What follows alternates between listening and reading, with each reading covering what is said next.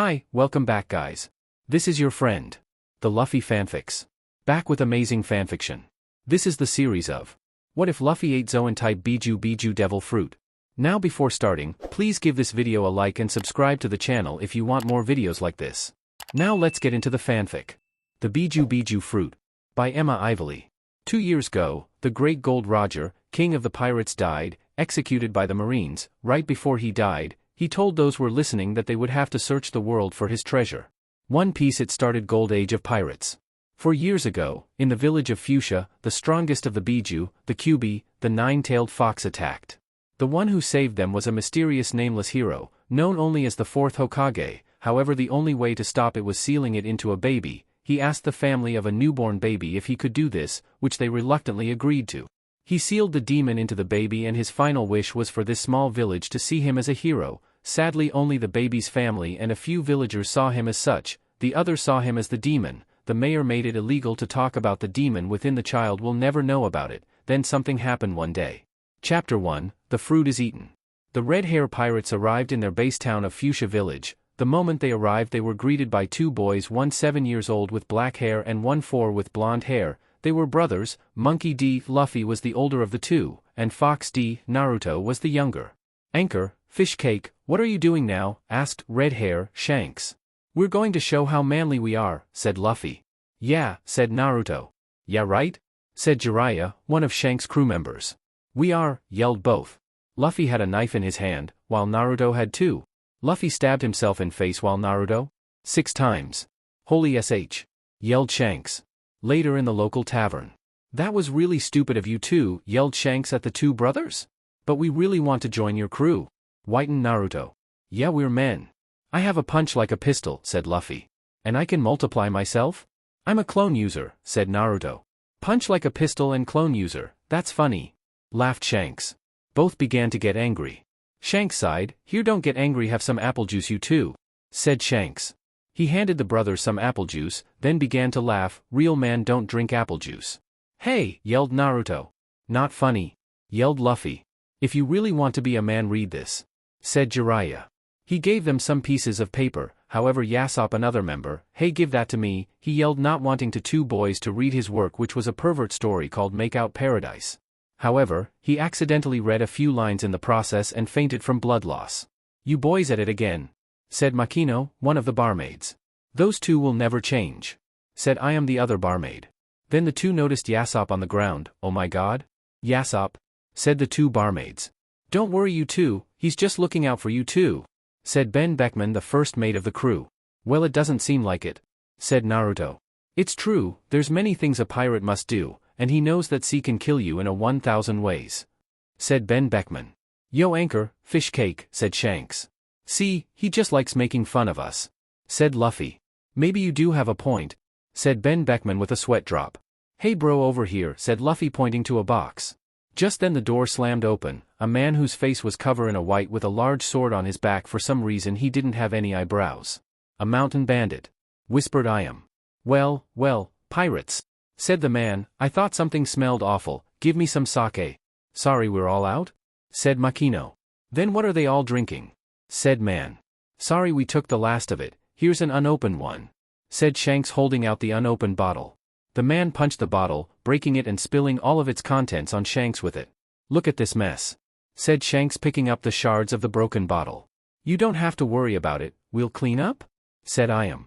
That's quite all right, said Shanks. The man used his sword to knock over everything on the bar. If you like cleaning up, clean up that mess, said the man, who then out a wanted power. I'm Momochi Zabuza. I have quite a high bounty on my head, 8 million berries. You're a nobody. I'm leaving, said the man known as Zabuza. Shanks, are you okay?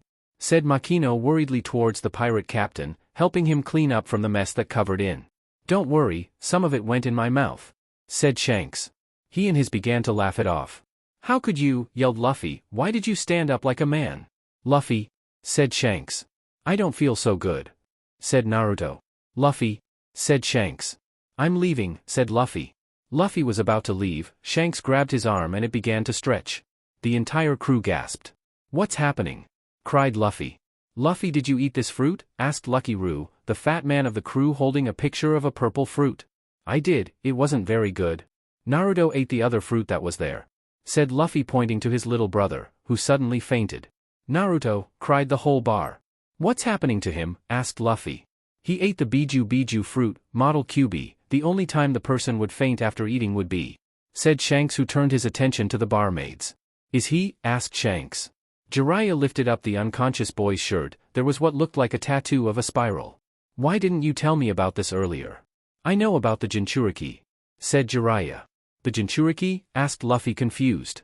Luffy, has your brother ever been hated by the villagers? Asked Jiraiya. Luffy balled his fists, all the time, and they hate me too for trying to stand up for him. That's one reason why we want to join. Makino and the mayor are the only one who treats us nicely, said Luffy. Luffy, please don't hate your brother, said Makino. Remember for years ago, when that demon attacked? The giant fox, the truth was he was never killed, he was sealed inside of Naruto, said Really? Said Luffy, holding back tear, wondering was what happening to his brother. Both the barmaids tried to comfort him. Many people think he's the demon, but he's not, you know that, right? Said Makino. Of course I do, he's my brother. And my best friend, said Luffy, but what's happening? This devil fruit causes the eater to gain the powers and even transform into a mini version of the demon. However, if the holder of the demon eats it, they will have to confront their demon about it, said Jiraiya. Inside Naruto's mind, the 4-year-old stood before a cage. Inside was a horrible beast, the Kyuubi. Who are you? Said Naruto. I'm the Tooth Fairy, said the Kyuubi sarcastically. Really? Said Naruto, I never knew the Tooth Fairy was scary looking. That's not what I meant, said Kyuubi, I was being sarcastic. Oh? Said Naruto, what does sarcastic mean? He's 4, it mean I was lying for a humorous reason? I'm the Kyuubi, said the demon. What, but I heard you died, said Naruto. No. I didn't, the mysterious hero that gave his life to save your village sealed me in you, said Kyuubi. Why am I here? Asked Naruto. You ate one of the Biju Biju fruits, because of this I can't take over you ever, you brat was lucky, said Kyuubi. Oh? Said Naruto, so what's going on? You have the ability to transform into a mini version of myself, just focus on looking like me, said Kyuubi. Why? Asked the 4-year-old. Because it will help you get out of here, said Kyuubi. Why? Asked the 4-year-old. Because you ate the stupid fruit, said Kyuubi. The small child stared at the giant fox demon. Why? Asked the 4-year-old. You're trying to annoy me on purpose, aren't you? Asked Kyuubi. Naruto just gave him a small foxy grin. Just focus on transforming into me, yelled the Kyuubi. Naruto did just that. However, there was a pop sound and all he had was the ears and tails of the Kyuubi. Kyuubi sighed. I can't you blame for not fully transforming, that must be your hybrid form, said Kyuubi. Hey, I have girl nails, said Naruto, looking at claws. You also have fangs, that's your hybrid, or in your case half demon form. You should return to the living world, that brother of yours and those pirates are worried, said Kyuubi. Everything went black. In the waking world Naruto woke up. My head, said Naruto. Bro, you're okay, said Luffy. I am, look what I can do, said Naruto. There was that pop sound and he giant the ears, tails, and a set of claws. That's so cool, said Luffy. Shanks cleared his throat. I know it's good that Naruto is okay, but I should tell you something. He took a breath. Listen, fish cake. Anchor, neither one of you will ever be able to swim again. Those fruit you ate were the devil fruit. What? Both yelled in surprise and they began to cry. Days later, after the red-hair pirates left, Makino and ran to the mayor, the only other person to treat Naruto with respect. It's terrible, mayor, said Luffy, and Naruto, that bandit, said Makino, not knowing what to say. What is it about Luffy and Naruto? Asked the mayor. Luffy and Naruto was being beat up by Zabuza. You two are interesting little brats, said Zabuza. Both of you are not hurt, but all my kicks and punches. Townspeople ignored the bandit, in fact some of them watched. Maybe he'll finally get rid of the demon, said a townsperson. I hope so, he's such a bright to the village, said another. Look, you browless freak. Shanks is a great man, yelled Luffy. That's right, he's 10 times better than you, yelled Naruto. Browless freak, said Zabuza. He kicked both next each other and step on them. He raised his rather large sword over them. Stop, called the mayor. He and the two barmaids appeared right beside the mayor. The mayor got eye on his hands and knees. Please let the kids go. Take whatever you need from the town, please. One of those boys is a hero to this town, please, begged the mayor. Too bad, they made fun of me, they called me a browless freak, said Zabuza, even if I lack eyebrows. He muttered under his breath. I was wonder why there was no one at the docks when we arrived," said a voice behind them. Both barmaids turned around, saw Shanks with his crew. Zabuza let out a small laugh. "What's wrong, Anchor, fish cake? I thought your punches were as strong as pistols and I thought Naruto was a clone user," said Shanks. "You know, perhaps I should even the odds," he said. Suddenly many Zabuzas appeared. "He's a clone user," said Jiraiya. One of the Zabuzas appeared next to Shanks and held a gun to his head. "You know, I didn't think most clone users used guns," said Shanks. "You know they can misfire, especially when used by a clone." The Zabuza clone looked surprised until Lucky Roo appeared next to him and shot him in the head, reverting him to water. "My clones," said Zabuza. The Zabuza clones were posed to strike. Ben Beckman began to fight them off using a gun as a club, as of them turned to water.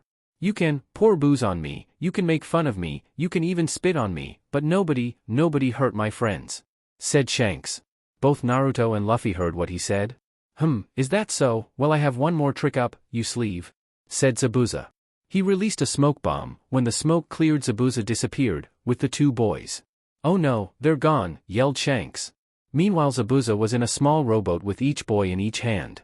"They would have thought I went to hills, but hiding out at sea was genius," said Zabuza. "I don't need you two anymore." He tossed both boys in the sea, both couldn't swim. Zabuza stood there laughing until the local Sea King showed up, and swallowed Zabuza whole. It turned its attention to the two boys who were struggling to keep to the surface. When the Sea King was to eat them, Shanks gabbed them and protected them. He glared at the Sea King, which swam away in fear. Both boys were crying. "Luffy, Naruto, it's okay, everything fine," said Shanks, holding on them tightly. But, cried Naruto. "Your arm," cried Luffy, fishing his younger brother's sentence. Shanks lost his left arm, protecting the two brothers. "It's a small price to pay, not that you're safe," said Shanks. Days later, the Red Hair Pirates were leaving for good. "So you're really leaving?" asked Luffy. "Yeah. We've been using this too for a base for too long," said Shanks. "We're sad you're leaving, but we understand we're too young to go," said Luffy. "Yeah," agreed Naruto. "You two can't be pirates, because you can't swim." "Fishcake, Anchor," said Shanks. "Hey," yelled both. "I'll show you. I'm going to become king of the pirates," yelled Luffy. "And I'm going to a Kage," yelled Naruto. Shanks smirked at the two. He took off his hat and put on Luffy's head. "Give this back to me when you become a great pirate," said Shanks. Luffy began to cry. He knew how much Shanks treasured his hat. "Do I get anything?" asked Naruto. Shanks began to think them, pulled out something from his jacket. It was headband with a metal plate that looked like a leaf. "That band, you're a clone user?" asked Naruto. "Well, I don't use them so much anymore, but I used to be. Try and become the greatest of them." "All, a Kage," said Shanks. "And here you two can also have this to remember all of us by," said Jiraiya, giving them papers. Usopp once again grabbed the papers but fainted due to blood loss from the nose. Lucky Roo and Ben Beckman carried him back to the ship. "Superperv," said Shanks. He walked towards his ship. "Those two remind me when I were their ages," he thought. "And so they sailed away, those two, they will become great things," thought Shanks. Both boys cried as they sailed away, and 10 years later their adventure would begin. 10 years later. A now 17-year-old Luffy wore Shanks' treasured straw hat as well as a red vest and shorts. A now 14-year-old Naruto wore similar shorts to Luffy but red and an orange shirt, that if you ever saw it up close you'd scream, "My eyes. My beautiful, beautiful eyes." It was that bright. He also wore Shanks' headband over his forehead. Iam, Makino and the mayor watched the two sail away. "I'm going to miss them," said Iam. With the two brother the Sea King, the one that ate Shanks' arm 10 years ago, showed up. Well, Kit, look who it is," said Kyuubi in Naruto's head. Naruto had gained the ability to hear the Kyuubi, but Luffy was the only he told. "Well, look who's back," said Naruto. "You get the first shot, bro," said Luffy. "My pleasure," said Naruto. He transformed what became known as his half-demon form, and then about 20 Narutos appeared. They all began to beat up the Sea King. When it was almost down for the count, Luffy shouted, "Gum Gum Pistol," and knocked the Sea King out, with a rubbery punch. Both grinned at each other, Naruto with a foxy grin and Luffy with a monkey grin, and so both set out their journey to become king of the pirates for Luffy and to become a Kage for Naruto. Chapter 2, The Adventure Truly Begins. The D brothers, as they were called, were in very small, very cheap raft though. The sun was shining, seagulls were cawing. "Who knew this adventure would end so soon?" said Naruto like nothing was happening. "Yeah, it's a shame," said Luffy. "And they were being sked in a whirlpool to their doom. I always knew you and your idiot brother would be the death of me," said Kyuubi. "Shut up," thought Naruto. It's too bad we can't swim, said Luffy. But even if we could we would drown, said Naruto. Oh yeah? Said Luffy. I always thought some weird organization would kidnap me but I drowned in a whirlpool, sang Kyuubi depressingly. Naruto sighed. Kyuubi's signing a song about how it's going to drown, said Naruto. Luffy just laughed at their dingy was SCKED. Hours later Kobe, the cabin boy for Alvida's pirate crew, was pushing a barrel he found. It was full of something as it was heavy. Hey brat, what are you doing? Asked one of the crew members with two others. Oh, I found this barrel, said Kobe. Oh, think it might contain some booze we can see, said another crew member. I think so, said another. The three crew members brought it into a small house on Alvida's island. What if Lady Alvida finds out about this? Asked Kobe. She'll never know, said one of the crew members. He was about to punch it open when it burst open as the D brother shot out of it, yawning. That was a great nap, said Luffy.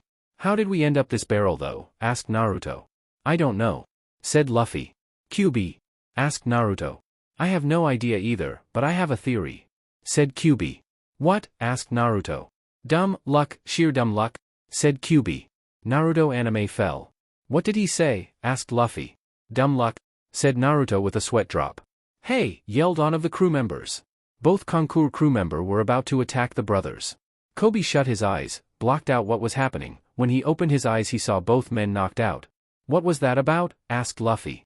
No clue, said Naruto. We should find some meat, said Luffy. And ramen, said Naruto. Both left the house. Kobe followed them. Wait, he called out. Who are you? Asked Naruto. I'm Kobe. How did you get in that barrel? Asked Kobe. Both Luffy and Naruto shrugged and hummed, I don't know. Who are you? Asked Kobe. Monkey D. Luffy, said Luffy. Fox D. Naruto, said Naruto. And we're pirates, said both at the same time. Oh, really? Said Kobe. Do know where to get some meat and ramen, said Luffy. Nope, sorry, said Kobe. Where are we? Asked Naruto, realizing neither know where they were. Kid, I think I've been here, said Kyuubi. Really? Asked Naruto. It's uninhabited, said Kyuubi. Thanks a lot, thought Naruto. This is the base of Alvida, the lady pirate, said Kobe. So you're a pirate too? Said Luffy. No, I'm not, said Kobe. Then you're a prisoner, said Naruto. Well, kind of. It all started 2 years ago. I was going fishing and I wound up on the wrong boat. Since then Alvida spared my life by making me her cabin boy, said Kobe. Harsh, said Naruto. Yeah, said Luffy. Well, do you have a boat we can use? Asked Naruto. I do, said Kobe. Meanwhile, one of the crew members that the brothers took out crawled to Alvida. He was an ugly woman that was fat. Fat was underestimate. He was enormous. Weight enormous is also an underestimate. She was a dwarf planet. There are 2 intruders, said the crew member. What, are you sure? Asked Alvida. Yes. I didn't get a good look at them, but one was a kid like 13 or 14, that all I can tell, said the crew member. It must be the pirate hunters, the demonic duo? Roronoa Zoro and Uchiha Sasuke, said Alvida. Meanwhile, with the brothers, with a fearful and whiny cabin boy lead them to a poorly made boat. Wow, that's a nice boat, said Naruto. Note to self, never let you build a boat, said Kyuubi. You built it yourself, said Luffy. Yeah, to escape from Alvida, said Kobe. Why never you used it? Asked Naruto. Because, said Kobe, who began to get hysterical, she'll kill me for sure. I can't take that giant mace of hers. Then began to babble. The brothers looked at him, then at the same time waked him in the head. What did you do that? Asked Kobe. Because you were being hysterical, said Luffy. Kobe decided to change the subject. So you're pirates, he said. I'm pretty sure you already said that, said Naruto. Oh yeah? Said Kobe with a sweat drop. Well, if you want to know, I'm going to be king of the pirates, said Luffy. And I'm going to be a Kage? Said Naruto. King of the pirates.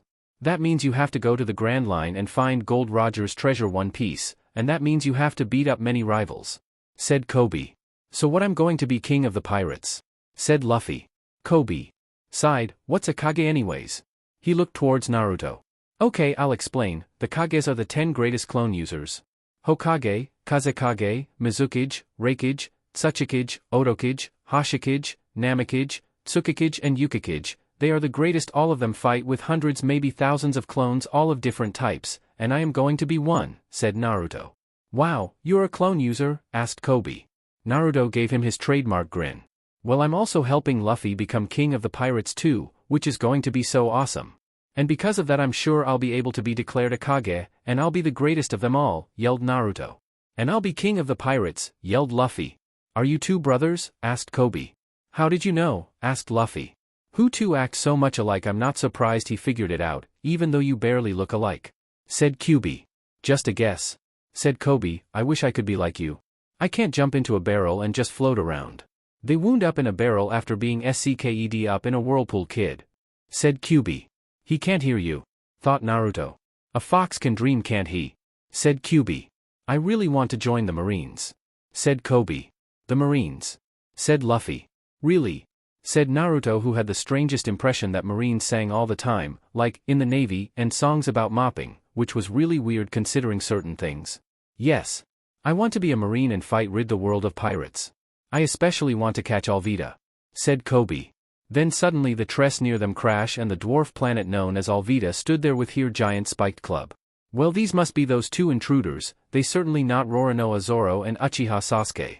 Said Alvida, who tuned her attention to the cabin boy. Did I hear you correctly, you arresting me? I'll let it go if you tell me who the most beautiful woman in all the world is. Kobe began to tremble. Why you la? But before he could finish his sentence, Luffy said, who's the ugly old biddy? Yeah, are you on something she's ugly? Said Naruto. She's a dwarf planet. Said Kyubi. Good one. Said Naruto. What did he say? Asked Luffy. She's a dwarf planet. Said Naruto. The brothers began to laugh. Alvida began to get angry, someone was going to pay, and that someone was Kobe now. I repeat, who is the most beautiful woman in all the world? Kobe began to tremble, then he began remember what Luffy and Naruto said, you, are not you ugly old hag. Naruto was right. You are a dwarf planet. Why you, yelled Alvida. Great. I stood up for myself, it was nice while it lasted. Thought Kobe. Right before the mace hit a certain it stopped being held by a half-demon Naruto, well actually two half-demon Narutos.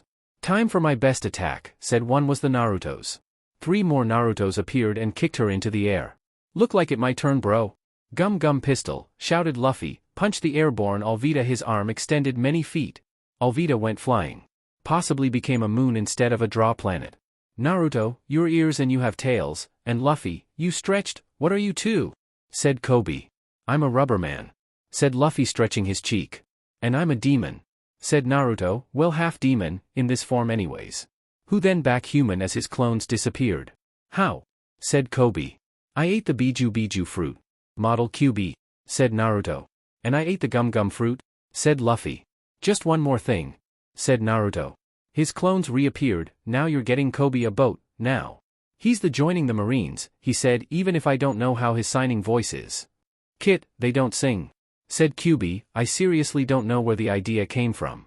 That's right, said Luffy. Yes sir, said all the pirates. And the brothers sailed away with Kobe?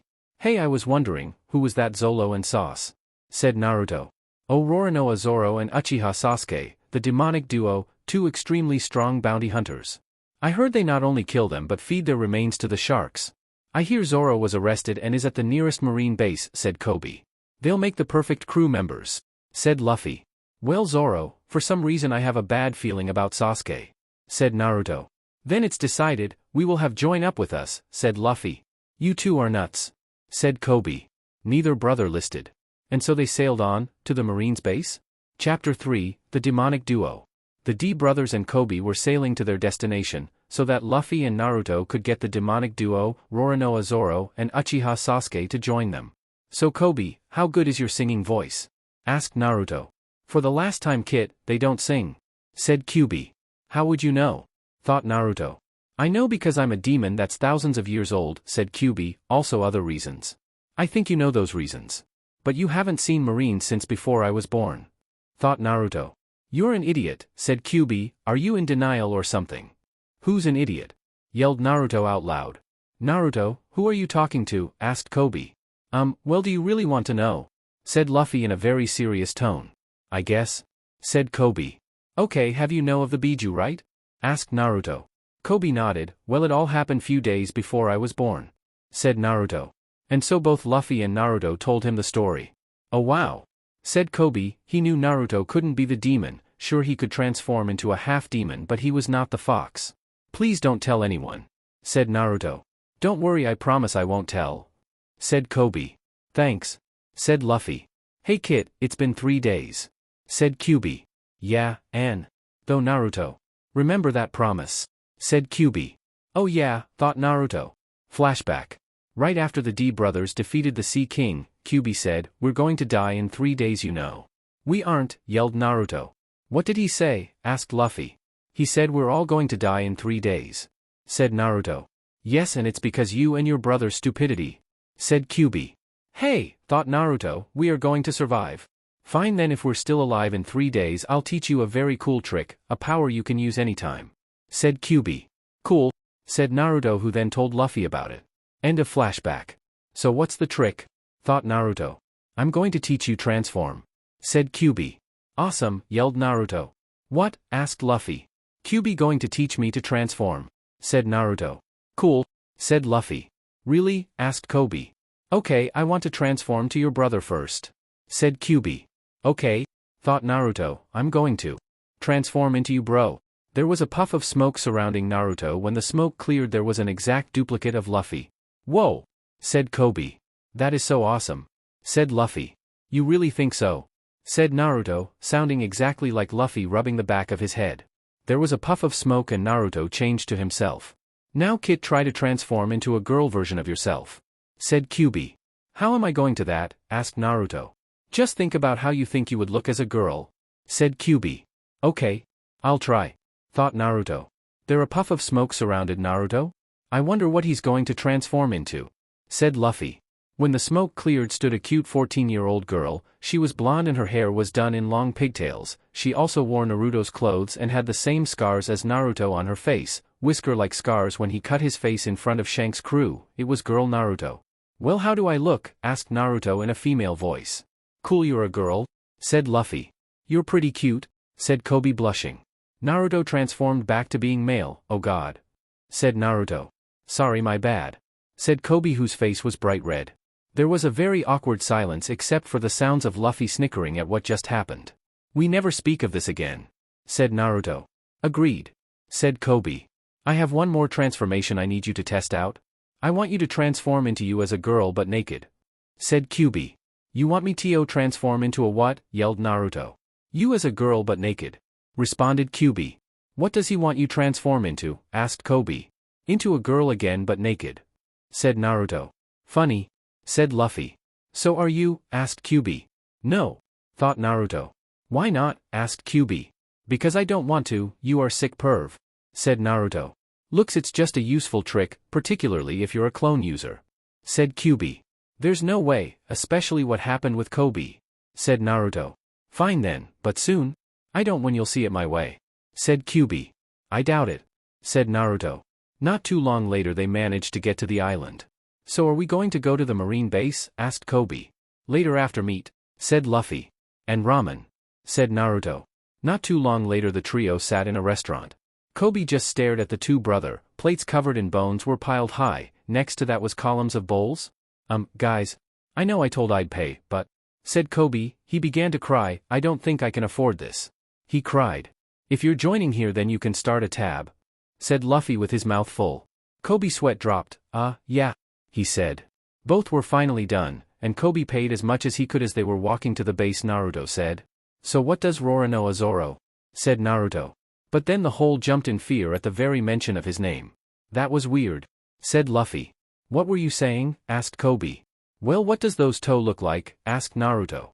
Well, I heard Sasuke often wears a blue shirt and white shorts, while Zoro, said Kobe. The town jumped again. Maybe we shouldn't mention his name, whispered Kobe to the brothers. Yeah, I guess, said Naruto. Makes sense, said Luffy. Kobe quickly changed the subject. Well, I heard Captain Morgan is the captain of this base, said Kobe. Once again the entire town jumped. What's with them? Asked Naruto. I don't know, said Luffy.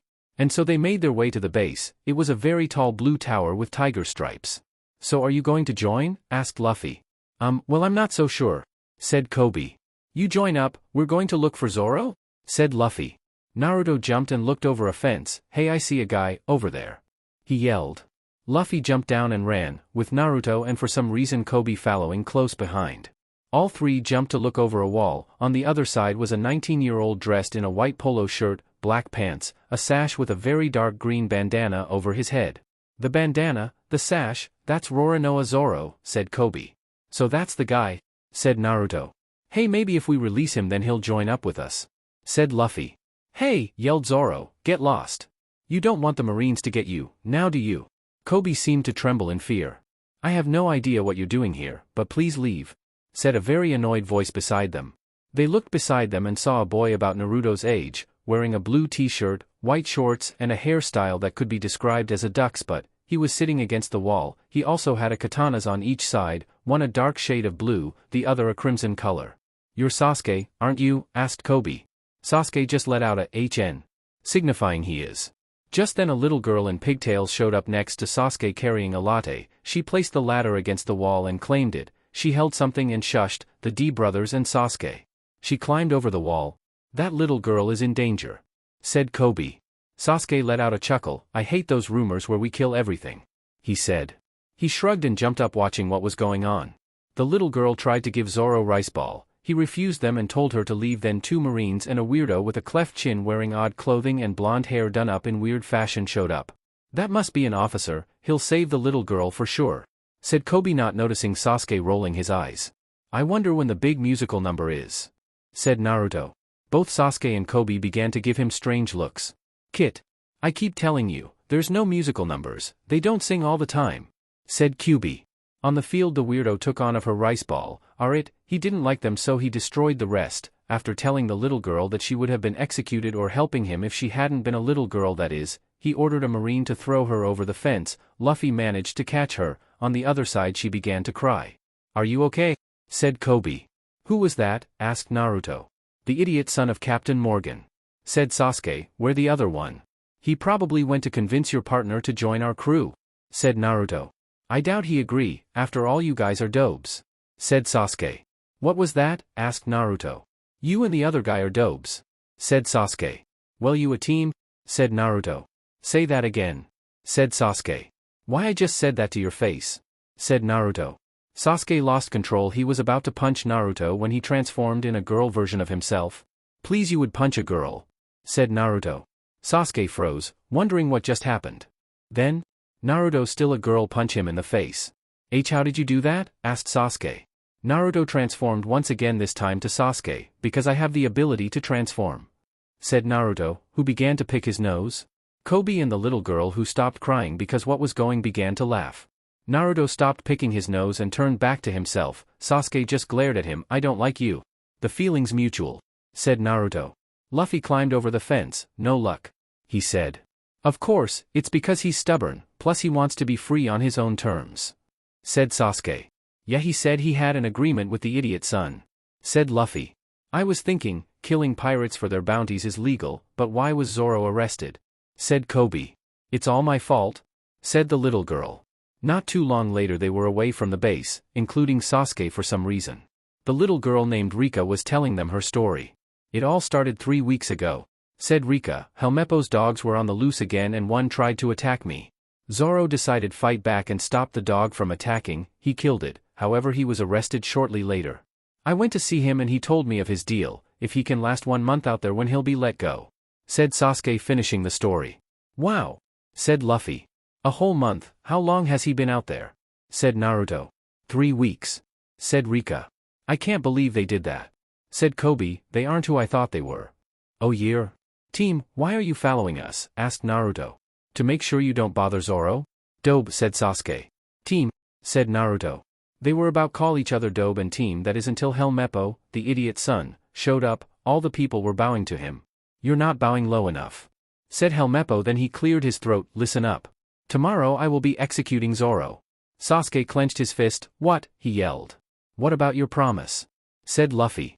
Helmeppo just laughed. That animal was stupid for beveling it, he said. Luffy got angry. He made a promise to Zoro and broke it. He punched Helmeppo in the face. No ever punched me, he yelled. The Marines pick him up and he yelled, I'm telling daddy on you. And the 2 Marines dragged him away. Rika's mother showed up and dragged her from the 4, thinking it was bad idea to be seen with them. Zoro is joining my crew, said Luffy, who was currently being held back. Naruto. Sasuke smirked. Those 2 may be idiot pirates, but they were okay idiot pirates. He wouldn't have minded joining them, as long as Zoro did. After all, Zoro was his training partner. So, are you going to help me? Asked Sasuke. What? Asked Naruto, who let go of Luffy and Kobe, then Luffy ran off. Sasuke's sweat dropped. I need some help busting him out. I guess you brother decided to do it his own way, said Sasuke. Okay, said Kobe. Fine, said Naruto. Let's go do this, said Sasuke. They ran to the Marines' base to where Zoro was being held prisoner. Sasuke, what are you doing? Asked Zoro. They're going to execute you tomorrow? Said Sasuke. What? Asked Zoro. So Zoro? Said Captain Morgan, who was a huge man with an axe for a hand and a metal jaw, showing up with a huge force of Marines with rifles, since we were allies in the war on terror. I mean the war against pirates. Do you have any last wishes? That stick that axe up your, said Zoro. Fire, yelled Captain Morgan. Zoro, as well as Naruto, Sasuke and Kobe were in their line of fire. It can't end like this, thought Zoro. Flashback. A 10-year-old Zoro was fighting a girl named Kuina. Uchiha Kuina in a fight with bamboo swords in a dojo. Kuina beat him. Kuina wins the match, said the sensei of the dojo. Aw man, said Zoro. That was my 2000th victory against you, said Kuina. That's no fair, yelled a student watching. You must be teaching Kuina special tricks, said another. That's right, she is your daughter and she's the only who beat Zoro, said yet another student. That doesn't make any sense, said a 5-year-old Sasuke. Both me and Itachi lost to Zoro. Why would dad teach her special tricks and not us? Sasuke is right, said the sensei who was both father Kuina and Sasuke. Zoro growled. As he got up, not too long later he met up with Sasuke. Hey Sasuke, said Zoro. What? Asked Sasuke. I need you help with something, he said. Okay, said Sasuke. That night Sasuke was leading his older sister somewhere. Sasuke, where are we going? Said Kuina. It's a surprise, said Sasuke. He led her to a grassy training ground that was part of dojo? Zoro stood there waiting, with 2 real swords. We're dueling again, this time with real swords, said Zoro. Kuina smirked and Sasuke was in on it. She said. When he told me about this, I had to be in on it. I really want to watch this, said Sasuke. Kuina just ruffled her little brother's hair. I'll be right back. I have to go get my sword. Not too long later the two dueled, and Kuina was once again the winner. Zoro began to yell, How can I become the world's greatest swordsman if I don't defeat you? Kuina heard this, began to cry. Kuina, what's wrong? Asked Sasuke. You want to be the world's greatest swordsman too, said Kuina. Sasuke then knew why she was crying. He gritted his teeth. Father said a woman can never be their greatest swordsman, because they are weaker than men, said Kuina. Kuina, said Zoro. I can feel my BRSTS growing, said Kuina to Zoro. I'm going to get weaker, I know it. You are not, said Zoro. It doesn't matter whether you're a man or a woman, it matter about skill. One day I will beat, but it's not because you got weaker, but because got stronger. Kuina nodded to this. I keep telling you don't listen to dad. I mean you beat the Zoro lot of times, so much I can't count, said Sasuke. 2001, said Kuina. I believe Zoro, you can become one of the strongest, said Sasuke. I will. Zoro, let's make a vow, one of us will become the world's greatest swordsman, said Kuina. Zoro and Kuina shook each other's hands, and Sasuke was proud to hear such a vow. The next day Kuina was going down the stairs when someone behind her said, Hello Kuina, goodbye Kuina, then pushed her down them. Sasuke saw this. In fact the person knew this. He just gave an evil grin at the 5-year-old and left. Sasuke leaned against the wall in shock. Later 3 students went over to Zoro, who was doing rigorous training exercise. Zoro, it's terrible, said one of the students. What? Asked Zoro. Kuina, she, said one of the students. Later Zoro was crying. You broke out, promise, you liar, yelled Zoro. Don't blame Kuina, said a voice behind him. It was Sasuke. Itachi pushed her down the stairs, said Sasuke. What? Said Zoro. Zoro was shocked. Itachi was Sasuke's older brother and Kuina's younger. I didn't want to tell dad, said Sasuke. What would he do that? He's your brother, said Zoro. I don't know, said Sasuke. Not just that, but he ran away, thought I might have told dad. I don't know who else to tell. The 10-year-old Zoro looked at the 5-year Sasuke. I know you never beat Itachi yet. I will train you to defeat him, said Zoro. And I will help train you to become the world's greatest swordsman. It is what she would have wanted, said Sasuke. Zoro asked the sensei if he could have Kuina's sword and developed Santoryu, and Sasuke took Itachi's, the Crimson Sword, and began to train in the sword style. End of flashback. Just as the Marines were about to shoot the ground, Luffy jumped in front of them, took the bullets. He's crazy, said Zoro. That's insane, said Sasuke. Naruto just smirked, knowing what was going to happen. Chapter 4, Pirates vs. Marines. Just as the Marines were about to shoot the ground, Luffy jumped in front of them, took the bullets. He's crazy, said Zoro. That's insane, said Sasuke. Naruto just smirked, knowing what was going to happen. The bullets hit Luffy, however it didn't kill him. No, they bounced back and near missed the Marines. Kobe fainted, Sasuke and Zoro's mouths were hanging open. Naruto was just laughing. You two look like dead fish, said Naruto. Zoro's sweat dropped. Hey Sasuke, said Zoro. Sasuke nodded. He used his blue sword to cut the ropes while Luffy, who happened to have all 3 swords on his back, took them off and gave them to Zoro. Sorry, I couldn't tell which one is yours, said Luffy. All of them, said Zoro. I practice Santoryu. As he grabbed all 3. That guy couldn't be shot, said one of the Marines. If he can't be shot, cut him, said Captain Morgan. The Marines ran towards the group. You take them? I think you have a point to prove, said Sasuke. Of course, said Zoro. Zoro used all 3 of his swords to block them. One move and you die, said Zoro. The Marines got scared and began to cry. Look, I'll agree to join your crew, however you must know that my goal?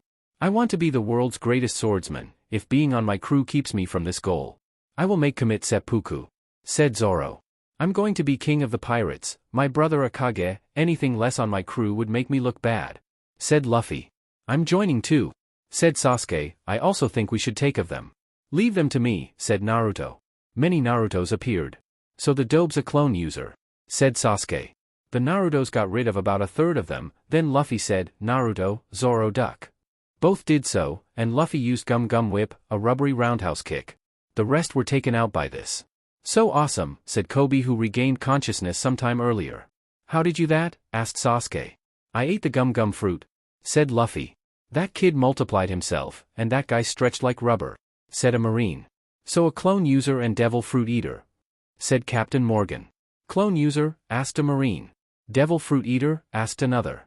I'll explain clone users first. Many years ago 10 people developed a fighting technique that multiplies oneself. They are first Kages. Since then many people have learned these techniques. These people are known as clone users. That kid appears to know the shadow clone, the hardest to master, said Captain Morgan.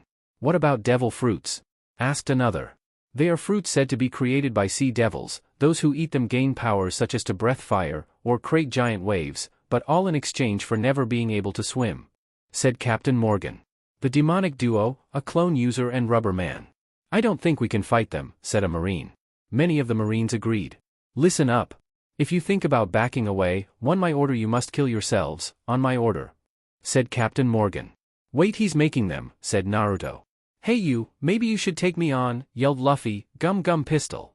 He punched Captain Morgan and began to beat him up. Stop now, yelled Helmeppo. Luffy stopped and looked. He saw Helmeppo hold a gun to Kobe's head. If you continue pounding, I swear, I will shoot 4 eyes here, said Helmeppo. Luffy stopped pounding Captain Morgan and got off of him. Luffy, don't worry about me, just please, stop these Marines, yelled Kobe. Hey kid, use the transformation, said Kyuubi's voice in haunting way. Why are you talking like this? Asked Naruto. Look, just use that transformation you don't want to use, it might work, said Kyuubi. I don't know, thought Naruto. It's a great way, and remember his name is Helmeppo, said Kyuubi. Fine, but if it doesn't work, teach me another trick, thought Naruto. Hey bro, leave this to me, he said, and Luffy nodded. Naruto transformed into a naked female version of himself. Smoke covered the private areas. Oh Helmeppo, he said in CC way, must get clean, thought Naruto. Helmeppo's nose began to bleed slightly. Kobe was blushing bright red, so was Zoro. Luffy didn't seem unaffected by the naked female Naruto. Maybe it was the whole thing about it really was his brother, but it did make him laugh a lot. Sasuke was unaffected by naked girl Naruto for some reason. Fox it up a bit, yelled Kyuubi. Perverted demon, thought Naruto. Naruto transformed into his half-demon from while still transformed. This made Helmeppo faint as a huge geyser of blood came from his nose. Luffy began to laugh harder, while Kobe and Zoro now tried to look away. I will make you pay, growled Naruto. I told it would work, said Kyuubi. That's where I'll give you credit? Thought Naruto. Kobe noticed that Captain Morgan was behind him aiming his axe at Naruto. Naruto, look out, yelled Kobe.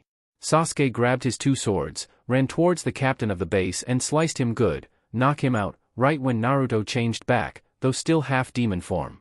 You know Dobe. I had no idea you were a pervert, said Sasuke. It wasn't my idea? I can't say whose yet, but it definitely wasn't mine, said Naruto. Maybe you two shouldn't argue, maybe we should deal them, said Zoro pointing to the shocked Marines. They defeated Captain Morgan, said a Marine, then they all started celebrating. What? Asked Sasuke. They must have hated Captain Morgan too, but never admitted, said Kobe. That makes sense, after all Trapjaw here was working for Skeletor, said Naruto. Bad, said Zoro. Hey, why did you keep the ears and tail? Said Sasuke.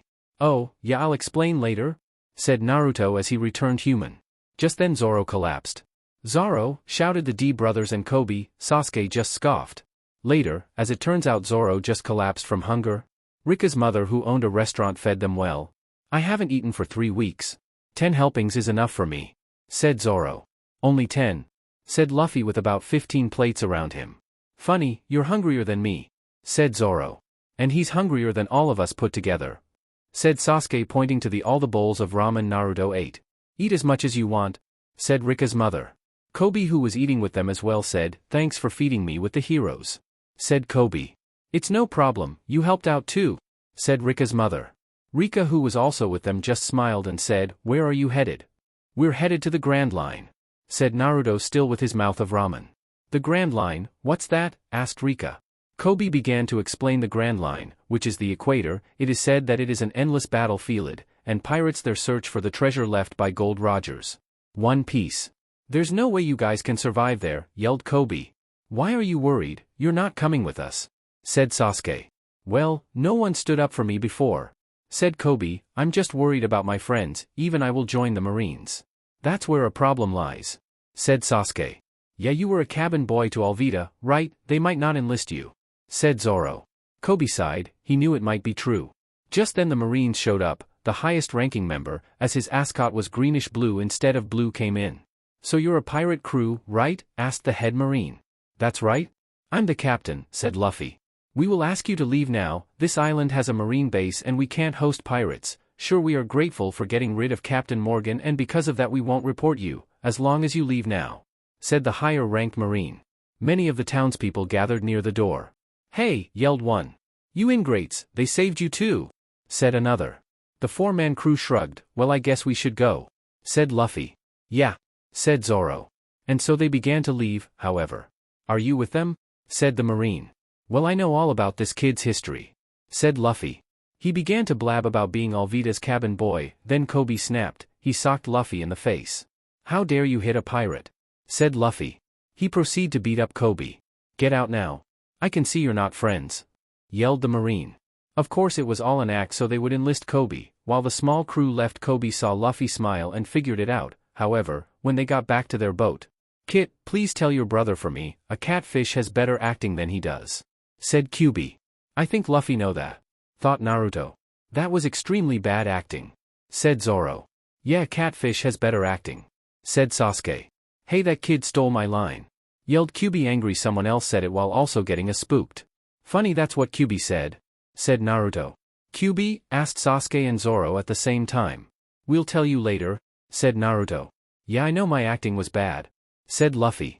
As they just got the boat ready they heard a shout. Guys! They turned and saw Kobe, with Rika and her mother. I'll never forget you, he said as he saluted them. A Marine saluting a pirate, interesting, said Zoro. That's one thing I thought I never see, said Sasuke. As they were tailing, the whole base showed up and saluted them, and the whole town waved goodbye. Bye, yelled both Naruto and Luffy at the same time. Sasuke and Zoro just looked cool as the island disappeared in the distance. And so with 2 more members they sailed on, not realizing that none of them had any sense of direction whatsoever. Chapter 5, Pirate Thief Team, Nami and Sakura. 3 members of Buggy's pirate crew were in their boat surveying their loot for their captain when a member noticed a boat nearby. What's that over there? He yelled. I don't know, said another. They sailed to the boat and found 2 girls. One was 18 with orange hair wearing a white t-shirt with red stripes and a yellow skirt. The other was 14 with long pink hair tied with a red ribbon like a headband. She wore a red tank top and jean skirt. Please, said the orange-haired girl. We need food and water, said the pink-haired girl. We have treasure you can have if you want, said the orange-haired. The prairies smirked to themselves and went onto the girl's boat. while they were distracted with the girl's treasure the girls snuck onto their boat and began to sail. "What, it's empty," yelled one of the pirates. "You can take the boat too, seeing how we took yours," said the pink-haired girl. They turned around and saw the two girls tricked them. "Oh, look at the clouds, looks like a small squall heading you way," said the orange-haired girl with a smirk. She knew it was coming all along. Sure enough, a small storm hit them, sinking the boat and stranding the pirate crew. "We did it," said the orange. "That's right," said the pink-haired girl. "We kicked their butts," screamed the pink-haired girl's inner self. Meanwhile, Naruto and Luffy were telling Zoro and Sasuke about Kyuubi. "So from what you said, you can transform into Kyuubi as well," said Sasuke. "I can. I just don't like to," sighed Naruto, "but I do like my half-demon form." "It must have been a lonely life for you if people treat you like," said Zoro. "It was," said Naruto. "But he had some friends who didn't think he was a demon, and I was always there for him," said Luffy. "Your brother is right, like remember that girl Hinata, she had a crush on her and was cute to boot," said Kyuubi. "I have two things to say. I haven't seen since she moved to Loungetown, and please, over the course of the next few days, pleases, do not talk about girls. I'm still upset about that transformation," thought Naruto. "Suit yourself," said Kyuubi. Naruto's stomach growled. "I'm hungry," he said. "Me too," said Luffy. "So where's the next destination?" said all four people in the boat. "What, how can you not know where the next destination is at?" yelled Sasuke. "Hey, you've been out at sea longer than we have," yelled Naruto. "Dobe," said Sasuke, regaining composure. "Team," yelled Naruto. And so they began to call each other Dobe and Team while Luffy and Zoro held a normal conversation. "So what's your and Naruto's story?" said Zoro, referring to why they had no idea where they were going. "Well, for us, drifting always worked best. The only reason why we found you was because of Kobe," said Luffy. "You?" "Well, me and Sasuke went to look for two people, having no idea where they were. When we couldn't find our way back home, we started taking bounty hunting jobs. Something had to pay for living expenses," said Zoro. "At least I don't really on the powers of a demon," said Sasuke with a cool tone. "Only in emergencies? I most use my clones, yelled Naruto. Both Luffy and Zoro sighed. As both decided to watch the clouds, that hen, a large bird, flew above the boat. "It looks big, you think we can eat it?" asked Luffy. "If you can get it," said Zoro with a shrug. "Okay," said Luffy. Luffy used Gum Gum Rocket to rocket himself to the bird. However, the bird was bigger than Luffy, and well, the bird had Luffy isn't it beak, planning to eat him. This also caused Naruto and Sasuke to stop fighting. "Hey Dobe, your brother," said Sasuke. "I know," said Naruto. "Hey Kid, I figured out which one of you is the bigger idiot, your brother," said Kyuubi. Yeah," thought Naruto. Zoro grabbed the two oars that the bat had and began to rowing as fast as he could. As they were following the bird, the three pirates that were tricked by the girls were still in the middle of the ocean. "Hey, help us out," yelled one of the pirates. "We're not stopping, so grab on," yelled Zoro. The three pirates were shocked but managed to grab on and come aboard. They yelled at the three on the boat. Naruto was keeping in on Luffy, while Zoro continued to row. Sasuke just leaned against the side coolly. "Good, you made it," said Sasuke. "What were you trying to do, kill us?" yelled all three pirates. They were of course ignored. "Hey, prepared for an attack. Stop this boat, we're the crew of Buggy the Clown," yelled one of them. The resulting fight caused them to lose sight of Luffy. "So someone who ate a devil fruit and the demonic duo, it's good to see you," said one of the bruised and battered pirates. The other two were forced to row the boat. "It's all your fault that we lost my brother," said Naruto, glaring at them. "He?" laughed the pirate who wasn't rowing. "Not that I care. Why were you stranded?" asked Sasuke. "Two girls took our treasure," said one of the pirates. They began to tell the story, however no one listened to it. "You know, next time I eat ramen I think I'll have the miso?" said Naruto as Sasuke and Zoro seemed to listen to what Naruto was saying. "Captain Buggy will be angry with us," said one of the pirates. "Who is Captain Buggy?" said Naruto, now paying attention to them. The pirates rolled their eyes. "Much like you, kid, Captain Buggy ate a devil fruit. He's one of the most feared pirates on the sea," said one of the pirates. "Maybe he knows where Luffy is," said Naruto. "Kid, I have a bad feeling about this," said Kyuubi. Meanwhile, over the island that Buggy's crew was located at, the bird that still had Luffy in its grip was about to fly over it, when it was shot by a cannon on Buggy's orders. On the island, the two girls that tricked the pirates were running away from three more of Buggy's crew, because this time they stole a map to the Grand Line. The orange-haired girl was the one carrying it. "Hey, you two, come back here," yelled one of the pirates. When the bird was shot, which was fortunately over land, nearly landed on the two girls, only by a few feet. What was that? Asked orange-haired girl. I don't know, replied the pink-haired girl. When the dust cleared, Luffy stood there unaffected. That was interesting, said Luffy. The orange-haired girl got a brilliant idea. Sakura, follow my lead, she said. The pink-haired girl named Sakura nodded. Right? She said. Oh boss, it's good that you came for us, said the orange-haired girl. That's right, we can leave these guys to you, said Sakura.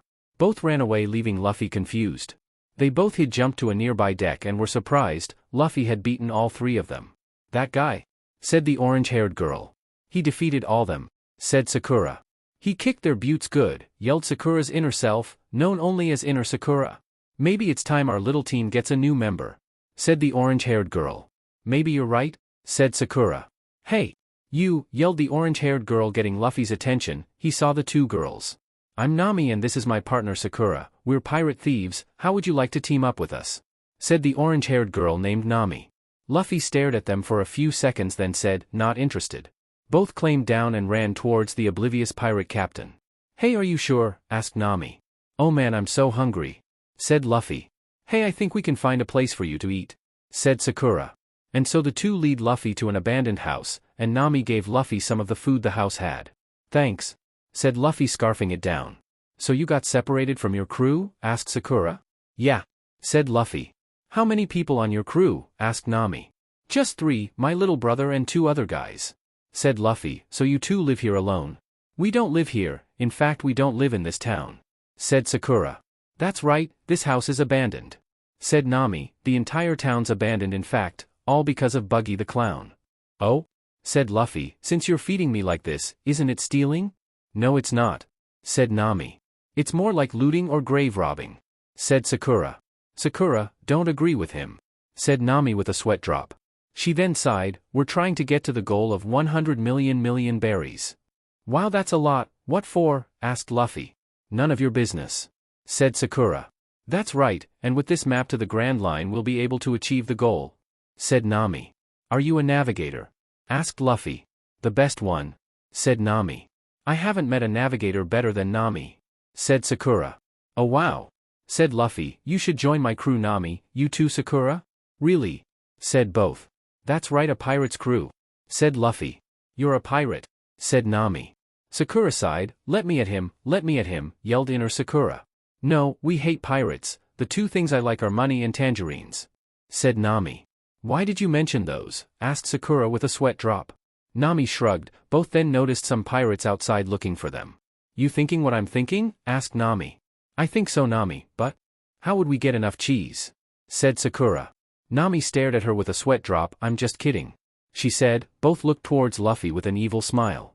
Hey Luffy, how would you like to meet Buggy? Said Sakura. Sure. I'm always up to meet a new pirate captain, said Luffy. Nami began to tie him up. Why did you tie me up? Said Luffy. To show how good at tying knots I am, said Nami. Oh, okay, said Luffy. Clueless, Sakura whispered to Nami. No kidding, said Nami. They went to Captain Buggy. When they met up with some of the people searching for her, the crew lead them to where Captain Buggy was, which was the roof of a tavern. Nami pushed the tied-up Luffy towards the captain. What's going on? Said Luffy. Sakura and Nami stuck their tongues at him. Captain Buggy, I brought the thief, said Nami. He's our old boss and we de-iced to quit and join you. After all, you're so much cooler, said Sakura. He's buying it, said Inner Sakura. My friend is right, you are much cooler, and brave, and so much more handsome, said Nami. Sakura sweat dropped. Nami, you're laying on too thick, said Sakura.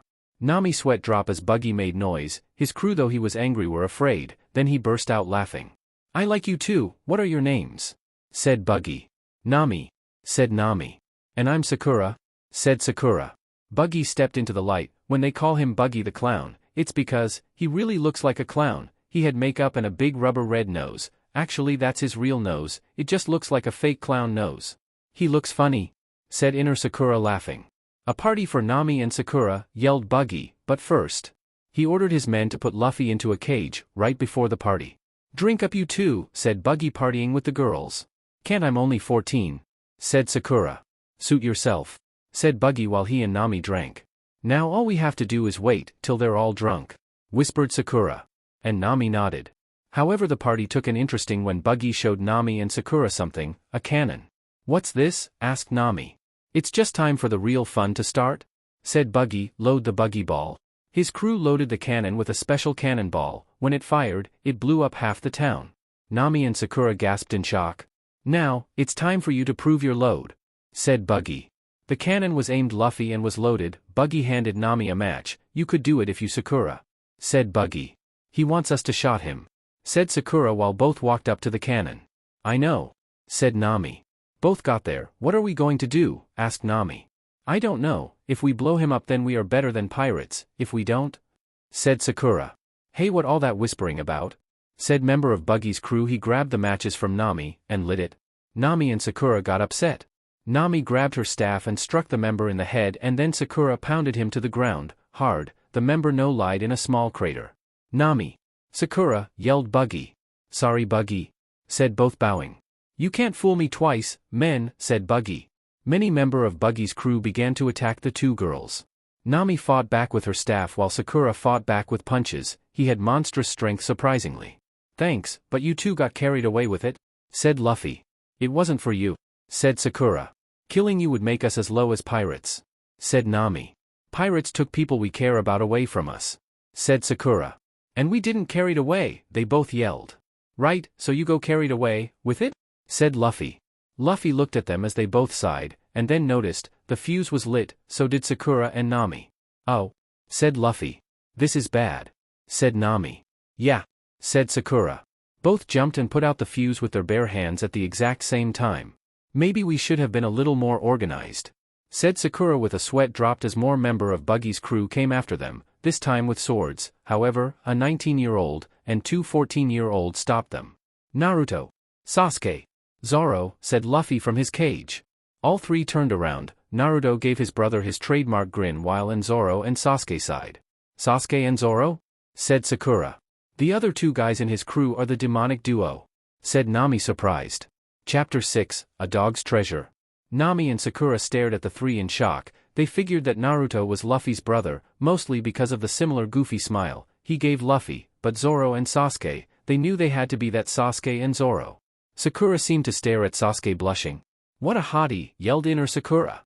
Hey, are you two all right? Said Sasuke turning to them. Yeah, said Nami. What she said? Said Sakura blushing. Sasuke's sweat dropped. He hadn't seen a fangirl since he and Zoro left the dojo. Looks like another popped up. Hey Sasuke, can you help us with this cage? Said Zoro. Okay, said Sasuke with a scoff. All three members of the crew began to examine Luffy's cage. I don't think I can destroy this, said Zoro. Me neither, said Sasuke. I can but, said Naruto, who went quiet.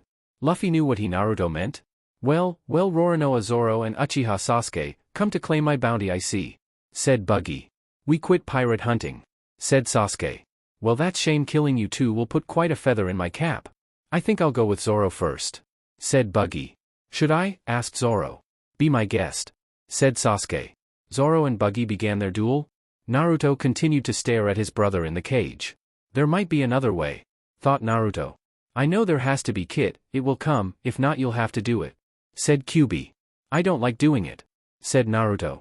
Oh, come off it, it's not like I take over your body, thanks to your devil fruit I can't, said Kyuubi. I know that but, said Naruto. It's that aura of fear thing, isn't it? Said Kyuubi. Yeah, thought Naruto. Dear God, said Kyuubi. What? Thought Naruto. The fight, look at Buggy, said Kyuubi. Naruto turned around and saw that Buggy was but into pieces. Buggy's crew began to laugh for some reason. Oh, man, said Naruto. Kit, there's something wrong, said Kyuubi. You're right, no blood, thought Naruto. Buggy's crew began to laugh for some reason. Why are they laughing? Their captain was just killed, said Nami. Kit, warn him. I think I know the clown's devil fruit power. The chop chop fruit, tell Sword Boy to run now, said Kyuubi. Zoro, run, yelled Naruto. But it was too late. Buggy's arm was floating in midair. It stabbed Zoro in the side. Luffy's crew and the two thieves gasped at this sight. The rest of Buggy's body began to reattach itself. Buggy was about to tell Zoro what was his power. Naruto interrupted him by saying, he ate the chop chop fruit. It allows him to be cut into pieces and not get killed. He can also control the piece as they can float. Hey, that was I was going to say, said Buggy. Nice one, bro, said Luffy. Thank Kyuubi's vast knowledge of the devil fruits, said Naruto. Well, as I was saying, his wound's serious but isn't life-threatening. This fight is over, unless the younger of the two wants to fight too, said Buggy, turning his attention to Sasuke. Hey Big Nose. Attacking from behind is cowardly, yelled Luffy. Big Nose, yelled Buggy. He shot his hand with a knife towards the caged rubber man. Luffy caught the knife in his mouth, then bit the blade in half. Buggy. I'm gonna clobber you, said Luffy. He bit the blade in half, said Sakura, shocked. That was freaking awesome, yelled inner Sakura. When Buggy's hand returned, Luffy yelled, everyone. Run. Wait, they came to save you, said Sakura. You're telling them to run, said Nami. Sasuke, Zoro and Naruto stared at him, then understood the message. Roger, said Zoro. Right, said Sasuke. Awesome plan, said Naruto. All three went in different directions and fought the circus like pirates. Naruto used many of his clones while Sasuke used his swords. Zoro made his way to the cannon, however Buggy's flying arms kept getting in the way. Hey Clowny, why don't you take us on, said a Naruto, whacking Buggy in the head. Why, you pest, said Buggy. The flying arms headed towards the Naruto that hit him, however, the moment he was stabbed, he went poof and disappeared. Sorry, but you have to be better than that, said Naruto. Buggy stabbed another Naruto and the same thing happened. While Buggy was distracted, Zoro flipped over the cannon. It was now pointing at Buggy's crew. No way, said Sakura. Naruto. Sasuke, said Zoro. The clones disappeared and the real Naruto headed towards the cage while Sasuke went to check on the two girls. Here, you have a light? Said Sasuke. Here, said Nami, handing him matches. The cannon is still loaded, said Buggy. Sasuke lit the fuse and dragged Sakura and Nami near Luffy's cage. All of them waited for the cannon to fire, which it did, and aimed towards Buggy's crew. Now their main focus was getting Luffy. Who are these two anyways? Asked Sasuke. One of them is our new navigator, said Luffy.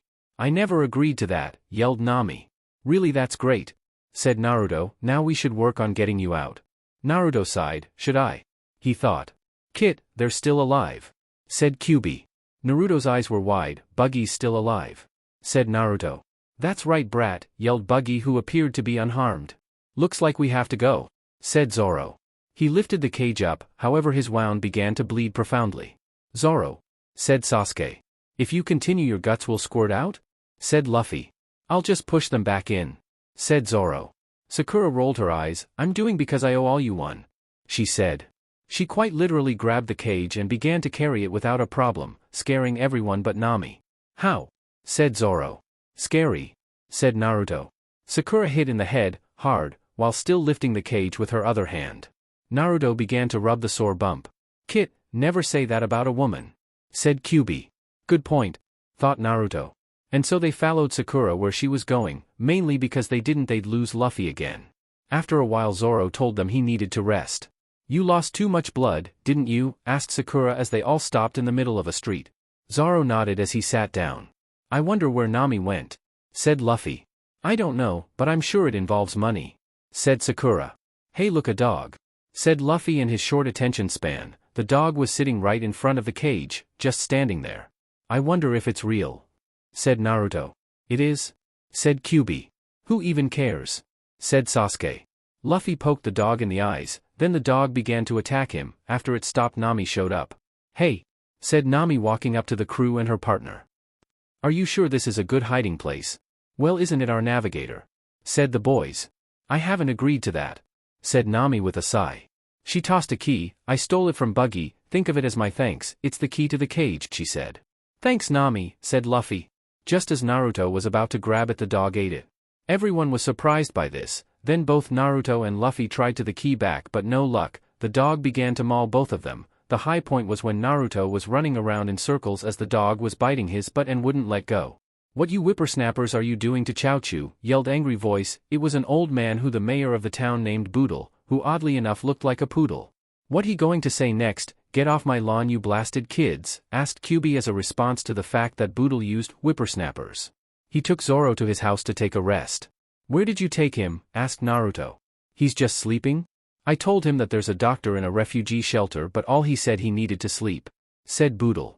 It figures, when he's injured like that, the best way to get better is for him to sleep, said Sasuke. So all he has to do is take a nap and he's all better? Asked Naruto. Pretty much, said Sasuke. So what with the dog? Asked Luffy as Boodle was feeding him. Boodle began telling the story of Chaochu. He belonged to the owner of the pet store that they were in front, but his owner died a long time ago. Many people think that he's wait for his owner to return. But I don't think that. Chaochu's a smart dog, he's protecting the store for his owner, it's all he has left. Said Boodle, this store is his treasure. That's so sad. Said Sakura. Poor little guy, even if he did bite my butt? Said Naruto. Your bum was on the dog, your bum was on the dog, be careful with the dog, because it might bite your bum. Sang Kyubi. Haha, very funny. Thought Naruto sarcastically. No matter what I try to do he won't go to the shelter. Said Boodle. Suddenly there was a roar? What's that? Asked Sakura. Moji, the beast tamer and his pet lion, run, yelled Boodle. Boodle ran away along with Sakura, Nami and Sasuke. Naruto stayed with Luffy, however. Hey team. Come help defend Luffy, he's in a freaking cage. Yelled Naruto. Hey Chaochu, can you give me back that key? Said Luffy to the dog. A weird man showed up riding a lion. Both Luffy and Naruto stared at him. I am Moji the beast tamer. I've come to finish off Zoro. Said the man named Moji. Is that a costume? Said Naruto. I think so. Said Luffy. Hey don't make fun of how I'm dressed, yelled Moji. Are those your ears? Said Naruto pointing to his hairstyle that looked like animal ears. No, that's my hairstyle, and I'd like to ask if you don't make fun of it. Said Moji. But I can write. Said Kyubi. He can't hear you, I guess so. Thought Naruto. Good, he looks like a bunny. Said Kyubi. He does. Thought Naruto, doing his best to keep a straight face on the outside. I am the beast tamer. I can control any animal. He said and turned his attention to Chaochu. Now boys shake. Chaochu stared at him, and then bit his arm. The D brothers began to laugh at this. Now you two, where is Zoro? Asked Moji. No way, yelled Luffy. Like we tell you. Said Naruto. Then die, said Moji. Richie, the lion, attacked Luffy's cage, fortunately letting Luffy free. That's great. I didn't have to transform into my full Kyubi form after all. Said Naruto. Yeah. Said Luffy. However, when they were distracted, Richie swatted them both, in a building. Luffy provided cushioning to Naruto. Sasuke, the two girls and Boodle showed up a few minutes later. Are you two okay? Asked Sakura. They can't be, there, no way, look at what you did. Said Nami. The building they crashed into was nearly destroyed. Well, Luffy softened the crash for me, so any injuries I had were minor. Said Naruto. And I can put together why these two aren't injured now. Said Sasuke. Both Sakura and Nami sweat dropped. Well, that bunny guy is looking for Zoro, so we better go find him. Said Naruto. Right behind you, bro. Said Luffy. Once again Sasuke didn't lift a finger to help them. They're going to be eaten by a lion. Said Sakura. They can handle. Said Sasuke. As they were looking for Boodle's house they saw something burning. Chaochu's store.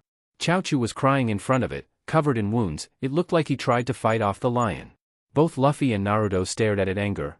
I can't believe that bunny man, he didn't. I can smell lion all over this fire. Said Kyubi. Luffy, let's go. Said Naruto. Luffy nodded. You're going to fight that lion, said Luffy, knowing his brother. You should handle the guy. Said Naruto. Both went to look for Moji. They found him, riding his lion. Both went into front of him. Oh, it's you too.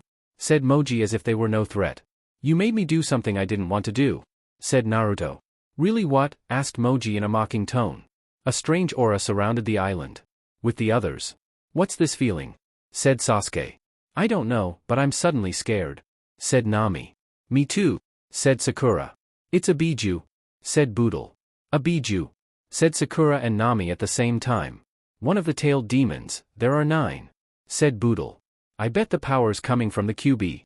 Said Sasuke. I wonder if this is why Naruto doesn't like fully transforming. He thought. With Buggy. What this I'm feeling, it feels like I should be scared, but what, this is strange. Thought Buggy. Back with the D brothers, even Moji and Richie were feeling this aura, they were both trembling. Luffy was immune to the aura's effects. Naruto began to transform, he became a fox, an evil-looking fox that was almost the size of Richie, a smaller version of the QB. His clothes seemed to vanish because of the transformation. You just made me transform to my full demon form. Said Naruto with his voice in a tone that sounded evil. Moji couldn't help to tremble fear, not knowing what will happen. Chapter 7, The Battle Begins. Luffy stood next to the fully demon Naruto. Due to the fact that he's been around Naruto in this form many times, he was immune to the effects of the transformation. You ready, bro? Asked Naruto. Luffy nodded. He used Gum Gum Pistol on Moji, knocking him off of Richie. What you? Asked Moji, getting up. I'm a rubber man, I ate the gum fruit, said Luffy, who began to beat up Moji. Meanwhile Naruto lunged himself at Richie. He began to thrash and swipe him. Richie, yelled Moji, what is that thing doing to him? That thing is my brother, yelled Luffy, who proceeded to slam Moji into a nearby wall because he called Naruto a thing. Then he used his gum rocket and slammed his body into Moji, and that was for Chaochu, yelled Luffy. Naruto tackled Richie, who landed on top of Moji. Because of you, that poor dog lost the last thing that reminded him of his owner, yelled Naruto. Naruto shifted back to his human form as he saw a box of dog food on the ground and picked it up. At least it's something, said Naruto. Luffy nodded, and so they headed back to the ruins of Chaochu's store. Chaochu was sadly staring at it. Sasuke, Sakura, Nami and Boodle were already there. I can't believe it, said Nami. I bet the pirates did this, if the Biju didn't, said Boodle. I highly doubt that Biju that was on the island did it, said Sasuke. Sakura knew Nami would try to attack Luffy and Naruto the moment they got back, thinking that all pirates were the same while at the same time ignoring Sasuke. What are the Biju anyways? Asked Sakura. They are 9 demons, each one has powers, and the stronger they are depending on their tails. I only know of 3 of them. Ichibi no Shikaku, the one-tailed raccoon dog, Nibi no Nakomata, the 2-tailed demon cat, and Kyubi no Yoko, the 9-tailed demon fox, said Boodle.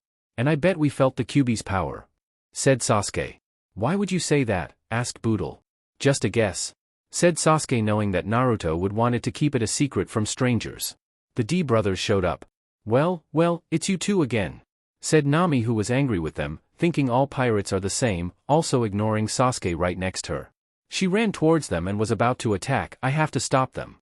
If they get a bigger crew then they'll cause even more damage. Sakura began to restrain her. What's her problem? Asked Naruto. Luffy shrugged. Both went to sit next to Chaochu and Naruto placed the box of dog food in front of him. It was the only thing that we were able to recover, said Luffy. We fought hard for you. I did something I don't like doing for you, said Naruto, petting him. Chaochu picked up the box with his mouth and began to leave. He dropped the box for a few seconds and barked at the two happily. You're welcome, said Luffy.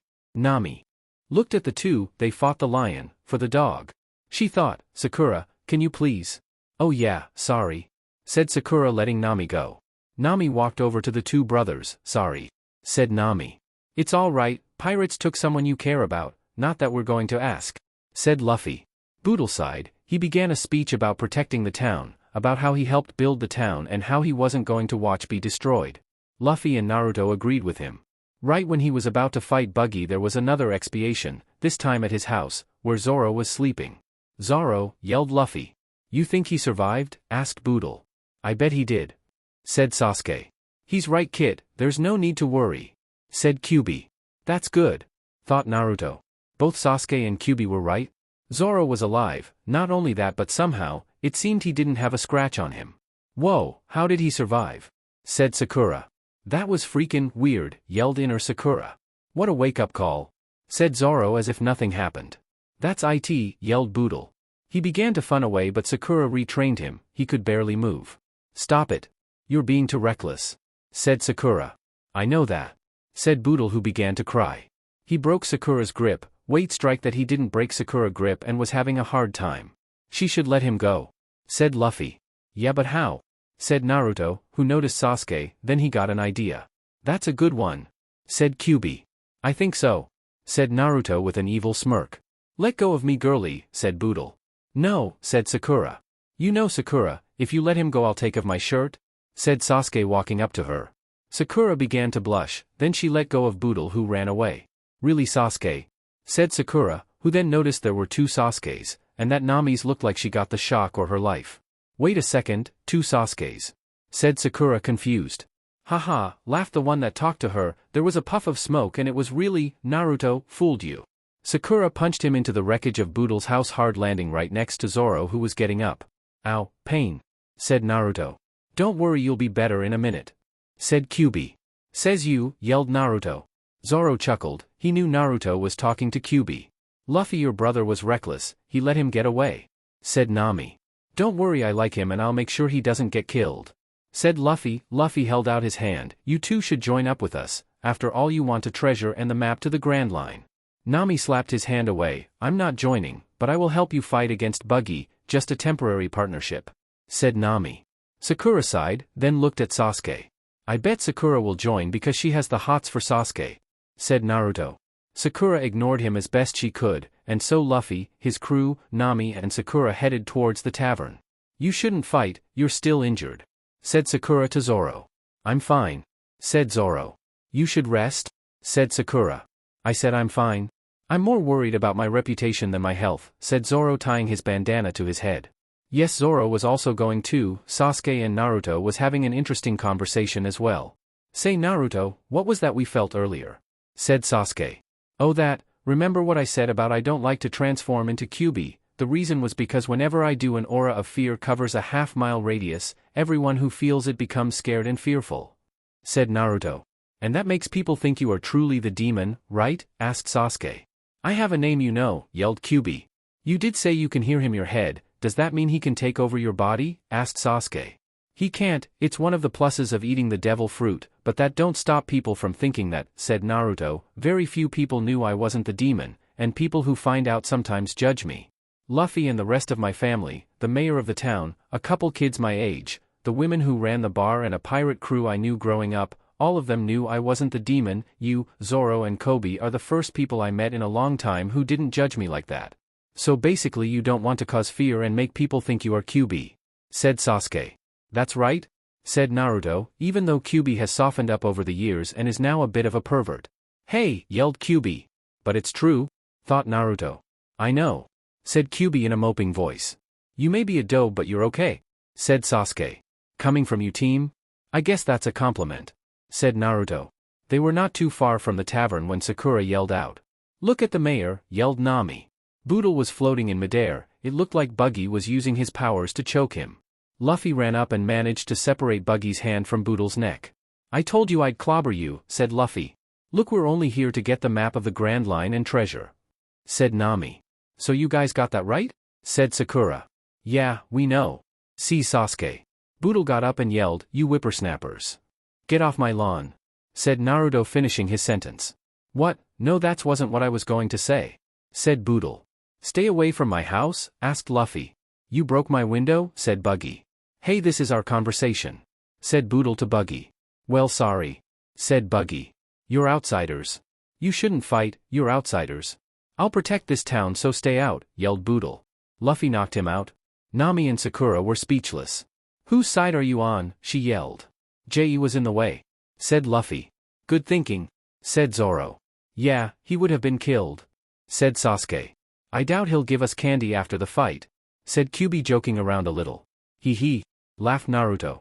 You know, if you didn't trick me into letting him go, this wouldn't have had to happen, muttered Sakura with a sweat drop. Luffy took a breath. Hey, big nose, he yelled. Buggy began to get extremely angry. Why, you little, kill him, fire the buggy ball at him, he yelled. Buggy's crew fired the cannonball at Luffy. Luffy, yelled Sakura. You're an idiot, said Sasuke. Idiot, can't you keep your mouth shut? Yelled Nami.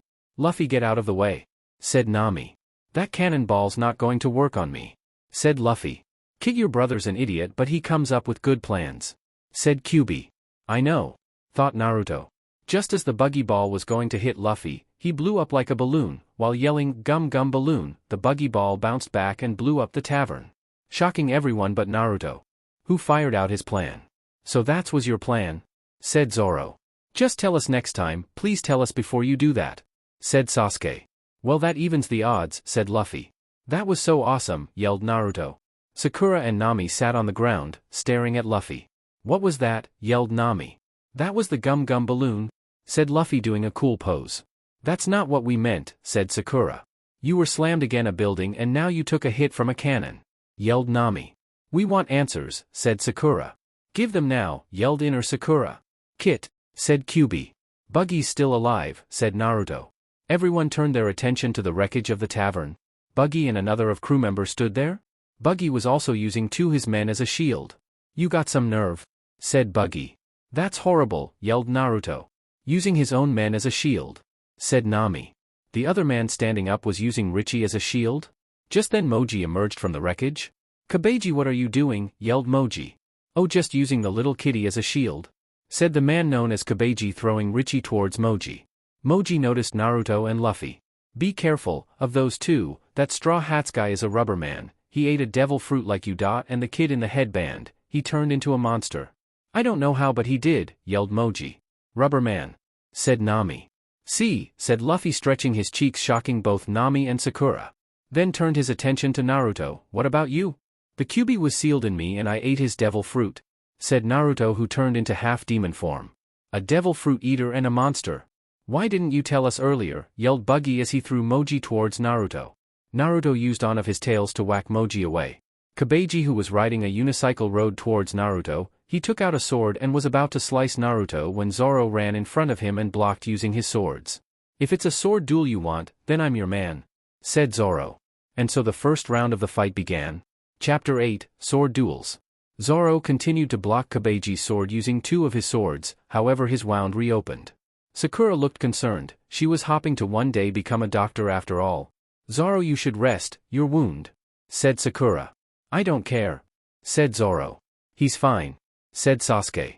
He walked to a nearby building and leaned against. Doing nothing. Some partner he is, said Naruto. Just then Kage blew fire into his face and kicked his wound.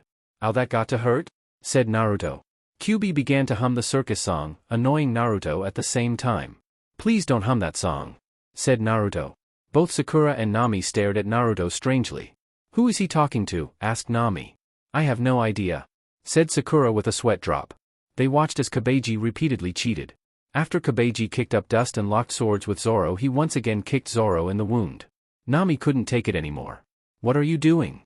You are his partner? I understand the two idiot brothers, but you.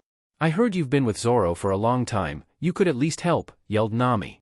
Sasuke looked at Nami. I would if I wanted to, but I don't want to.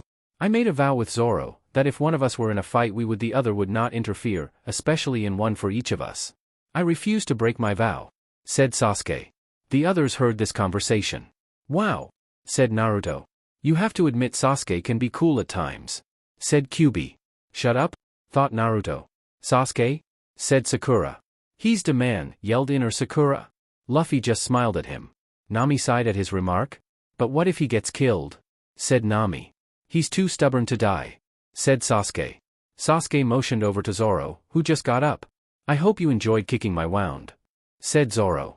Zoro slashed his wound open even more. Naruto and Luffy were surprised and thought it was cool. Nami and Sakura were surprised. Show off, mumbled Sasuke. Zoro began to draw his third sword. I plan to be the world's best swordsman, said Zoro. What are you talking about? Said Kage. Now I'll show you real swordplay, said Zoro. When they were sizing each other up by saying things, Nami and Sakura realized something. Oh yeah, we should, said Sakura. Nami nodded as she placed her hand on Luffy's shoulder. Hey, you see that shack behind the ruins? Said Nami, pointing to shack behind the ruin of Buggy's hideout. Yeah, said Luffy. Well, that's where Buggy keeps his treasure, said Sakura. We're going to take it while his crew is knocked out. We're then going to make our escape. Whether you win or lose doesn't matter. Buggy probably has the map to the Grand Line, but if you manage to get it, we might change our minds, said Nami, not noticing the visible sigh from Sakura. Okay, said Luffy. The two thieves left. Bye, Sasuke. I hope we meet again, said Sakura, causing Sasuke to sweat drop. Back with the fight, Kage threw a bunch of tops at Zoro. While Zoro was fight them, Kage was climbing up a wall and was about to cut Zoro from above. Buggy decided to help out and launched one of his hands at Zoro. Sasuke of course noticed this and stomped on the hand. Please don't get involved in this fight. I don't want to have to hurt. I know how to fight with more than just my swords, said Sasuke, picking up Buggy's hand and tossed it back at the clown. Wow, cool Sasuke, said Luffy. So what, he's not that cool, said Naruto. No matter what you say, you have to work to be that cool, said QB. You're right, thought Naruto with a sigh. Back with the fight, Zoro was breathing heavily and collapsed to his knees. I'm tired, said Zoro. So your wound is finally getting to you? Asked Kage. No, I'm tired of your circus tricks, said Zoro. Fine, no more circus tricks, real swordsmanship then, said Kage. Sadly for Kage, Zoro was getting serious. Oni, said Zoro, getting ready. So he's using that one? I feel sorry for the guy, said Sasuke. Giri, said Zoro, then sliced Kage with his swords. Kage fell in a bloody heap. How can common thieves defeat me? Asked Kage. We're not thieves, we're pirates, said Zoro, who collapsed. Guys, I need to sleep now. Who began to snore. Luffy turned his attention to Buggy. Looks like it's time for our fight? said Luffy. Meanwhile in Buggy's treasure stash Nami and Sakura were putting the loot into sacks. Nami, said Sakura. What? Asked Nami. I think we should their crew, said Sakura. What why? It's not because of Sasuke is it? Said Nami. It's not just that, it's just I think if they help us, then maybe we can get it done faster, said Sakura. Nami sighed. Sakura, I don't think we should drag them into this, said Nami. You dragged me into this, said Sakura. I didn't, you did yourself, said Nami, and sometimes I question whether or not I should have let you, she added mentally. Please, say Sakura. No, they're outsiders when compared to our problem, they should not get involved, said Nami. Sakura sighed. But remember no one could do this alone, said Sakura. Nami sighed. Please stop saying that, you've been saying it since you joined, as you're here I'm not alone, said Nami. I know, said Sakura, I wish we could just get more help, she added mentally. We should stop being sentimental and pack all this up, said Nami. Yeah, said Sakura. Do you think you can carry it all? Asked Nami. I don't think I can, 1 sack will be my limit, it's big, said Sakura. Nami laughed. Well I guess I have to carry one of the bags, said Nami then sighed heavily. Sakura just laughed. And you say we don't need help, said Sakura. Nami rolled her eyes as they continued packing the treasure into the bags. Chapter 9, Lay Off the Hat. Naruto sighed as he decided to sit next to Sasuke. Since Luffy was the official captain and his older brother he decided to not help Luffy fight Buggy, unless it was too serious, but Naruto doubted it, so he became fully human again. Luffy and Buggy exchanged the customary pre-flight dialogue. Not going to help your brother, said Sasuke. He can take it, said Naruto. Hey, did you hear what I heard with the clown? Said Kyuubi. What do you mean? Asked Naruto. He mentioned a guy with red hair, said Kyuubi. Do you mean? Asked Naruto, who decided to focus on the fight. Did you know Shanks? Asked Luffy. Do you know where he is now? He asked, knowing Naruto would want to know the answer as well. Maybe I do, then again maybe I don't, said Buggy. He knows something I can tell, said Kyuubi.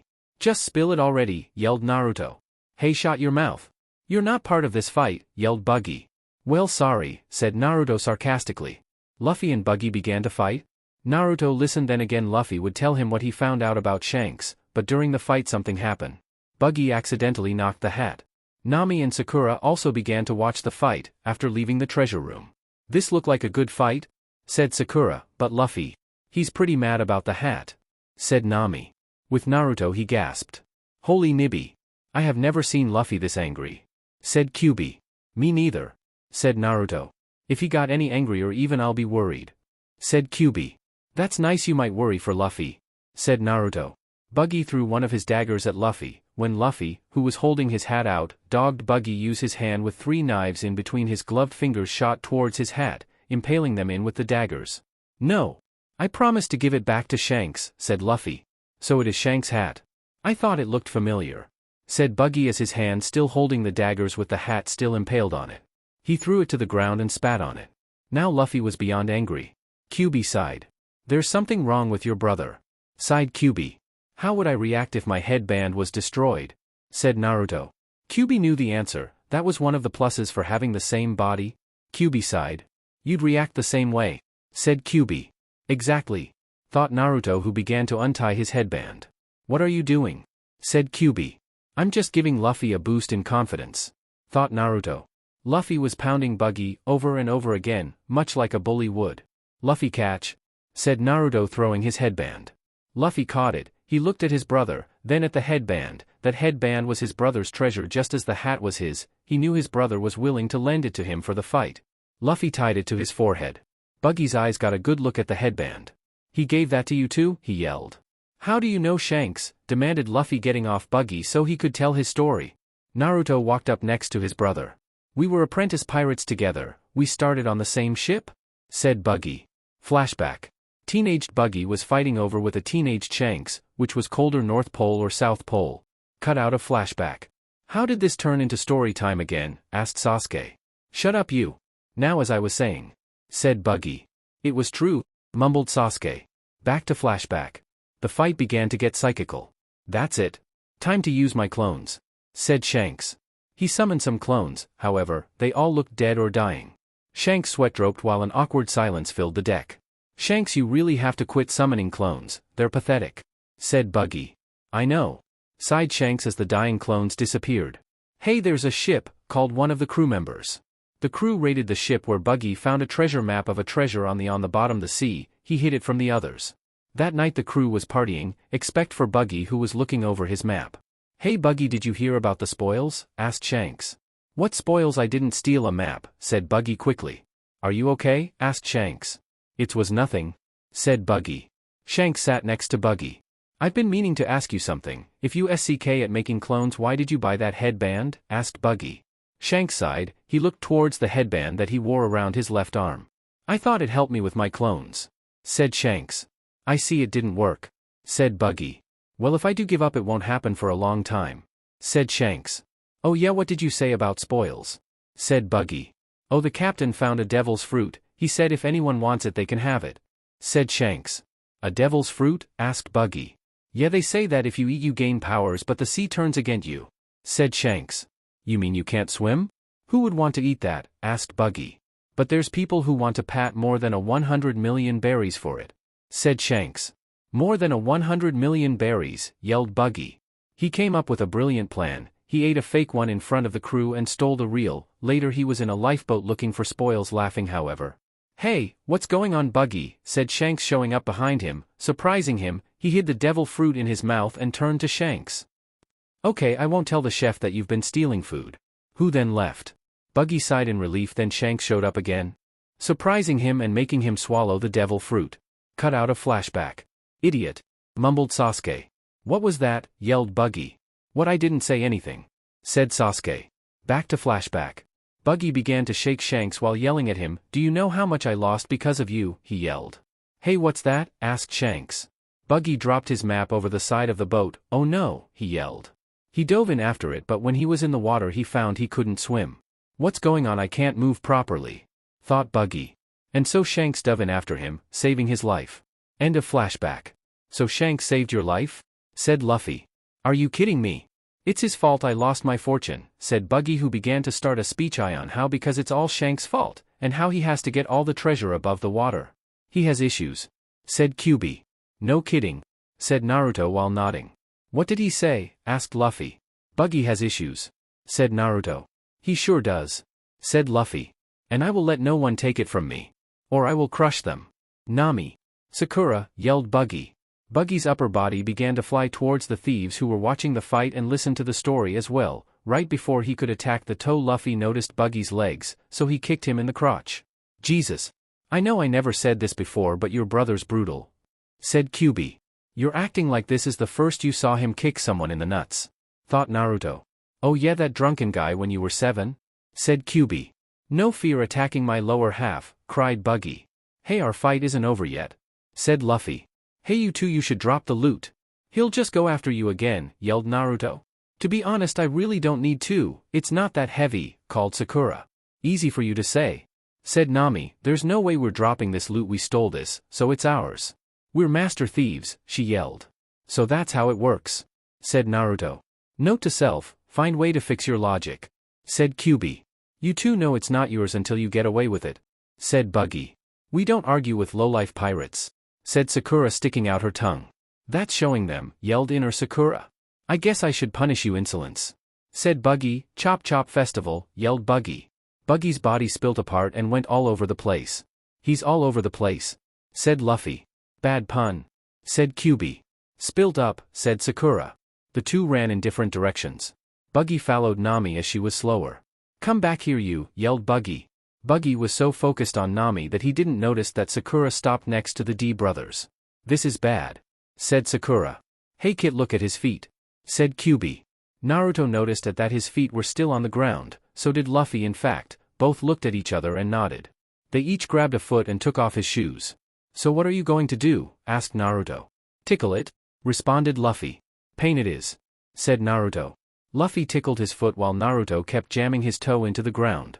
Buggy didn't know whether to laugh or scream in pain. Sakura stared at the two. They are weird, smart but weird, she said, then got an idea. He looked at Buggy's body. That's it. I'll need help though, she said. Then turned to Sasuke. Sasuke, I know you haven't done anything, but can you please help me with something, she said. It doesn't involve carrying the treasure, does it? Asked Sasuke. No, it's something else, Sees Sakura with a sweat drop. Buggy managed to kick his feet away from the D brothers. Nami still ran like crazy. Maybe if I chase her with my body it might help? Parts return, said Buggy. His body resembled itself, well almost, his head was there, his hands were there, his feet which somehow has their shoes and socks on were there but the rest of his body, well. Looks like we got you after all, said Sakura. He turned his attention to where Sakura was. She and Sasuke stood next to his body parts which were tied up. Just a little plan that I had a little help from Sasuke, said Sakura. Oh yeah we rock, yelled inner Sakura. Think I'll finish it, said Luffy. He stretched his arms back and brought them forward, while yelling gum gum bazooka, sending the clown or what was left of him flying. Luffy sighed. Here bro, said Luffy giving the headband back to Naruto. Luffy walked over where his hat was, picked it up and put it on his head. It's still wearable, he said. Luffy, is it okay if I sew it for you? Said Nami. Does that mean you're joining as our navigator? Yelled Luffy. Okay, but I'm not a pirate, said Nami. That's okay, said Luffy. So Sakura you want to join up too? Said Nami. You already know the answer, said Sakura. She blushed a little and looked at Sasuke. Oh yeah, can you help me divide the up? Said Nami. I think maybe should rip the bag and split the treasure in two. Luffy helped Nami while Naruto, Sasuke and Sakura had to wake up Zoro. I can't believe he slept thought all that, said Sakura. Sasuke plugged his nose and covered his mouth. Zoro woke up when he found he couldn't breath. It's over, said Sasuke. Oh, good, said Zoro. Can you walk? Asked Sasuke. I don't think I can, said Zoro. So everything right with the world, we have a navigator and the town is safe, said Naruto aloud. Kit, never say that, something bad always happens, said Kyuubi. Suddenly someone yelled, Mayor. They turned around and saw many of the town people who returned to help fight Buggy. Did the pirates do this you? Asked one of the townspeople. No I did, said Luffy hearing this. Everyone in their group sweat drop. They didn't need to know that, said Sakura. This is getting bad, said Kyuubi. Who are you? Asked the townspeople. We're pirates, said Luffy. Your brother's an idiot, said Kyuubi. Naruto and Zoro just laughed. Nami anime fell. Sakura looked clam. Inner Sakura was said. Sasuke seemed indifferent. Then the townspeople were about to attack. Luffy picked up the treasure and Zoro, Nami picked up her part of the treasure and everyone ran like the wind. You just had to open your big mouth didn't you? Yelled Nami. Wait I have an idea, said Naruto. Oh my Shikaku. It's a good one too, it's the end of the world, said Kyuubi. Shut up Kyuubi, yelled Naruto. He created 5 clones and transformed 4 of them into Sasuke, Nami carrying the loot, Sakura carrying the bigger loot and Luffy carrying Zoro and some of the loot. Here's an alley we can got though while they take the bait, said Naruto. How did you do that? Asked Sakura. I'll tell you later, said Naruto. They turned into the alley, and fortunately in case the townspeople didn't take the bait a certain dog blocked the alley. Chaochu, said Sakura. He's helping us, that's sweet, said Naruto. They managed to get to the docks where their boats were coincidence right next to each other. So this is your boat? Asked Naruto. Not really, we stole it from some members of Buggy's crew. It's nice, said Luffy. Okay, said Sakura. Just before they could get on and sail away guess who were there? So you two came back? Said one of the 3 pirates that they stole from. Friends of yours? Said Luffy who was the only one who hadn't had any experience with them. Not quite, said Sakura and Nami at the same time. So you 3 are going after girls? Said Naruto.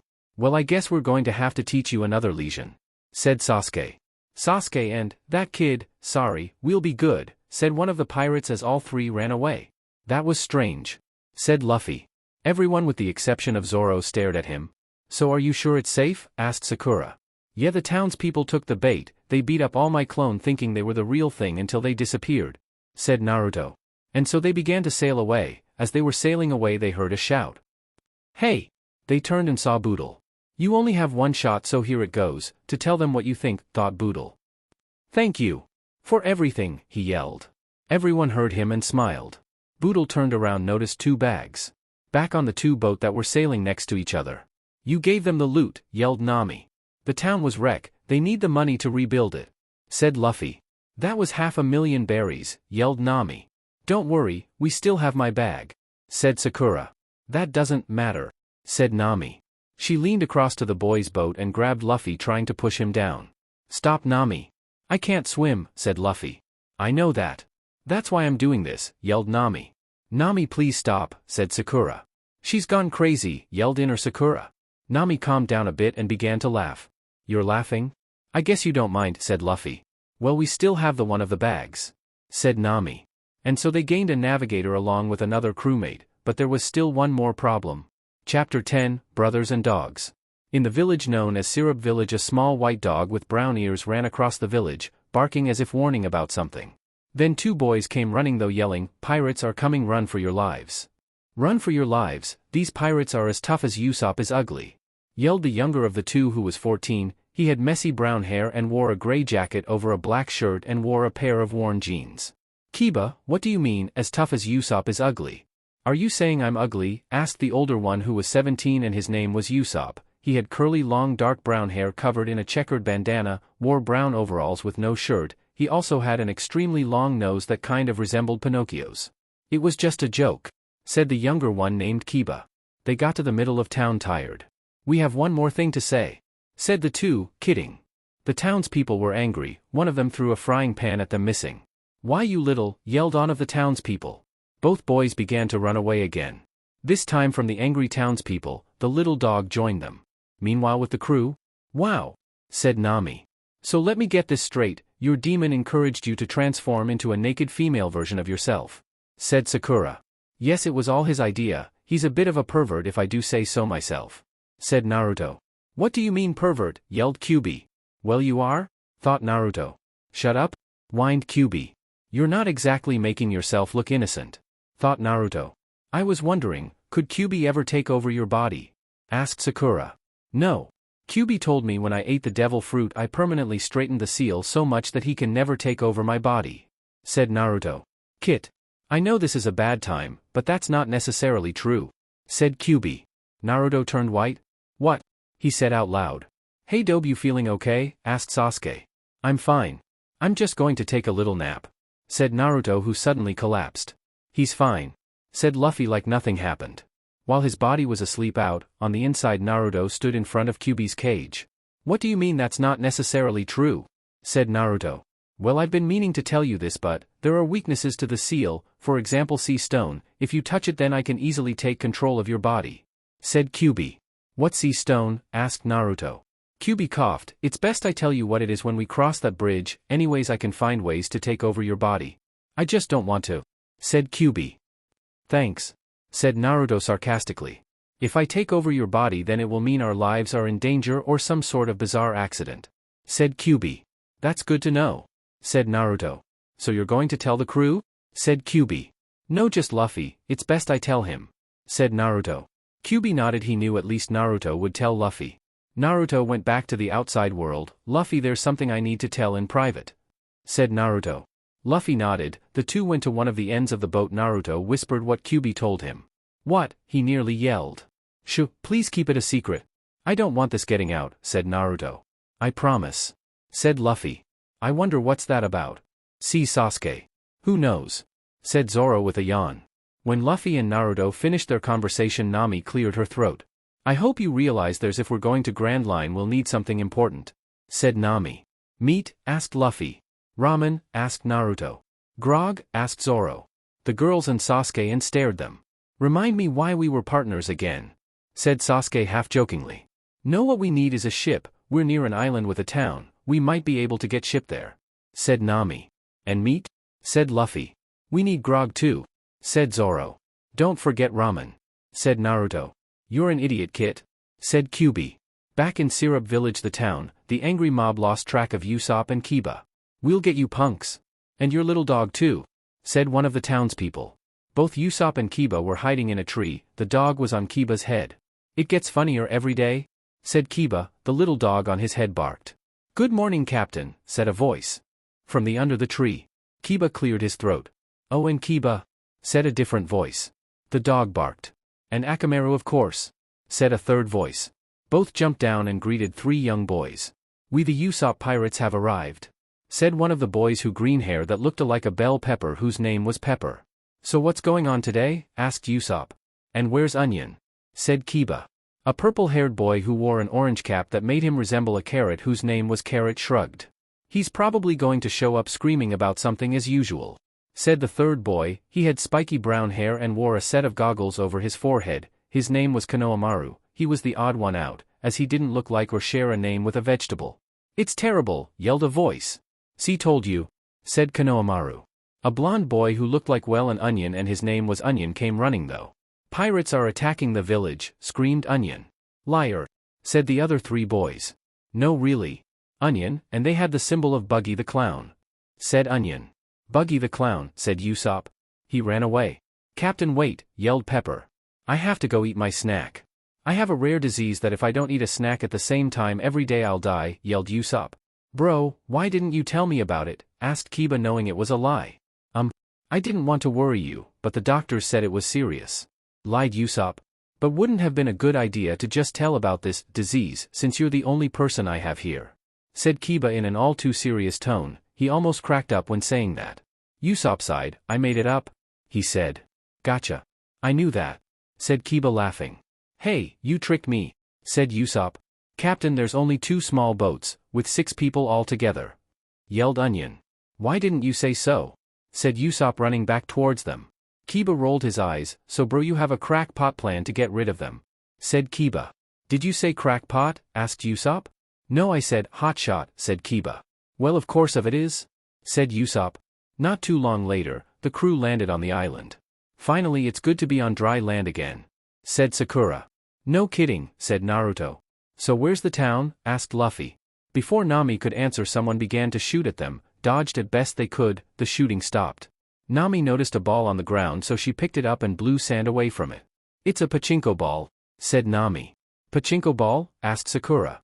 Who the hell would shoot a pachinko ball, asked Inner Sakura. I am the great Captain Usopp. I'm the ruler of this town, leave at once, or you will be faced to fight my 8,000 men, said Usopp, who stood on a nearby cliff while flags with the Usopp Pirates insignia flew behind him. In the nearby bush the Usopp Pirates were tired from moving their arms up and down. Back on the beach, Sasuke said, You mean those kids in the bushes, he asked. They're on to us, yelled Pepper. Run, yelled Onion. And the 4 boys ran away while Usopp's sweat dropped. What, you think they're my only crew members, asked Usopp. He whistled and 2 figures came out of the bushes. It was Kiba. Not only that, but there were 2 of them. Now go my loyal attack dogs, yelled Usopp. Both Kibas got angry. What did you say, yelled one of the Kibas. Oh, said Usopp. The Kiba that talked jumped up to Usopp, pounced on him and began to shake him by the strap of his overalls. Look bro, how many times do I have to say? I choose the position that me and Akamaru get, and don't call us your attack dogs, yelled that Kiba. The other Kibas let out a small dog while shaking his head. This is embarrassing, said Zoro. No kidding, said Sakura. Hey Kit, said Kyuubi. What, asked Naruto. Does that guy, the one that looks like Pinocchio, look familiar? Said Kyuubi. What do you mean, said Naruto. Think if he was older, had blondish hair, smaller nose, with some blood gushing out it, said Kyuubi. Oh, I know now, thought Naruto. Hey, wait a second, you weren't around then. Well, you were, we just couldn't communicate, so how do you know about him? I have access to all your memories, remember? Said Kyuubi. Oh yeah, thought Naruto. He turned to Luffy and whispered to him. Luffy nodded and agreed. Hey, yelled Luffy. There is something wrong with you, Usopp. You're 17 and you play with little kids, yelled Kiba while shaking. Hey, yelled Luffy again. I think they're trying to get our attention, said Usopp, hoping his little brother would stop shaking him. Oh, what, asked Kiba. You 2 are brothers, right, yelled Luffy. Wow, no one's ever guessed that before, said Kiba. Yeah, said Usopp. Okay. Your father's name is Yasopp, right, yelled Luffy. Usopp got up, making Kiba fall off the cliff. Kiba didn't mind either because he was surprised too. The second Kiba disappeared in a puff of smoke and reappeared as Akamaru. How do you know our dad's name, asked Usopp. Later in a nearby restaurant, Usopp and Kiba with Akamaru, who was allowed in the restaurant, were talking to the crew. That's so cool you guys know our dad, said Kiba. Yesh, he always show us cool things, said Luffy with his mouth full of meat. Everyone but Naruto, who was stuffing himself with ramen, stared at him. What, said Kiba with a sweat drop. Luffy then explained what he said and what he meant, that Yasopp would sometimes give them demonstrations with his marksman abilities. Also, he always look out for us, like all those times he prevented us from reading the manuscripts for Make Out Paradise, said Naruto. You grew up with the guy who wrote Make Out Paradise, asked Sakura. Well, he's also a member of Shanks' crew, said Luffy. And this was 10 years ago. Luffy was 7, Kit was 4, said Kyuubi with a sigh, mainly because no one could hear him. Remember he'd accidentally read a few lines and get a nosebleed? Asked Luffy. Oh yeah? Laughed Naruto. But most importantly he cared about you both. Said Luffy. Flashback. A very drunk Usopp was talking to a 7-year-old Luffy and a 4-year-old Naruto. Ditch I ever tell about my two sons, they're about your age you know. Slurred Usopp. We know. Said Luffy bored. You told like a million times already. Said Naruto also very bored, more bored than Luffy. Usopp grabbed 2 beer mugs and shoved over their heads. I won't stop talking about as long as there's air in my lungs, yelled Usopp and the whole crew cheered except for Jiraiya who was in a fit of giggles while looking over his story. End of flashback. How we get out of those mugs again? Asked Luffy. Naruto shrugged. But as we were saying your father cared about you too and learned a lot about you, even more than we ever wanted. Said Luffy. We're proud of our dad. Said Usopp. That's right. Usopp plays pirate with a bunch of little kids every day, even though he's 17 and it seems rather pathetic. Said Kiba. Hey. Said Usopp while Kiba snickered. I've been wondering, how did Kiba make his dog look like him? Asked Sasuke who has been wording about that. He's a clone user, am I right? Said Naruto. That's right. I can only do the man-beast clone though. Said Kiba. Whoa, so that's what it's like. I haven't seen it before. Said Naruto. Yeah, I can tell judging by your headband you a clone user too. Said Kiba. Naruto and Kiba began a conversation about clones while the others about more important things. More meat right here. Luffy called. No, not that. Usopp, do you know where can find a ship? Asked Nami. No sorry, there's not many ships on this island is small and there's no port so I'm afraid there's no ships here. Said Usopp. What about that house up there? Asked Sakura. Yeah, that mansion, are they your friends, do you know them? Said Nami in a hopeful tone. Sakura stared at Nami with a sweat drop. No, me and Kiba have to an errand? Kiba, it's time. Said Usopp. Oh yeah? Said Kiba, we have to go, maybe we'll talk later, you have to show me your shadow clones. Will do. Said Naruto. The two left with the little dog, they went up to the mansion where Usopp, Kiba and Akamaru sunk in thought a hole in the hedges and went over to a window. Usopp threw a pebble at it. A girl with blonde hair and brown eyes in her mid-teens opened in the window. Akamaru jumped up the windowsill. The girl laughed. Hello Usopp, Akamaru, Kiba. Said the girl, I'm sorry but Klahadore won't let you in as guests. That's okay, Kaya, a pirate such as me wouldn't like it in that stuffy mansion, and besides Kiba might wreck up the place. Said Usopp. This earned Usopp a glare from his younger brother. What that? He growled. Nothing. Said Usopp. Usopp began to tell the girl named Kaya about an adventure he had when he was 5, Kiba was too young to go on it. That he fought a giant goldfish. Outside the restaurant the Usopp pirates were investigating. That's where that pirate crew is. Said Konohamaru. But what if they ate the captain and Kiba? Said Carrot. Pirates don't eat people, witches do. Said Onion. Well, we should go rescue them, said Pepper. All 4 boys ran into the restaurant. Where's our captain? They demanded. Hey, weren't those kids with Usopp and Kiba? Said Sasuke. I think so. Said Nami. That was good meat, said Luffy. All 4 boys began to get scared thinking the meat was Usopp. This gave Zoro an evil idea. You looking for you captain? Said Zoro. Where is he? Asked Pepper scared. We ate him. Said Zoro giving a demented look. The other laughed, even Sasuke chuckled, then the 4 boys turned to Nami screamed out, which, before fainted. Hey, she yelled while the other just laughed.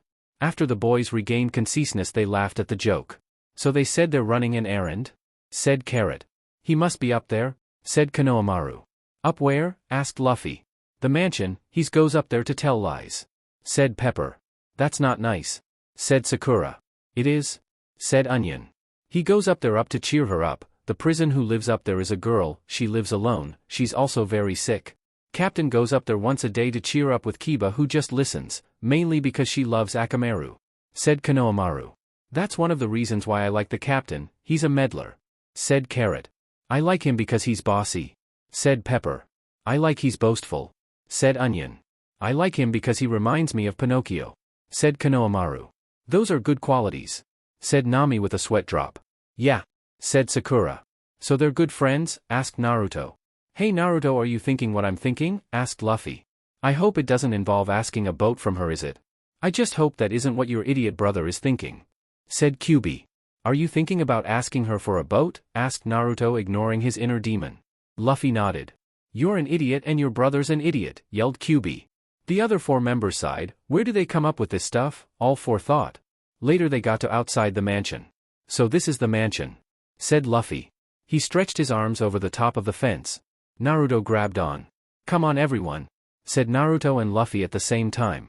Usopp Pirate gasped at Luffy's arms, the other just sweat drop, all 8 reluctantly grabbed onto Luffy. I hate this kit, you know that, right, said Kyuubi. But I love it, thought Naruto. Luffy launched the large group over the fence. Back with Usopp he was telling Kaya about how he took his slingshot when rather large group of people crashed in the middle of the yard. Ouch, said Kiba. Both Luffy and Naruto were fine, the others not so much. Luffy, please never do that again, said Sasuke. Who are they? Asked Kaya. They are people who heard about my greatness and joined my crew, said Usopp. That's right, said Luffy, who realized what he said. No wait, it isn't. I came to ask you favor. This is stupid, said Kyuubi. Shut up, thought Naruto. Who are you? Demanded a voice. All of them turned around and saw a man with dark green hair slicked back wearing glasses and a black suit with gold coils on them that resembled poop. Klahadore, said Kaya. The butler, said Usopp as Akamaru growled at the man. Who is this guy? Asked Naruto. Chapter 11, Secrets and Lies? The man known as Klahadore stood in front of them. He was Kaya's loyal butler. He didn't look too happy. If you don't have business here, vacate at once, said Klahadore. But we do, said Luffy. We came to ask for a big ship? Klahadore glared at the rubber man. I can't help you there, he said. Naruto got an idea. He transformed into his girl form. Oh please, can you please change your mind? He said in a very cute way. Sakura, Nami, Usopp, Kiba and the Usopp pirates stared at the sight. I knew he said he could transform, but this is, said Nami, not knowing how to finish her sentence. Weird? Asked Sakura. That's one of the words, said Nami. I'm sorry, I won't change my mind. And weren't you just a boy? Said Klahadore, slightly confused. Naruto scowled as he changed back to being male. You certainly pay attention, he said. But you tried, Kit, you tried? Said Kyuubi. So you're Usopp and his brother Kiba? I've heard about your reputation, said Klahadore. Oh really? Then you can meet Captain Usopp, but flattery is not needed, said Usopp while Kiba rolled his eyes. I've heard that the guard saying that you've been sneaking around, said Klahadore. Yeah, me and brother have been chasing a giant mole. Our dog spotted it earlier, said Usopp. Klahadore laughed. My, you two have a gift for deceit, said Klahadore. That when he began to bad-mouth their dad, then accusing that they were after Kaya's money, however. Can you call off your dog? Said Klahadore. Akamaru was biting his pant leg. Bad Akamaru, said Kiba. Akamaru whined and walked over to Kiba. When he was by his master, Kiba whispered to Akamaru, good boy, which he waged his tail to. Stop, Klahadore, said Kaya. But I speak the truth, said Klahadore, straightening out his pant leg. Then Klahadore began to bad-mouth Usopp more by saying he abandoned his family for treasure hunting. He began to receive glares from Luffy and Naruto, however. I would like it if you would call you dog back, again. I believe it is worse this time, said Klahadore. This time Akamaru was biting his butt. Akamaru, said Kiba harshly. Akamaru let go and sobbed, whined, walking back to Kiba. When he got back, Kiba said, good boy, then noticed that he had a piece of black fabric in Akamaru's mouth. Klahadore, said Kaya, blushing slightly. Hey, do you feel a breeze? Said Naruto, laughing. Klahadore sighed. I see, Logtown, I see, sang Kiba. Enough that, you should train your dog better, said Klahadore. He is trained, said Kiba. He bent down, began to pet Akamaru, who transformed into a clone of Kiba. Klahadore just glared at them more. You know, you could use your lying ability to say he was something else, or say he wasn't your birth father, said Klahadore.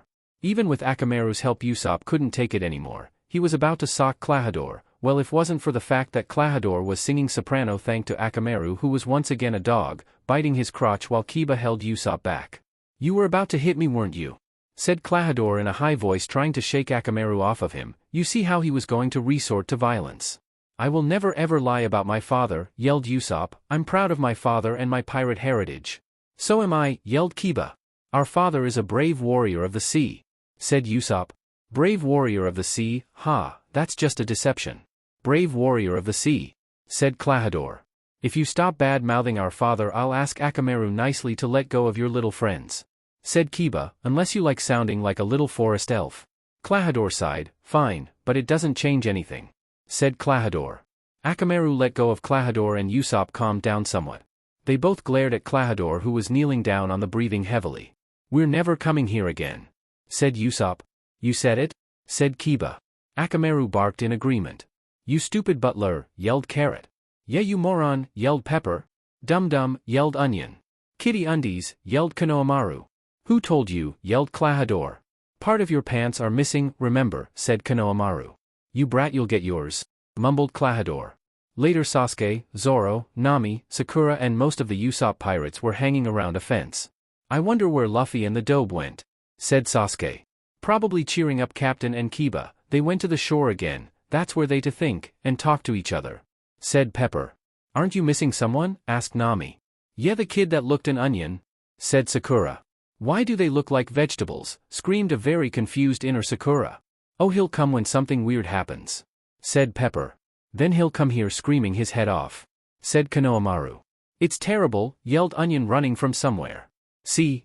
said the other three boys. "A weird backwards man." "It's a weird backwards man," yelled Onion running towards the group. "Right," said the rest of Usopp's pirates. "No, really see for yourself," said Onion. It was true, there really was a weird backwards man. "Who called me weird?" said the weird backwards man. "I'm not weird at all." The hat, the heart-shaped sunglasses, the face that resembled a certain weirdo celebrity, he was weird. "You're not?" asked Sakura. "If you're not weird, my name is Jenny," yelled inner Sakura. "I'm just a hypnotist," said the weird man.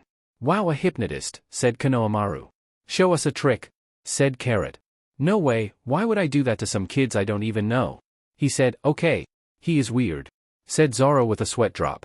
"When I say 1, 2 Django, you'll fall asleep," said the man. He hypnotized the boys into sleeping, however, he fell asleep too. "That was strange," said Sasuke. "No kidding," said Zoro. Meanwhile at the shore, Usopp and Kiba were just sitting there in silence. Well, almost. Kiba was playing with Akamaru with one of those ropes. Then Usopp finally said something. "Thanks," he said. "It was no problem, after all I couldn't have you make a fool of yourself, after all you do like her," said Kiba with a sneaky smile. Usopp blushed. "Not in that way anyways," said Usopp. "Sure, deny it," said Kiba. "Hey!" yelled a person who surprised them from hanging upside down from a tree that was near them. It was Luffy. "Don't do that," yelled Kiba. "Don't do what?" asked another. Luffy appeared behind them. Both Kiba and Usopp jumped up a few feet. The Luffy that appeared behind them cracked up. "That was so funny." There was a puff of smoke and it was Naruto transformed into Luffy. The real Luffy jumped down from the tree. "How did you do that?" asked Kiba. "It's a secret," said Naruto with a foxy grin. "Unless they join the crew, the odds are high that they will," said Kyubi. Naruto rolled his eyes as he sat down with Luffy. "So are you ever going back?" said Luffy. "Maybe, if the butler begs me," said Usopp. "It translates to, yes, because I like her," said Kiba. "Hey," said Usopp. "It shouldn't matter what that butler said, you dad's a good man," said Naruto. "We know," said Kiba. "I don't like the butler," said Luffy. "Me neither, there's something I don't trust about him," said Kyubi. "What do you mean?" asked Naruto. "Like there's something off about him," said Kyubi. Naruto nodded and said, "Do you think we should trust him?" he said. "What do you mean?" asked Kiba. "Like how he's with some weirdo down there," said Luffy. "Yeah," said Usopp. "Wait, what?" said Kiba. It was indeed true, he was with the weirdo hypnotist. They listened on their conversation. As it turned out, Klahadore wasn't even his real name. He was really Captain Kuro, an infamous pirate captain known for his intricate plans. It was said he was executed 3 years beforehand, and he was planning in killing Kaya with an intricate plan. He faked his death, spent the last 3 years as her butler, earning the trust of those around her. Then he was planning to use the weird hypnotist whose name was Django to hypnotize her into making a will. Leaving everything to him, after his crew, the Black Cat pirates attacked the town at sunrise. Ironically, a year before Kaya's parents died. Klahadore, Kuro had nothing to do with their deaths. Or so he said. "What are they talking about again?" said Luffy. "They're going to kill Kaya," said Usopp. "That's bad," said Naruto. "Oh?" said Luffy. Luffy stood up and yelled, "You aren't going to kill Kaya," he yelled. Both looked up. "Luffy," said Usopp. "Get down," said Kiba. "So Usopp and Kiba, hear anything interesting?" asked Kuro. "Nope, not a thing," said Usopp. "That's right," said Kiba, panicking a bit. "We heard everything," said Naruto, also getting. "Kit," yelled Kyubi, "wait, that guy. Django, I leave it you," said Kuro. "Right?" Said Django. He took out his hypnotist ring. When I say 1, 2 Django you'll fall asleep. It's a weapon duck, yelled Usopp tackling Kiba and holding him down. Get off me, yelled Kiba. Kit close your eyes I'll explain. Said QB. Why, aided Naruto. Just do it, yelled QB. Naruto sighed, okay that weirdo hate a very rare mushroom known as a hypno mushroom, it can give people the power to hypnotize people if you eat the cap. 1. Said Django. How can you tell, asked Naruto. You that were beard thing, that's no beard, that the stem, the reason why it's so rare is that it needs to grow on a human who hasn't bathed in a really long time. Said QB. 2. Said Django. Wait a second, are you saying that weirdo ate a mushroom that was growing on him? That's sick, yelled Naruto mentally. I know. Said QB who sounded like he was holding off gagging. Django, said Django. You can open your eyes now. Said QB. He opened his eyes to find Luffy was slumping over asleep and then fell off the cliff. Maybe you should have warned your brother too. Said QB. Yeah. Said Naruto. Usopp and got off of his younger brother. They looked over the side along with Naruto. No one could survive a fall like that. Said Kuro. Should I take care of those 3? Said Django who just woke up after hypnotizing himself as well. No, not those 2, no one will believe them. Said Kuro pointing to Usopp and Kiba. What about Blondie? Said Django. Oh yeah about Blondie, said Naruto jumping down the cliff. Just take care of him. I'll meet up with you elsewhere? Said Kuro walking away. Right? Said Django.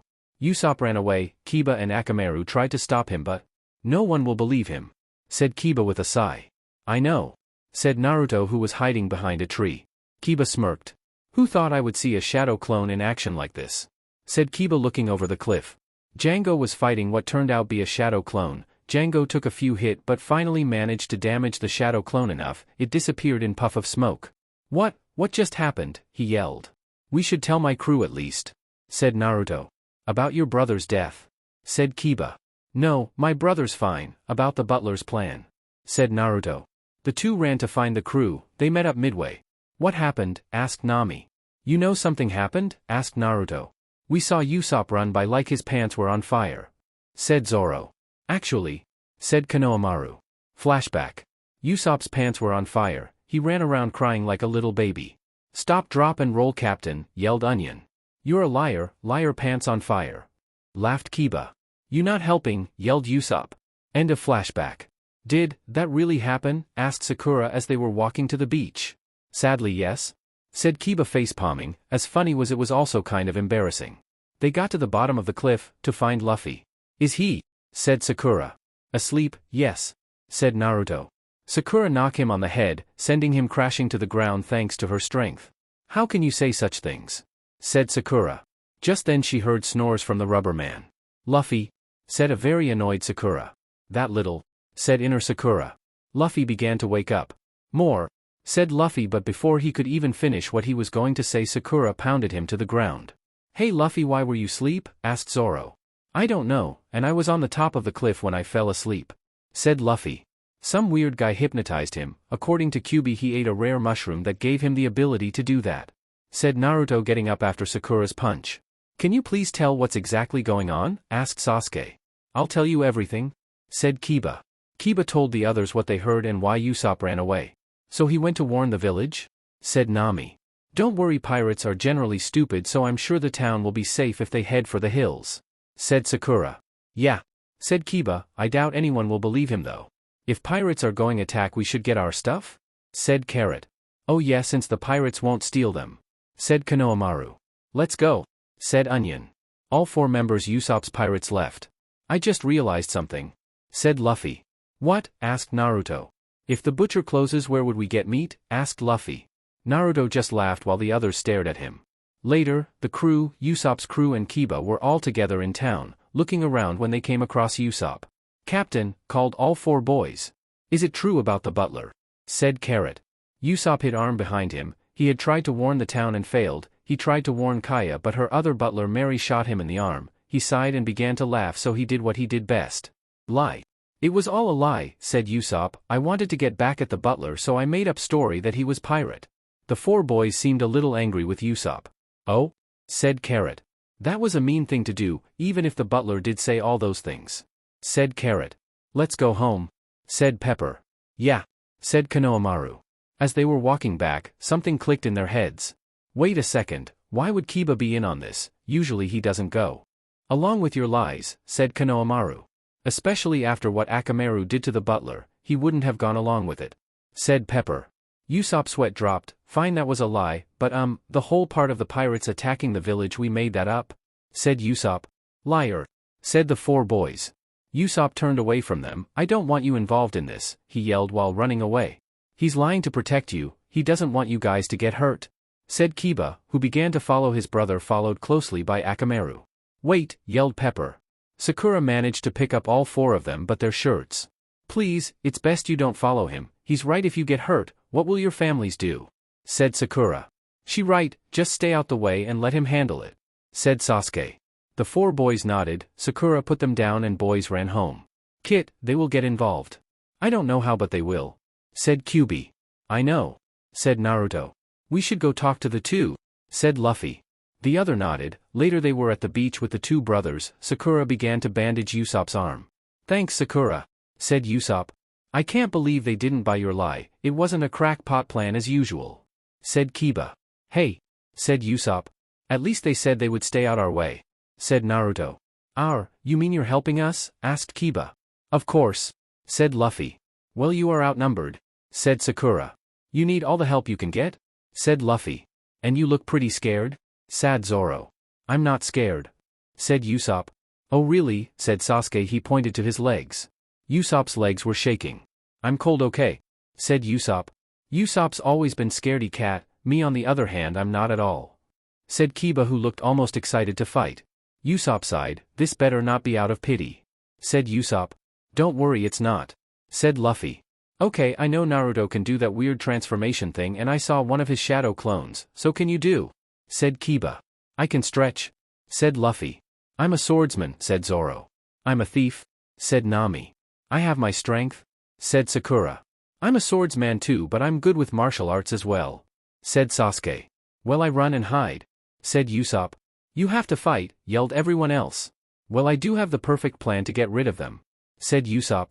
They implemented their plan, which was pour oil over a slope. This hill is the only way to get into the village. The plan: while they're slipping and sliding we attack, said Usopp. Wow, what a slick plan, said Luffy, making a very bad pun. When it comes to great plans I'm the man, said Usopp. But most of them are crackpot, including this one, said Kiba. What do you mean crackpot, said Usopp. They are. What if we fall down the hill? Ever think of that, said Kiba. Akamaru barked in agreement while Usopp sighed. Everyone laughed at their display. After a few minutes they waited impatiently for sunrise. I'm going to take a nap, said Naruto. Sakura hit him in the head. Don't, said Sakura. I'm going to take a nap, yelled Naruto. It's code something important that I'll explain to you later. Then he collapsed. Don't worry, it will be short, I'm sure, said Luffy. Inside of Naruto's head? To actually speak to me face to face, what a surprise, said Kyuubi. I've been thinking about what you said, about taking over my body. I distinctly remember you when we first met. You can't take over my body ever, said Naruto. I'll explain. I had little knowledge then. From what I heard and what I haven't experienced, I know there are times I can take over our body, said Kyuubi with a sigh. What do you mean? Asked Naruto. Remember when that time with the whirlpool? I remember at some point I saw ways to take control, which means if you are underwater, the seal weakens. I also realized it's the same with sea stone, which as I said won't explain till later. There might also be other strange ways that I can take over, but I'm unsure about it, understand? Said Kyuubi. I guess it makes sense, after all they say we can't use our power when submerged, said Naruto. You should get up now. If that's all you wanted to talk about in private, then you should leave. You have to fight those pirates, said Kyuubi. Right? Said Naruto. Naruto woke up in the real world. Wow, you were right? Said Sakura to Luffy, as it had only been a few minutes. The sun rising, said Sasuke. The sun began to rise, and the battle would begin soon. Chapter 12, The War at the Shore. The crew was fully prepared for the fight, eagerly awaiting for the enemy to arrive. Sadly, this happened. Do you hear something? Asked Nami. Everyone tried to listen. There was yells. There's yells coming from the north, said Nami. Oh man, said Usopp. Great, we forgot, there's another slope like this to the north, said Kiba. The north, said Naruto. We'll be there in 3 seconds, said Luffy. The two ran away. No, not this, cried Kyuubi. What do you mean? Asked Naruto. For the last time, Kit. Directions don't work like that. The colder you get just means that you're entering a colder area, not north. Cried Kyubi. Sadly these cries fell upon deaf ears. Back the slope? All this for nothing, said Usopp. Don't worry, we can handle them without your crackpot plan, said Kiba. Both ran away with Akamaru following closely. Nami realized something, our boats are at the north shore. The treasure, said Nami. Oh, said Sakura.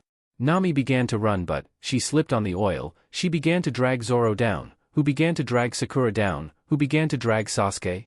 Nami looked up and got brilliant idea. Sorry, she said stepping on Zoro. Excuse me, she said stepping on Sasuke. I know you understand my predicament. She said stepping on Sakura. All three slid down the hill. Sorry but my treasure's in danger, yelled Nami as she ran away. Nami, said Sakura. That doesn't give you the right to step on me, yelled Inner Sakura. Meanwhile the Black Cat pirates were about to climb up the oddly identical slope when they were met by a hail of pachinko ball. Stop right there, yelled Usopp, who was quickly followed by Kiba and Akamaru who had taken on Kiba's form. Who are you? Asked one of the pirates. I am the great Captain Usopp. Leave now or my crew of 8,000 men will take you out, said Usopp. Kiba sighed while Akamaru slapped his forehead. Who's going to believe that? He asked no one. 8,000 men. Really? Yelled Django. Both Kiba and Akamaru anime fell. Captain Django, sir? I think it's a lie, said one of the men with a big sweat drop. Oh right? Said Django. Where are Luffy and Naruto? I thought they would be here by now, said Usopp. Elsewhere on the island? Luffy and Naruto somehow made it to town. I don't think we went in the right direction, said Luffy. You think, yelled Kyubi. Naruto flinched. You didn't have to yell, said Naruto. Yes I do, you and your brother are directionless idiots, yelled Kyubi. We are not, said Naruto. Yes you are, you two think if you head north it gets colder, said Kyubi. La la la la la la. Not listening. Naruto sang mentally to tune out the fox demon. Sigh. I give up, said Kyubi. I just hope the others are doing well.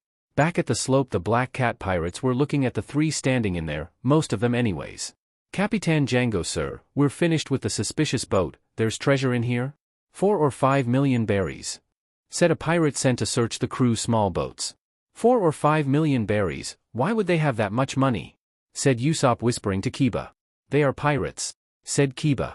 Wait, I have an idea, said Usopp. That's my treasure. Kiba sighed. This won't work, he muttered. Akamaru nodded in agreement. If you leave now I will give it you, said Usopp.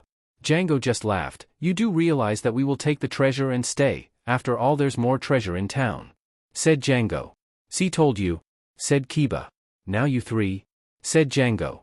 Kiba and Akamaru turned away from him. Guy, said Django. What you doing? Asked Usopp. You know right? Said Kiba.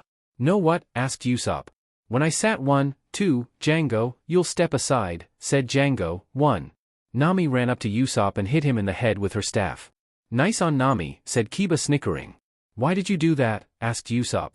That guy's a hypnotist, said Nami. You didn't know? I figured it out, said Kiba. Maybe if you told me, yelled Usopp.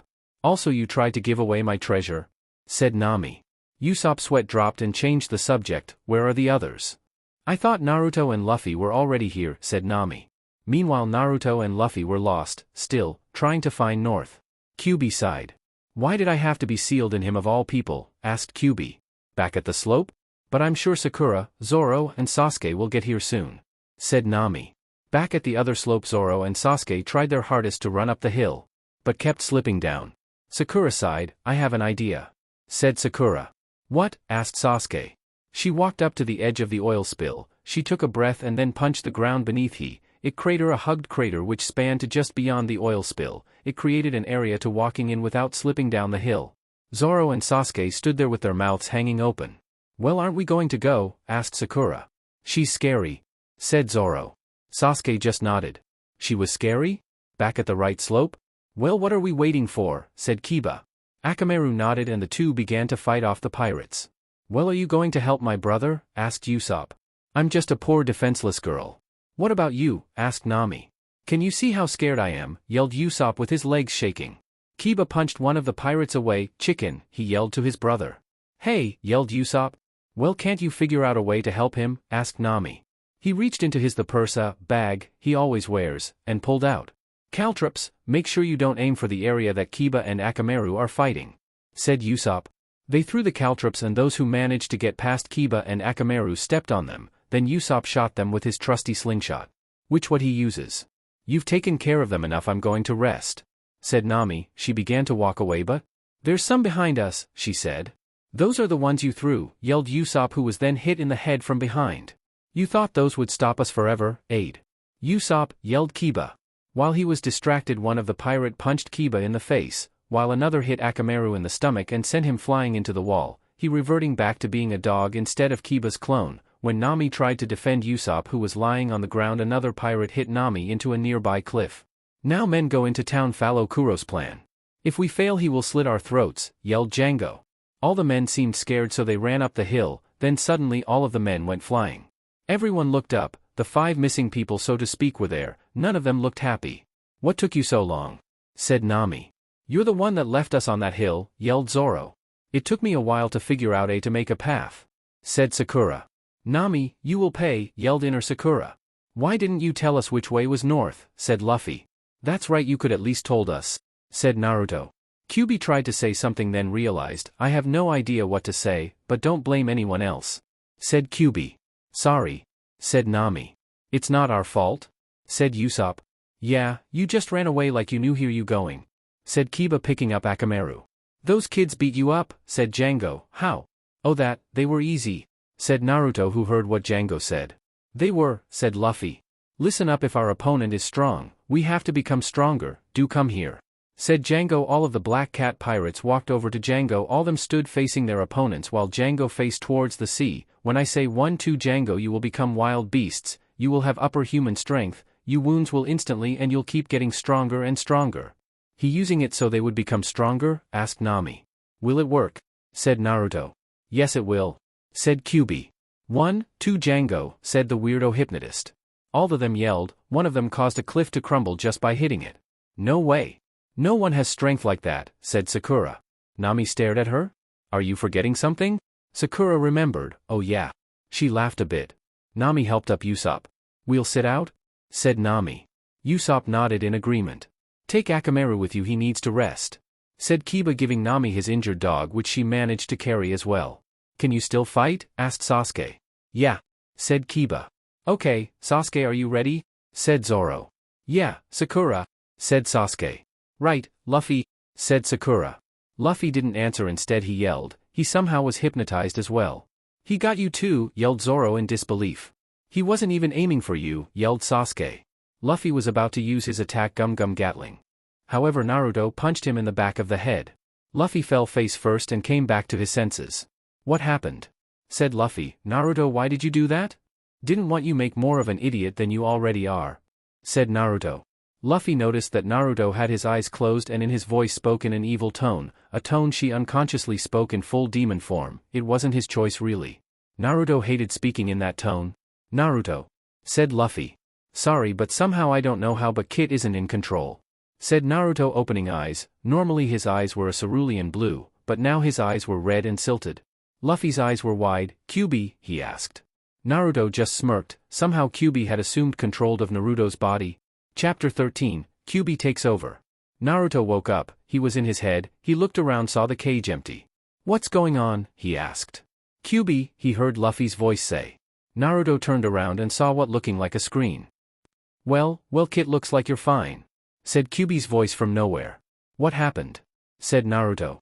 Well, due to the choice of the weirdo's wording, somehow I accidentally took over your body when he accidentally hypnotized you, said Kyuubi's voice. Your brother was hypnotized too, but I snapped him out, didn't want to him embarrass himself again.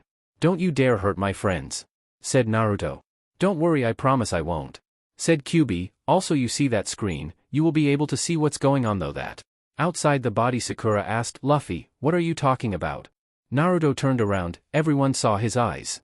What's wrong with Naruto's eyes? Said Kiba. Well, I'll explain. The idiot here wasn't the only one hypnotized, Kit here was too, said Naruto. Kyuubi, due to the weirdo's wording, let's say that instead of him acting crazy, his inner beast was let out on accident. Wait, you're Kyuubi, said Nami. Kyuubi? Asked Kiba and Usopp.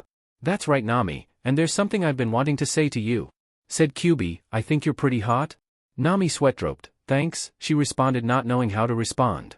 Perverted fox, said Naruto. I almost forgot, said Kyuubi. He turned around and glared at the crazed pirates. The pirates seemed to snap out of the hypnosis, as well stood in fear. What is with that kid? Said one of the pirates. Kyuubi just chuckled. You haven't heard of Jinchuriki, have you? He said. Jinchuriki, wait, I thought those and the Biju were just stories, said Kiba. Sadly, you're mistaken, said Kyuubi. Hey Wacko Jacko, no matter what you send at me, I will defeat it. He's overconfident, said Sakura. Naruto always mentioned that, said Luffy. I can hear you, said Kyuubi. But they are right, said Naruto, laughing a little. You sure you want that? Said Django. Of course, Wacko Jacko, said Kyuubi. Why do you call him Wacko Jacko? Asked Naruto. When you're as old as I am, you learn things from other dimensions. He sure does look like Wacko Jacko. Django was annoyed. Fine then, Siam, Buchi, get down here now, said Django. Meanwhile in town, Carrot was half asleep. Hey, wake up, yelled Konohamaru. Sorry, I'm usually asleep at this time, said Carrot. We have to figure out how we can help, even though we said we wouldn't, said Pepper. I could send in my clones to distract them, said Konohamaru. The other three boys sweat-droped. You still need practice, they still come out dying, said Pepper. But I've made one or two good, said Konohamaru. Right, said Carrot, yawning. Is that Miss Kaya? Asked Onion. They all saw it was indeed Kaya. She had left her mansion after finding Mary, injured severely.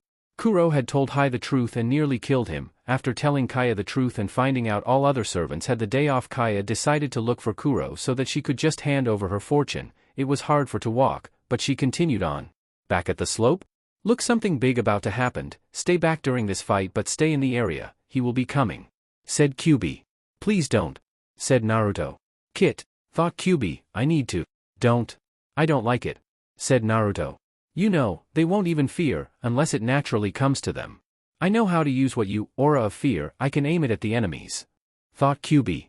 Fine, but if not then, well, I'm going to have to think of a punishment, said Naruto. Deal, said Kyuubi. Meowban brothers. Come now, said Django. Two men dressed like cats jumped down from the ship. What is it? Asked the skinny one with green hair named Siam. I need you take of that kid, said Django. Both of them looked at Kyuubi, then looked at Django. Is this a joke? Asked the fat one with blackly hair named Buchi. Do I look like I'm joking? Asked Django. Both shrugged and ran up to Kyuubi, but were stopped dead in their tracks. They were paralyzed with fear. Fear can do funny things to people. You're paralyzed, aren't you? Said Kyuubi as he began to transform into his full demon form. Weird, said Luffy, who noticed there was no aura of fear directed towards them.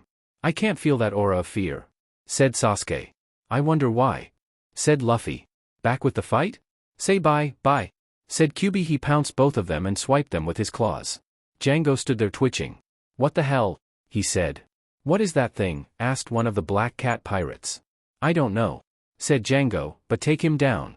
The pirates knew that Kyuubi would either kill them or Kuro would if they fail. It was a lose-lose situation. They decided to fight Kyuubi right here and now. After all, they had no idea that he was Kyuubi. They took their weapons and began to fight. Poor pirates. The other began a conversation about Naruto and Kyuubi.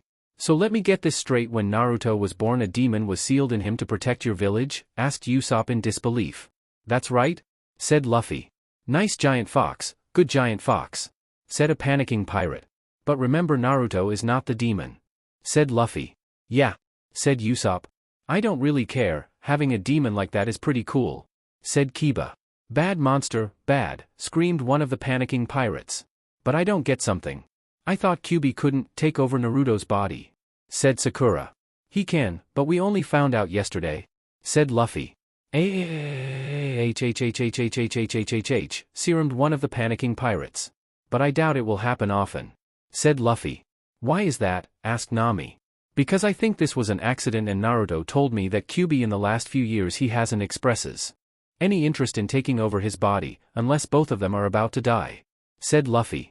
My spleen, screamed one of the panicking pirates. After a while of mauling the black cat pirates, Kyuubi stopped when it got boring, so he returned to Naruto's human form. Django, whom he left alone for some reason, stood there aghast. That when he showed up, Kuro stood on top of the slope holding a duffel bag? What's going on? He yelled. That kid is a monster, yelled Django. What do you mean? Asked Kuro. You have all failed me.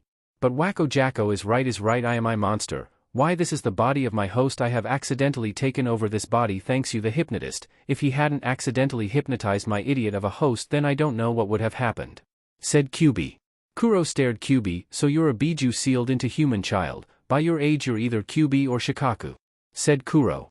I see, so you have knowledge about my kind, said Kyubi. Shikaku, asked Usopp. Must be one of the other Biju, said Zoro. That's the Ichibi, one tail, said Luffy. Well, I guess it's time for you to die for real, said Kyubi. You're not going to kill him, are you? Asked Naruto. No, of course not, said Kyubi as he transformed into the held demon form. He ran towards Kuro and slashed him the claws. However, all he slashed was a bag. Kuro appeared him wearing black fur gloves with the katanas on each finger. Being in that human body made you weaker? Kyubi, said Kuro, placing his claws by his neck. You got us, said Kyubi. Oh no, said Sakura. Naruto, said Sasuke. Luffy didn't seem worried.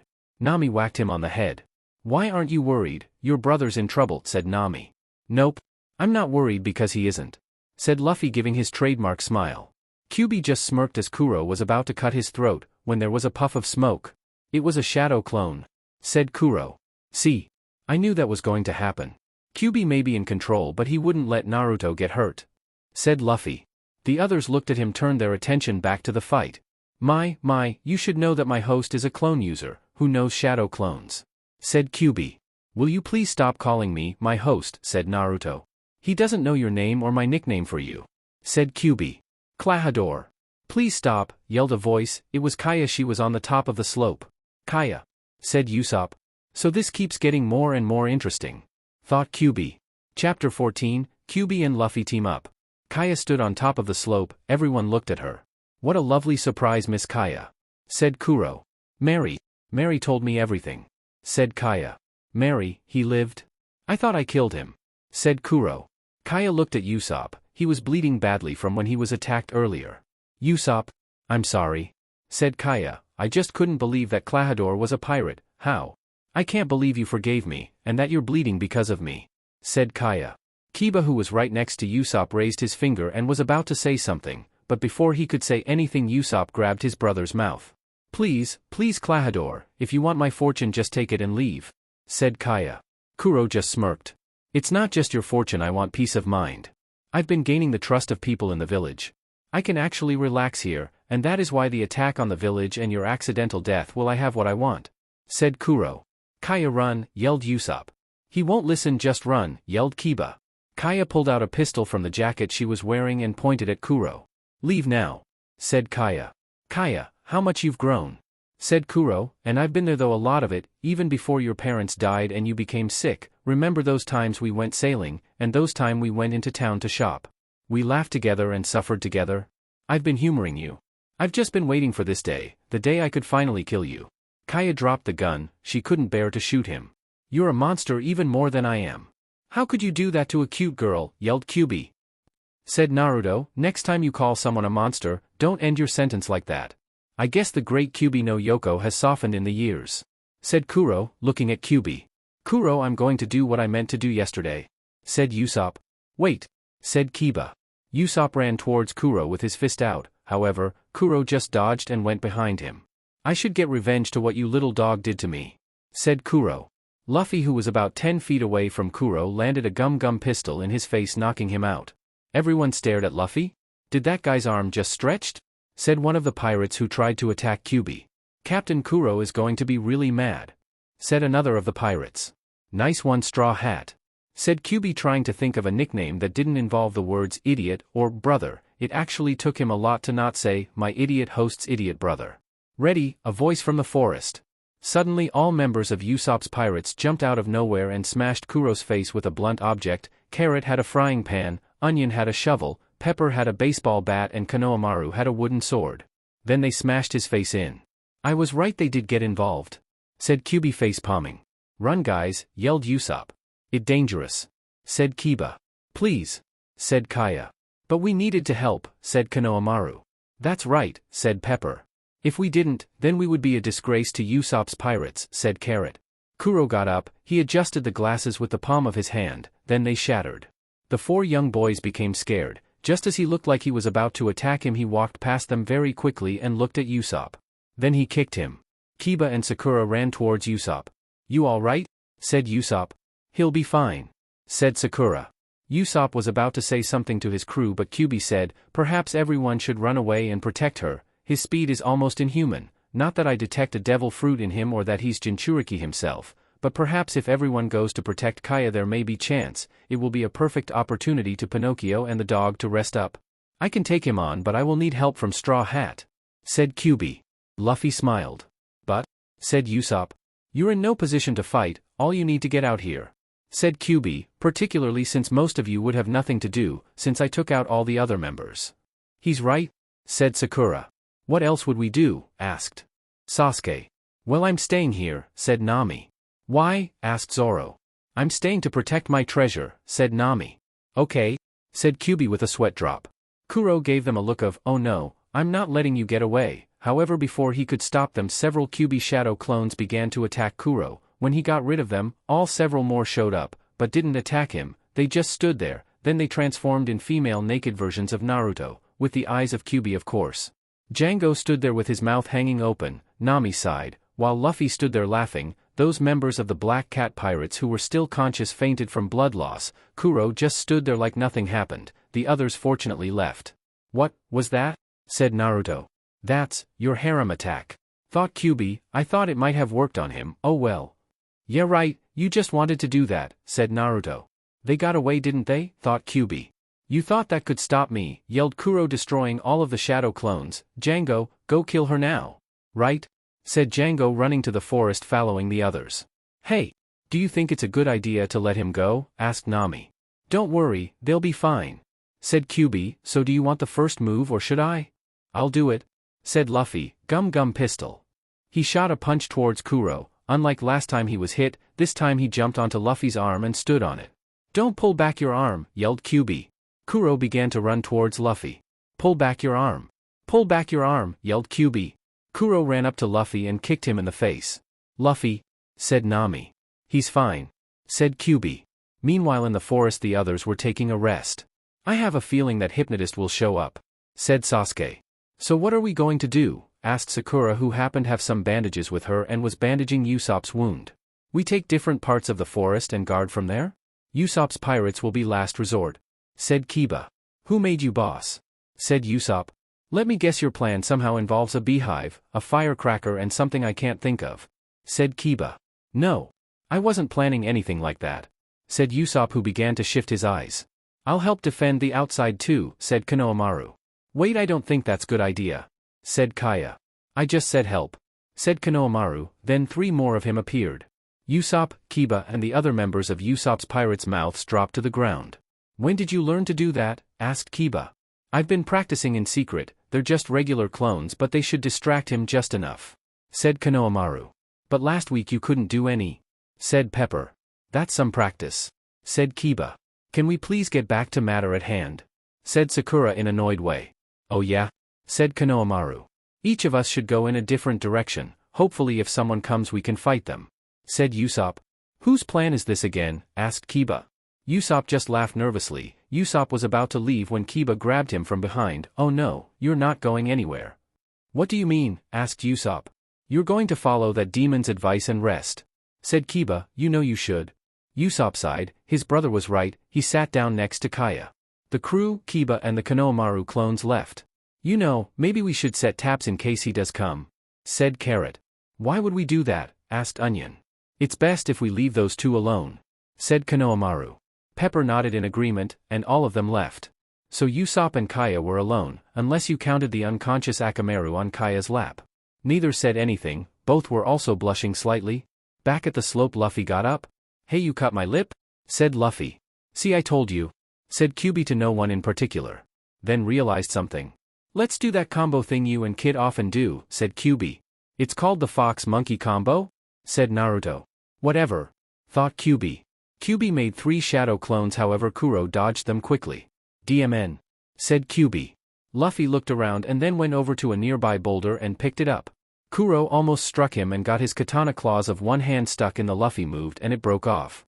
Then and his clones ran over to Kuro, all of them kick him into the air as Luffy used the Gum Gum pistol on him, the sent Kuro flying into a wall. I've been planning this for years. I'm not letting some brat who ate a devil fruit and a Biju-possessed kid ruin my plans," said Kuro. "You're not even a real pirates. You quit. You have no idea what it takes to be a real pirates," said Luffy. Kuro let out a small growl. "I'll tell you what I went through," said Kuro. He began to tell them, about how he grew tired of being a pirate and came up with his greatest plan, faking his death, taking a job as a butler for a rich family and waiting 3 years to kill them. It's a shame that Kyuubi moved his hand in a manner that made it seem like his hand was saying what Kuro was saying, which caused both Luffy and Naruto to snicker. Even Nami, who was watching this, couldn't help but to laugh a little.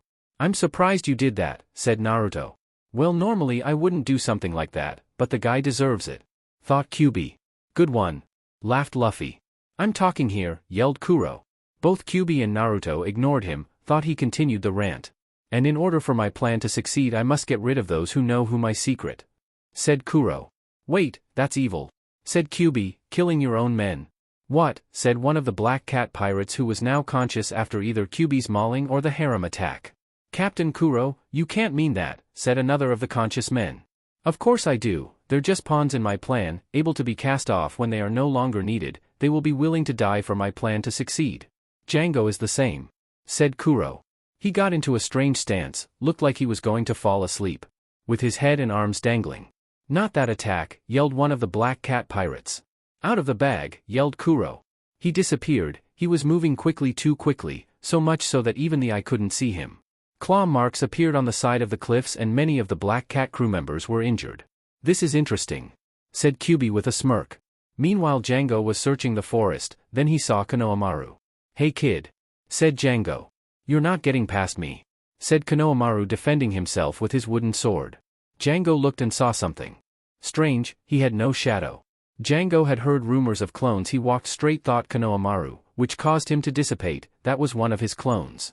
Meanwhile the Usopp's pirates had just finished their traps. "Okay. I think they're all ready," said Pepper. Django continued to walk through the forest. He tripped over a wire and salt and pepper went into his face. After sneezing for a bit he continued on his way, then he tripped over another wire. A log hit him in the face. He laid out on the ground. Pepper hit him in the crotch. This caused him to scream loudly. Meanwhile Kaya and Usopp sat next to each other, silently. Kaya broke the silence by saying, "You really forgive me? I mean, I slapped you in the face," said Kaya. "It's all right? I understand you," thought Kla. "Kuro was a good guy. I'm just glad you're safe, but remember we're not out of the woods yet," said Usopp. Kaya nodded as Akamaru woke up. He yawned and got off Kaya's lap. Then they heard Django scream. "I'm going to check what happened," said Kaya. "Kaya, don't," said Usopp.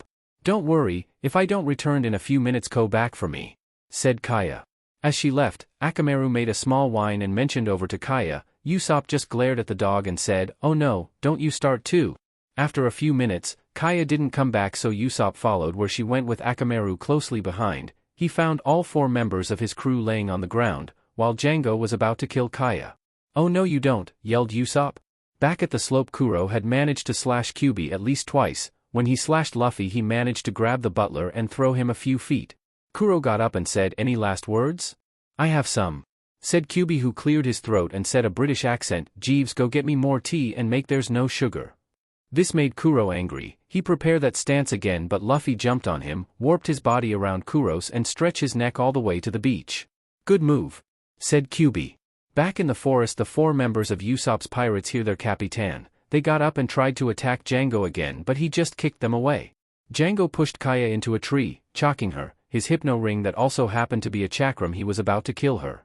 Usopp managed to pull out a small ball from his bag while also taking out the slingshot. "Exploding star," he said, shooting the ball at Django. It hit in the back and exploded. Django fell to the ground, saving Kaya. Usopp collapsed as his crew and Kaya ran to him. Kiba heard the explosion and managed to get there in less than a minute.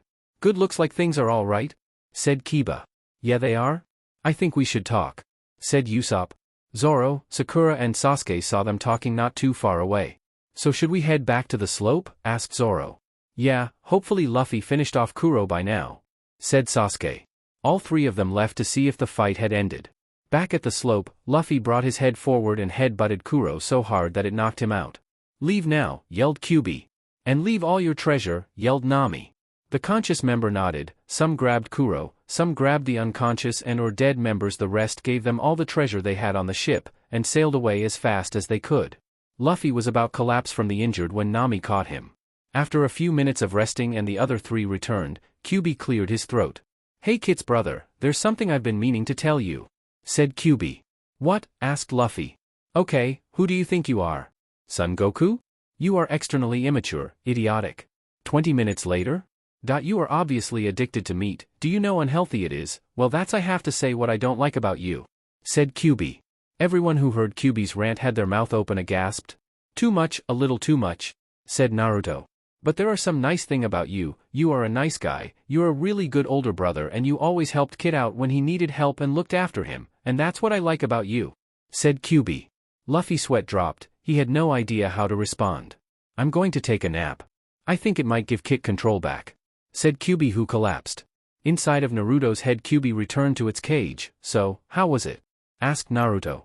"I managed to defeat a lot of the pirates, so I'm cool for a few months," said Kyuubi half-jokingly. "I have one more thing to say. Why did you say all those things to Luffy?" asked Naruto. "I've been waiting to say all those things for the longest time. The list would have been longer if I met him later on," said Kyuubi. "I guess," said Naruto. "Well, you should return to the waking world? I'm sure everyone's worried and hoping I won't wake up," said Kyuubi. "Okay," said Naruto. Outside, Naruto woke up. "Sorry about Kyuubi," said Naruto to Luffy. "It was no problem," said Luffy. "Back in the forest with Usopp?" "Why?" asked Usopp's pirates. "Because, if the town find out, people will be worried. Nothing happens here anyways, so things will be okay," said Usopp. "But don't you want to be a hero?" asked Konohamaru. "It doesn't matter, no one would believe me anyways," said Usopp. "So will you agree to keep as a secret?" He turned towards his brother and Kaya. "Well, yeah. I'm actually surprised you went with this way.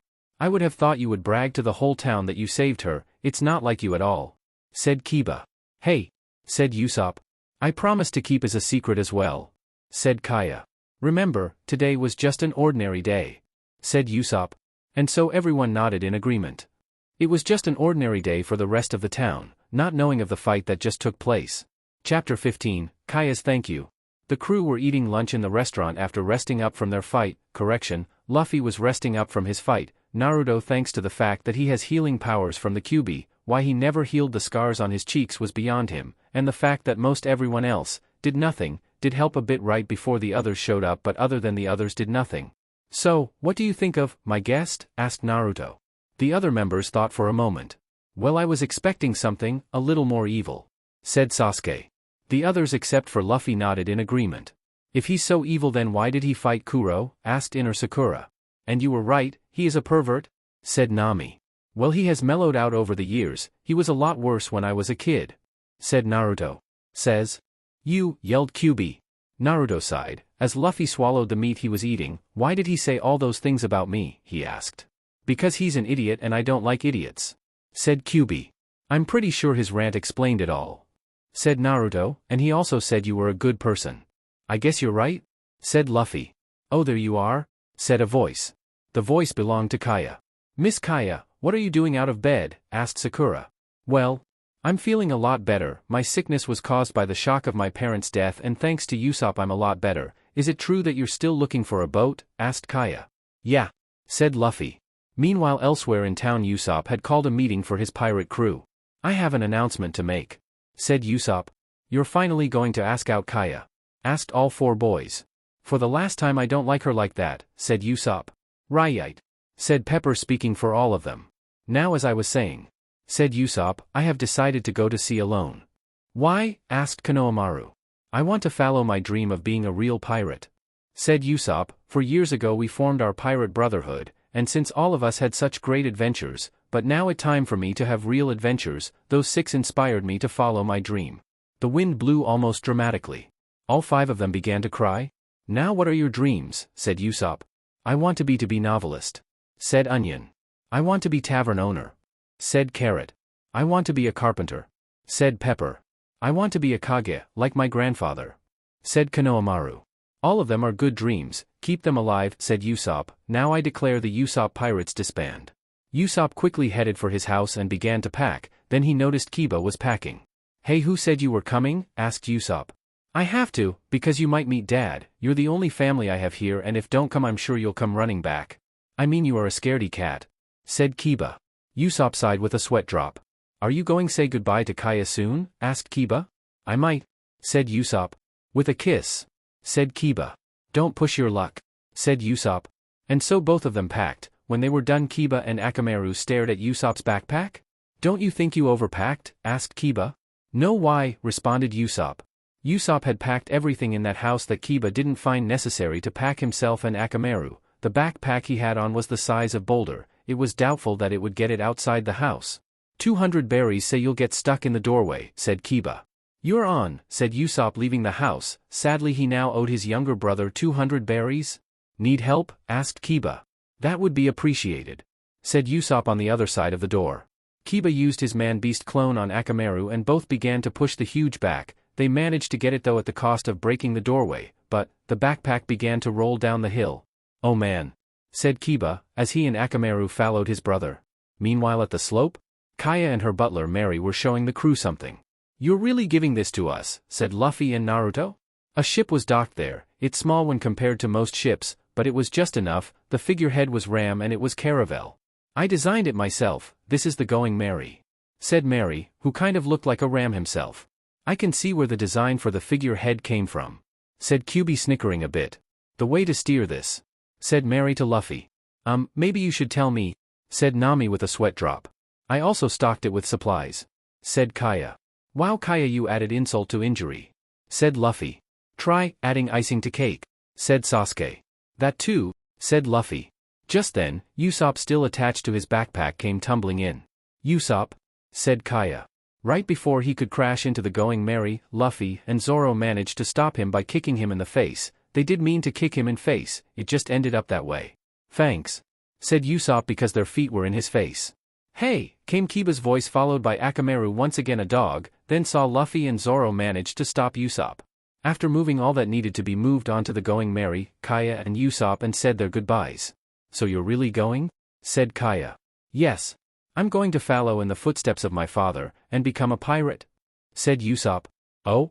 Said Kaya who seemed a little sad. But I promise I will return, and when I do I will many more stories but this time for real, said Usopp. Kaya gave a smile. Unless he somehow warps them into a strange lie, said Kiba. Usopp sweat drop, why would he need to warp his stories into strange lies? Oh yeah bro, are you going to kiss her goodbye? Said Kiba. Hey I said don't like her in that way, yelled Usopp. Yeah right you're in denial, said Kiba. Kaya blushed slightly, he also giggled for a bit. I will miss both of you, said Kaya. Akamaru barked, I'll miss you too Akamaru, said Kaya. Usopp turned to the crew who hadn't left yet. You know, Luffy, maybe we'll cross paths one day. What do you mean? Asked Luffy. You guys are coming with us, right? Asked Naruto. Usopp didn't know how to react, he jumped happily while Kiba smiled. Just call me Captain, yelled Usopp. Hey I'm the captain, yelled Luffy. Kiba could help but to anime fall. You'll never change, he said. And so they sailed away now with a ship and 2 crew members, 3 if you count Akamaru, heading towards adventure and hopefully the Grand Line, but they needed one more thing first. Chapter 16, It's Official. Luffy had just finished drawing the flag. It was decided as Luffy was the official captain that it would his design. It was a traditional Jolly Roger but with a straw hat. Sadly, well, when he showed the flag, was kind of, said Zoro. Said Sasuke. Said Nami. It's, said Sakura. Said Usopp. Well, said Kiba. Akamaru just whined while turning his head to the side. Luffy, said Naruto. I'm the only who has the guts to say this aren't I? He draws worse than a 5-year-old, said QB. It was extremely poorly drawn looked worse than what a 5-year-old would do. Luffy, you draw worse than a 5-year-old, said Sasuke. Thank you, said QB. That's exactly what QB said, said Naruto. Let me draw the flag, said Usopp. He however drew his own flag with a skull with his long nose and one of the crossbone replaced with a slingshot. That's not our emblem, said Luffy and Naruto hitting Usopp in the head. After drawing the real flag and also drawing the emblem on the sail most everyone was pooped, except for the D brothers of course. There was an explosion, followed by another. What are you guys doing over there? Asked Sakura. We're testing the cannon but it's not working, said Luffy. We trying to shoot that island but the cannon won't shoot right, said Naruto. Maybe you two don't have good aim, said QB. Let me try, said Usopp getting up. He adjusted the cannon and it shot at the small island, it hit and was destroyed. Awesome, cheered Naruto. You hit it, said Luffy. I did, said Usopp slightly surprised, then again I'm an ace when it comes to shooting, just call me captain. No. I'll call you our sharpshooter, said Luffy. Later there was meeting in the galley. Well, if anything happens to you, Luffy, I will gladly take over as captain, said Usopp. Sorry, already taken, said Naruto. What? Asked Usopp. You wouldn't think that Luffy already thought of that? Naruto's his younger brother and helped found this crew, said Kiba. Okay. I'm after Naruto then, said Usopp. So captain, what's our crew's name? Asked Sakura. We are known as the Straw Hat Pirates, said Luffy. Straw Hats for short, said Naruto. He then cleared his throat. I have also decided my pirate Kage nickname. Shadow Fox, he said doing a cool pose. Everyone but Luffy and Kiba sweat dropped. Okay, said Sasuke. Why did you give yourself a nickname? Asked Sakura. Well, I'll explain. Many Kages have nicknames like the Yellow Flash or Waterlord, said Naruto. And usually if Kage doesn't want one, he's usually given a very stupid one, like the Legendary Sucker or Orange Book, said Kiba. The Legendary Sucker and Orange Book? Asked Zoro. Yeah, the current Hokage is a gambling problem and constantly loses, while the current Namekage is an addict of Make-Out Paradise, said Naruto. Anyways, before we head to the Grand Line we should get one more crew member, said Nami. Yeah, musician, said Naruto. That's what I was thinking, said Luffy. Kit, you're an idiot, said QB. Then there was a loud crash. Come out here, pirate scum, yelled a voice. I'm going to see who it is, said Luffy. After about a minute Zoro, Naruto and Sasuke went to check on what was going outside. Luffy had just threw a man with black hair wearing sunglasses with the kanji 4C on one of his cheek into a nearby wall. Both Zoro and Sasuke recognized him. Johnny, is that you? Asked Zoro. Brother Zoro? Brother Sasuke? What are you doing on a pirate ship? Asked the man apparently named Johnny. Brother, asked Naruto. It's a habit of his, said Sasuke. Oh? Said Naruto. What's going on? Where's Yasaku? Asked Zoro. It's terrible, he's dying, said Johnny. Johnny brought another man on board. He was bleeding and looked very sick. He was fine until a week ago, then suddenly he got sick. He began to bleed from old scars and his began to fall out. Cried Johnny, and then one of you shot a cannon at us when we were taking a rest on the rock.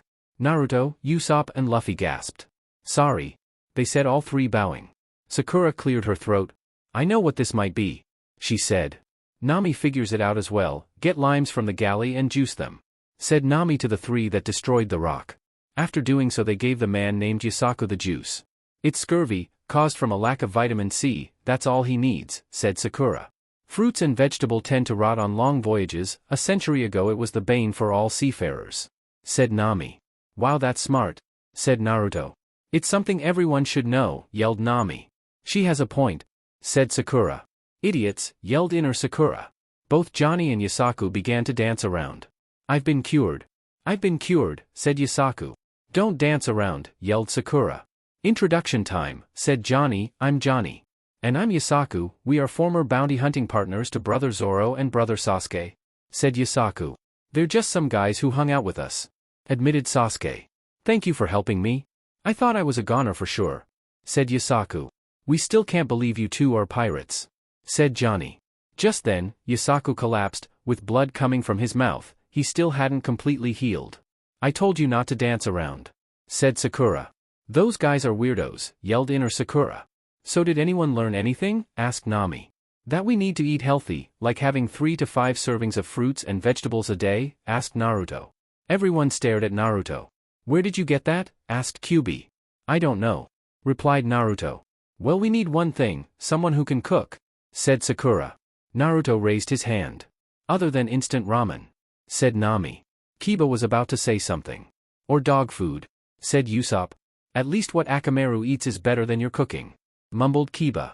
Brother, said Johnny raising his hand. What? Asked Sasuke. I know of a place where you can find a cook, but it's sure whether or not he'll join, said Johnny. Where is it? Asked Naruto. You're just hungry, said QB. So what if I am, thought Naruto. It not too far away, should be 2 or 3 days sailing, but it said that they have some pretty rough customers and that it's near the Grand Line, said Johnny. All right, cheered Luffy, Naruto and Usopp. Brother Zoro, they say that Mihawk also comes by, said Johnny. Zoro was surprised. Sasuke heard this as well. At least one of us is close to our goals, said Sasuke with a smirk. And so they sailed to the ocean-going restaurant, hoping to find a chef that will agree to cook for Luffy and Naruto. Chapter 17, Oops. My bad. After a few days of sailing they finally found the place that Johnny and Yusaku were telling them about. It was a ship looked like a floating restaurant, the bow looked like a fish and the name could be seen. The Baratai. Brother Luffy, Brother Naruto, Brother Zoro, Brother Sasuke, Sister Sakura, Brother Usopp, Brother Kiba and Sister Nami. There it is, said Yusaku. Do they have to call me sister? Asked Nami. There is it, said Johnny. Finally, we might be able to get real food, said Sasuke. What do you mean real food? Ramen is real food, said Naruto. We've been eating it for the past 2 days, we need to something other than ramen, said Sakura. Kit, what's with your eating habits? Asked Kyuubi. What? Ramen is so good, thought Naruto. Looks like we have company, said Usopp. It was true, there was a marine ship. I wonder when they'll start singing? Asked Naruto. Everyone stared at him. Sweat dropped. Kit, for the last time, they don't sing, said Kyuubi. Also, is this some king of coping mechanism? Because that's what I'm starting to think this. A marine appeared on the deck of the marine ship, he appeared to be an officer. So a pirate ship? I'm LT Full Body. Who are you? Who is your captain? He asked. He had scars, pink hair and one of his fists had what looked like a weird brass knuckle. I am Monkey D. Luffy, said Luffy. I'm Fox D. Naruto, call me Shadow Fox, said Naruto. And I'm the great Captain Usopp, yelled Usopp. You're not the captain, yelled Kiba. Then why did Naruto go up? Asked Usopp. Kiba shrugged. I have never heard of you, said Full Body. We just made our flag a few days ago, said Luffy. Just a few days ago, said Yusaku. You guys are just amateurs, said Johnny. I know you're Johnny and Yusaku, the 2-bit bounty hunters. I'm not surprised you were captured by these pirates, said Full Body. I believe we were just insulted, said Johnny. We will defend our honor, said Yusaku. Both drew their swords ready to fight him. 5 seconds later. Both were laying on the Going Merry's deck, swollen, bloody and beaten up. Wanted posters surrounded them. Man, you guys are weak, said Luffy. Nami and Sakura went over to them to help clean up and bandage them. Nami picked up a wanted poster and seemed to freeze up. Nami, what is it? Asked Sakura. Nami showed her the wanted poster. Sakura seemed to freeze up as well but less than Nami. Try and forget him for the time being, said Sakura. Oh Full Body, come on, said a woman's voice on the marine ship. I'll be right there, said Full Body. Your luck that this is my day off, otherwise I would have made you pay, but next time you won't be so lucky. Kit, be on guard, I'm sure something will happen, said Kyuubi. As it turns, Full Body's ship lit a cannon. Oh, said Naruto. They lit a cannon, yelled Usopp. Don't worry, said Luffy. Just as the cannon shot at the Going Merry, Luffy managed to gum balloon. When it bounced back, it hit the wrong ship, it hit the Baratai. Great, said Zoro. Your brother hit the wrong ship? Said Kyuubi. Naruto sweat dropped. I'm going to get that marine, he said. Don't worry about, I'm sure he'll get his just desserts, said Kyuubi. Kyuubi was right. Not too long later, after pissing off an assistant chef that had acted as a waiter due to the fact all of but one of the waiters or waitress in this case all left, he held Full Body by the forehead. Full Body was bleeding profoundly. The assistant chef was a 19-year-old with blonde hair, part of it covered his left eye, wearing a black suit. Stop it, Sanji, begged one of the chefs. Please stop, begged the waitress, who was a 14-year-old blonde girl with her hair pulled up into a ponytail. She wore a purple halter top and jean capris. The assistant chef named Sanji wouldn't listen. The waitress looked around, then found what she was looking for. Sanji continued to hold Full Body, then something strange happened. His body seemed to falter for a few seconds, then went back to normal. He dropped him without saying anything, looked over Full Body in a way that made it look like he was checking him out, then walked away. In mid-step his body faltered again and went back to normal once again. His curly eyebrow twitched in annoyance. Ino, yelled Sanji. The waitress named Ino laughed. You should stop doing that to the costumers. What would Zeph say when he found out? He's an officer of the Marines, he could get the place shut down, said Ino. So that's why Sanji was checking him out, whispered one of the chefs. Must be, or a joke from Ino, whisper another. Do you know what he did? Said Sanji. Unless it's waste food, I don't want to hear it, said Ino. Sanji was awkwardly silent. So he did waste food, said Ino. She gave a somewhat evil smile. You should have said that in first place. Sanji was once again about to grab the Marine when another chef came out from the bathroom. "Oh Sanji, what are you doing?" yelled another chef. "That's a customer, the lifeblood of the business. What's all his lifeblood doing all over the place? And Ino, why didn't you stop him?" "First of, Patty, you make such bad jokes," said Ino. "The JRK was wasting food. I stopped Sanji at first, then I found I agreed with him. Even the Marines shouldn't waste food." "I can get you shut down. This bug-infested restaurant should get shut down," said Full Body. Sanji was about to attack him again, but the other chefs restrained him. "Hey Sanji, is that his date?" asked Ino. Sanji was struggling but stopped when she asked that question. "Yeah," he said. He smirked, knowing what Ino was about to do. Right before Ino was going to do something, Luffy, who was upstairs making negotiations with the head chef, after destroying part of the restaurant, crashed with the ceiling with head chef, who kicked him. The head chef was a man with a braided mustache, a really tall chef's hat and a peg leg. "Chef Zeph," said one of the chefs. "Sanji was trying to kill him," said another. "It's not Sanji's fault, he wasted food," said Ino. The head chef, known as Zeph, kicked Sanji in the face with his peg leg. "That's for doing that to customer, again," said Zeph. Full Body began to crawl away but was stopped by Zeph, who also kicked him the face with his peg leg. "And you leave?" said Zeph. Zeph, Patty, Sanji and Ino began to fight. Luffy sweat dropped. This place at a madhouse. Just then a Marine ran through the doors, bloody. "Full Body, sir, the prisoner, the one that worked for Krieg, escaped," said the Marine, before being shot in the back. "I'm starving. I need something to eat," said the man, who was a pirate, going over to sit down at a table. "Why, of course, Squid Face. How much money do you have?" asked Patty. "This is why he's not a waiter," said Ino with sweat drop. Sanji let out a small laugh. "Do you take lead?" said the pirate, putting a gun to Patty's head. "No money, no service," yelled Patty, hitting him on the head. Both Ino and Sanji left for some reason a few minutes. After a few minutes, Ino managed to get outside while carrying place of food she made for the pirate, to find that Sanji already beat her to it. "Hey," she yelled. "Sorry, Ino," said Sanji with a slight smirk. "Well, the more food the better," said Ino, placing the plate of food next to him. "I should warn you, she's not that good of a cook," said Sanji. "Sanji," growled Ino. "But she's better than half the crap cooks here," said Sanji. After the pirate finished the food, there was a yell. "That food saved your life. Hey Mr. Cook, you want to join my crew?" All three of them looked up, and Luffy on one of the upper decks. Not too long later he joined them. "So you a pirate?" said Ino. "Yeah, I'm sure am," said Luffy. "Then why did you fire on us?" asked Sanji. "It was a stray cannonball launched in self-defense," said Luffy.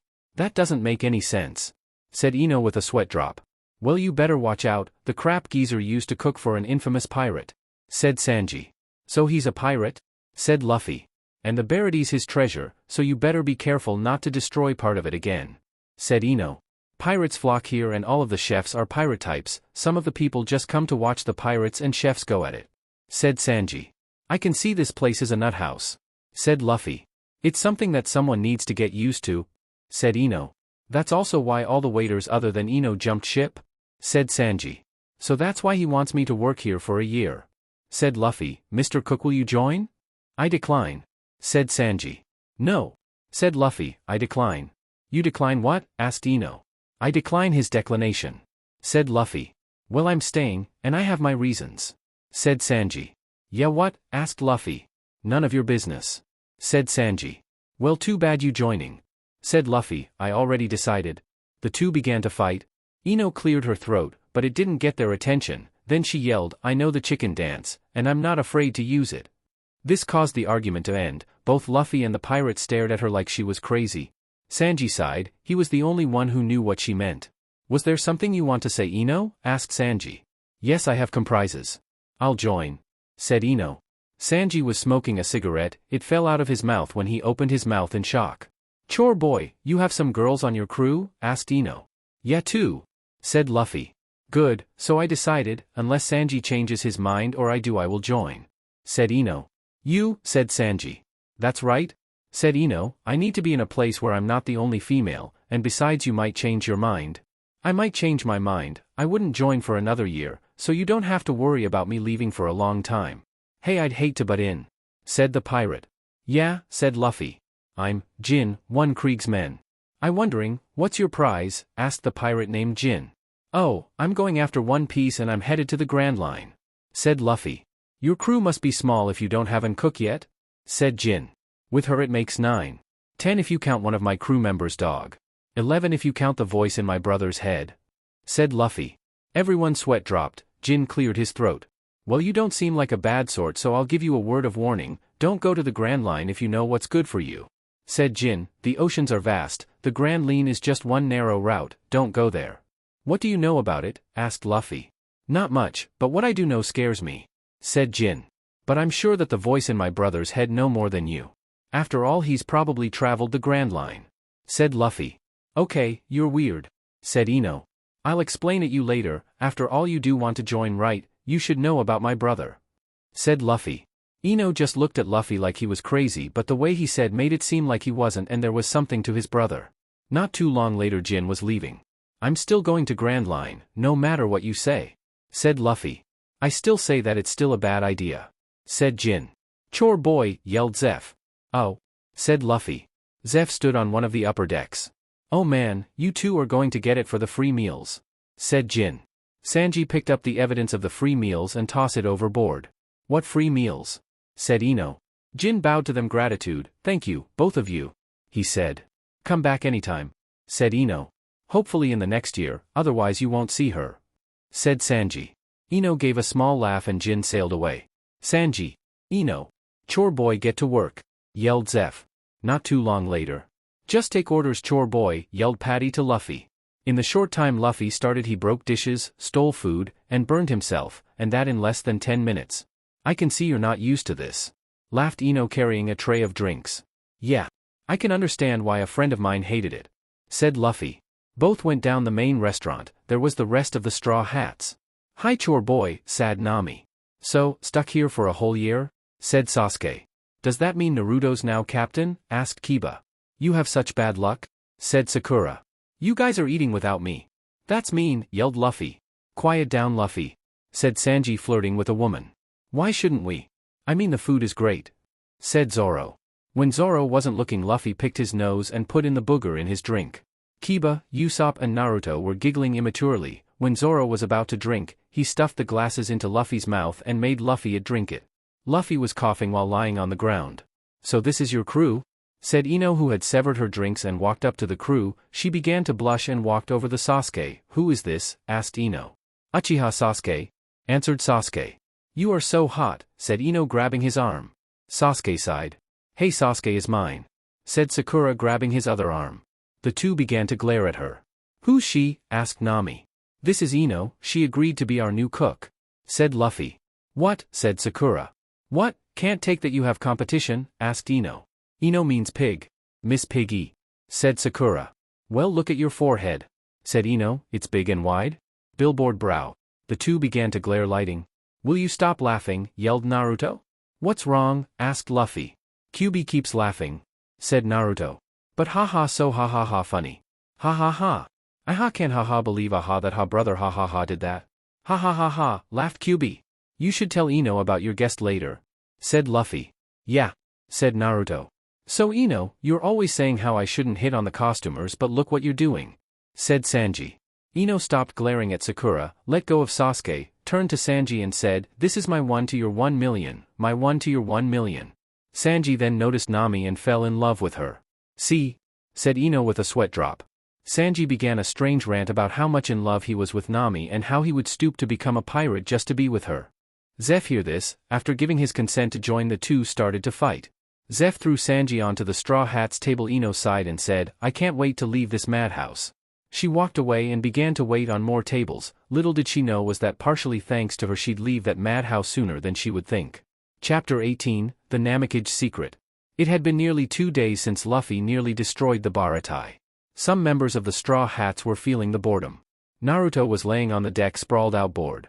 Well, Kit, your brother is back on my top idiots list, said QB. You said that 3 times today, whined Naruto.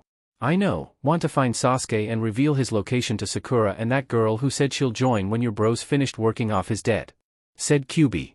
Maybe later, said Naruto with a shrug. He got up as he saw a small boat approach the barite. Inside was man with messy sliver hair, wearing a clone user head began with a wavy line on it. He also had a black mask cover the bottom half of his face. Naruto was excited.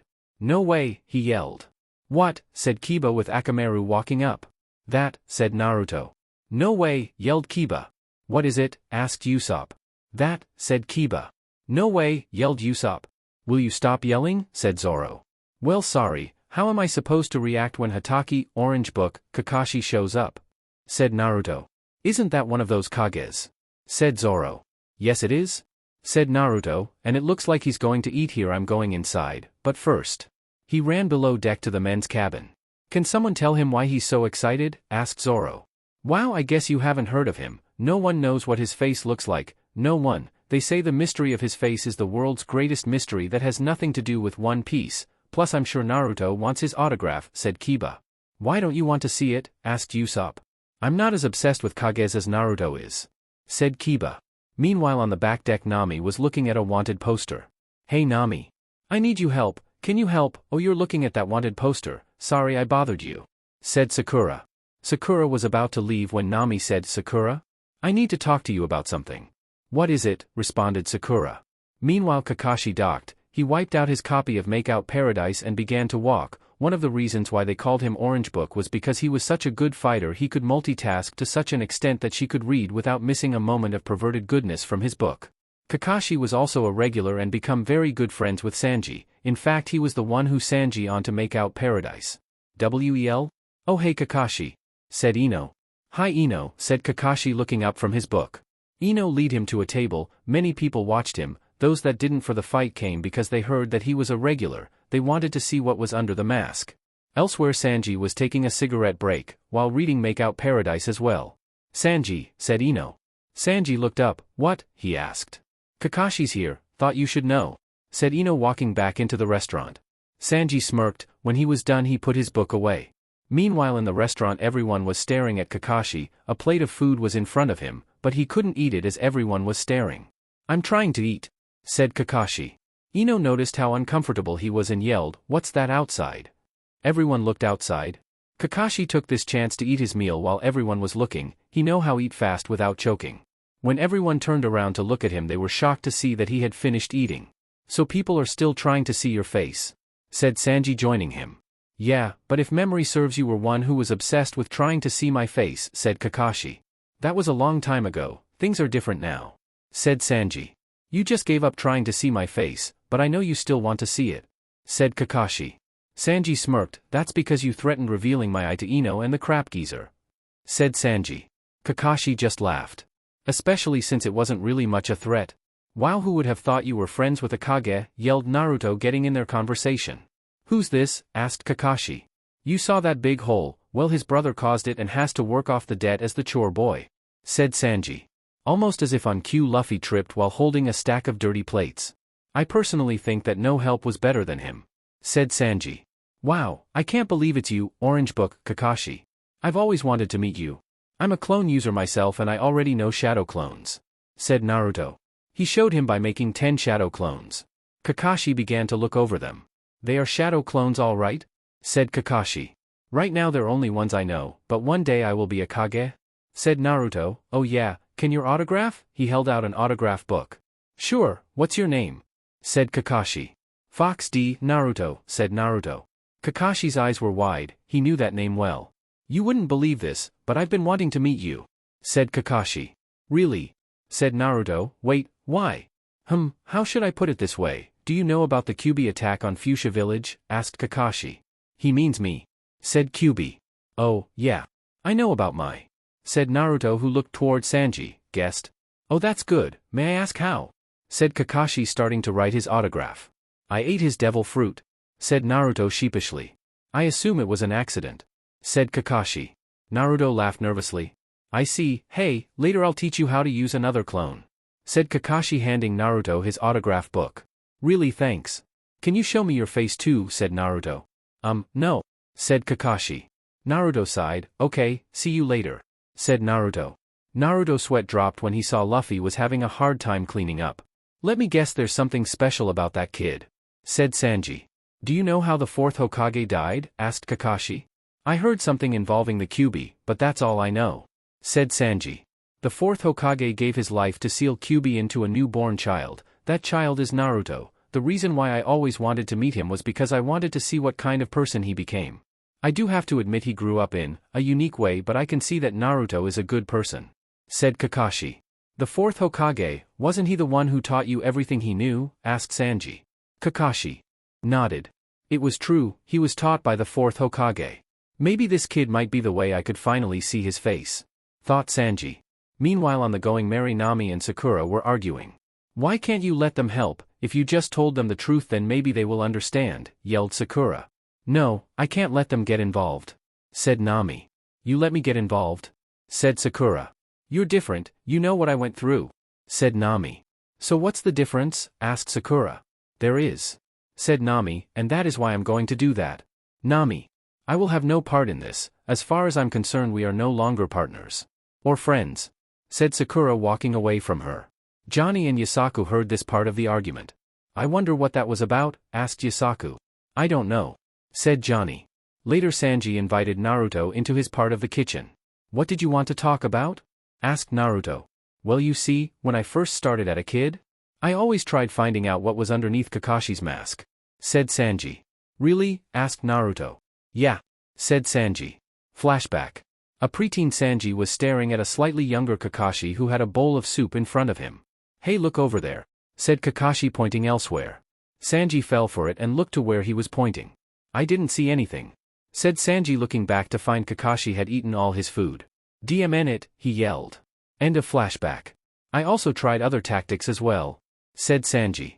A young Sanji was hiding in a bathroom stall with the door slightly open. Kakashi was about to wash his hands and face when he turned around and said, I know you're in there Sanji. DMN it, yelled Sanji. End of flashback. So why did you stop? Asked Naruto. Well, said Sanji. Flashback. If you continue to try to see what under the mask, I'm going to try to see what's your eyes like, said Kakashi. Sanji's sweat dropped. End of flashback. Oh, so what's under the hair? Asked Naruto. Just drop it, said Sanji. I bet it has something to do with his eyebrows, said Kyuubi. Are you encouraging Naruto to do what you failed in? Asked Ino. Both Naruto and Sanji's sweat dropped.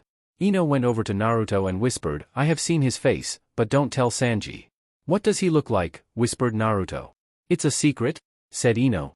Naruto sighed. Well, have you ever tried making him vomit? Asked Naruto. Of course not, as a chef I would never to poison his food, said Sanji. I mean by other means, said Naruto. What other means? Asked Sanji. By showing him something that will make him vomit, said Naruto. He took out something from his pocket. Both Sanji and Ino took a look. Sanji looked sick.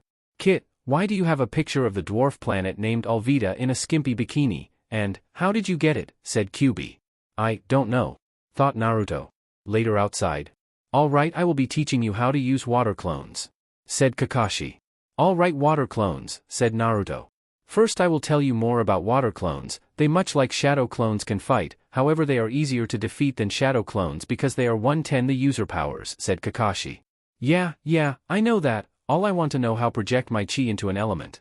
I can hear Kyuubi and he tried to explain it but every time he tries he insults me some way, said Naruto. Good, I see that you understand the basics of clone use, said Kakashi, but it might be best if explain it to you again. Fine, said Naruto. As you know, clone user use their chi or ki. The word depends on the person's preference to make the clones. There are 4 categories of clones: illusion, animal, element, and shadow. Illusion are just how they sound, they are illusions, the most basic of all clones. The clone is an illusion, animal is the second. One uses chi combined with one or more animals to produce a clone. An example of this, the man-beast clone. Element is when you combine you chi with an element such as water or mud. And finally shadow, it's a category all its own, as you literally make a clone that is solid and has its own chi, explained Kakashi. Yeah, I know all that, it's something all clone users should know, said Naruto. That's good. The reason why I'm teaching you water is because being a pirate it will be useful while on the seas, but remember one must be near body of water to perform it. The only ones I have ever heard that can do them without it the second Hokage and fishmen, said Kakashi. Wow, I didn't know that about the second Hokage, said Naruto. Now I'm going to teach you how to focus your chi into the water, said Kakashi. He made 2 water clones. You didn't show me anything, yelled Naruto. Didn't I? Asked Kakashi. Nope, he didn't, said Kyuubi. I guess I didn't, said Kakashi with a sweat drop as the 2 clones became water once again. Well, since you're a beginner, you must think about the water, you must focus most of your attention on the water, then when you think you're ready produce a clone like you would with you shadow clone. I think I get it, said Naruto. Naruto began to focus on the water. Okay, said Naruto. Naruto began to focus on the water for about a minute, then he knew what to do, he produced a water clone. I did it, shouted both Narutos. But you still need to practice, said Kakashi. I know, said the real Naruto, as his clone turned to water. Oh, I need to show you something. He took out the picture of Alvida. Kakashi didn't look one bit sick. You're trying to get me to throw up, aren't you? He asked. Yeah, said Naruto. Wait, why aren't you sick? I was there when whoever took that picture took it, said Kakashi. Sick, said Naruto. He sighed. Well, there's one more way to get to see what's under the mask. He made a ton of shadow clone, all of them tackled Kakashi, but he turned to mud. Earth clone, yelled one off Naruto's clones. What, you thought it would be that easy to see under my mask? Asked Kakashi. Naruto hung his head in shame. I guess not, said Naruto. Later, during one of Sanji's cigarette breaks, Naruto, Ino and Luffy were hanging out with him. Naruto still hung his head in shame. Well, I tried, said Naruto. Don't worry, thanks to Chore Boy you have a whole year, said Sanji. Luffy hung his head shame because he didn't want to be reminded that he had to work for a year. I guess you're right, he doesn't have anything on me like you, said Naruto. It's not really a secret, muttered Sanji. Then why do you keep it covered? Asked Ino. Kakashi was listening to this conversation, behind a nearby corner. He stepped out from behind it. Well, I guess I mind to show what's behind the mask, said Kakashi. Really? Yelled Naruto. Finally, said Sanji. Kakashi removed his mask, and behind his mask was another mask, only lighter in color. Both Naruto and Sanji anime fell while Ino broke into laughter. Luffy just sat there confused. I should have known, said Sanji. It's impossible to know what's behind the mask, said Naruto with a sigh. Alternate ending 1. Kakashi removed his mask and Kakashi was? You're a, said Naruto shocked. Gorgeous, said Sanji. Wait, I thought Kakashi was guy, said Luffy. No, I'm really a woman, said Kakashi, clearing his or her throat, making it sound more feminine. Ino just laughed a bit. She was the only person until now to know that Kakashi was woman. Alternate ending 2. Kakashi removed his mask and underneath was a face was? Oh my god, put the mask back on, yelled Naruto. My eye, yelled Sanji. Whoa, cool, said Luffy. Ino was rolling on the ground laughing. Kakashi's face looked like something from a little kid's anime. Alternate ending 3. Kakashi removed his mask, a bright light came from his face. What's happening? Asked Naruto. I don't know, this never happened before, said Ino. When the bright light decided down, they were in the middle of a city. All of them wore sailor-like dresses but in different colors. Naruto was in one with orange collar skirt and collar, with a blue bow in front and a yellow one in back. Sanji was in one with green collar and skirt, with pink bow in back and front.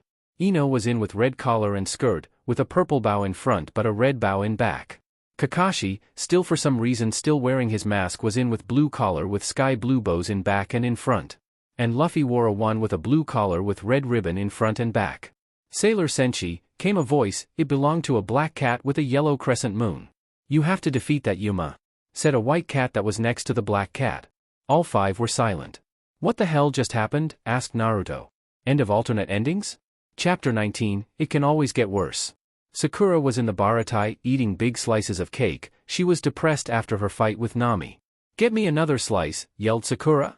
Sorry Sakura, I think you had enough, said Ino. I'll tell you when I had enough, yelled Sakura. You'll get fat, then again go ahead, said Ino. Sanji and Kakashi watched with sweat drops. You think that's bad? Said Sanji. He pointed Naruto, who was crutching to one of the cook's legs. I'm sorry you can't have any more ramen, said the cook. I gotta get my fix, said Naruto. Kit, why does it sound like you're on drags? Asked Kyubi. Naruto didn't answer for some reason. Just then a woman screamed. Everyone stopped what they were doing. Outside, she yelled. On deck of the Going Merry? Sasuke came on the deck. So you came out of hiding? Said Kiba. Yeah, Sakura's in the restaurant, so there's no reason to hide right now, said Sasuke. What's that? Yelled Usopp. It looks like Don Krieg's ship, said Sasuke. Back inside the baratai, Kakashi noticed something odd about it. Doesn't it look like it's been though a lot? Said Kakashi. You're right, it looks wrecked, said Sakura. Sakura, you have chocolate on your face, said Naruto. Sakura blushed while trying to look for a napkin. Just then Jin carrying a large man showed up at the doorway. Please give me good. I have lots of money, said the man. Then the man collapsed. Don Krieg, yelled Jin. That's Don Krieg? Asked Naruto. He looks like a bum, said Kyubi. Patty began to laugh at him, after refusing him service, resulting in the infamous pirate begging. Don't grovel, Don Krieg, it's beneath you, said Jin. Just then Sanji kicked Patty in back of the head and gave them the food. Here Jin, he can eat this, said Sanji.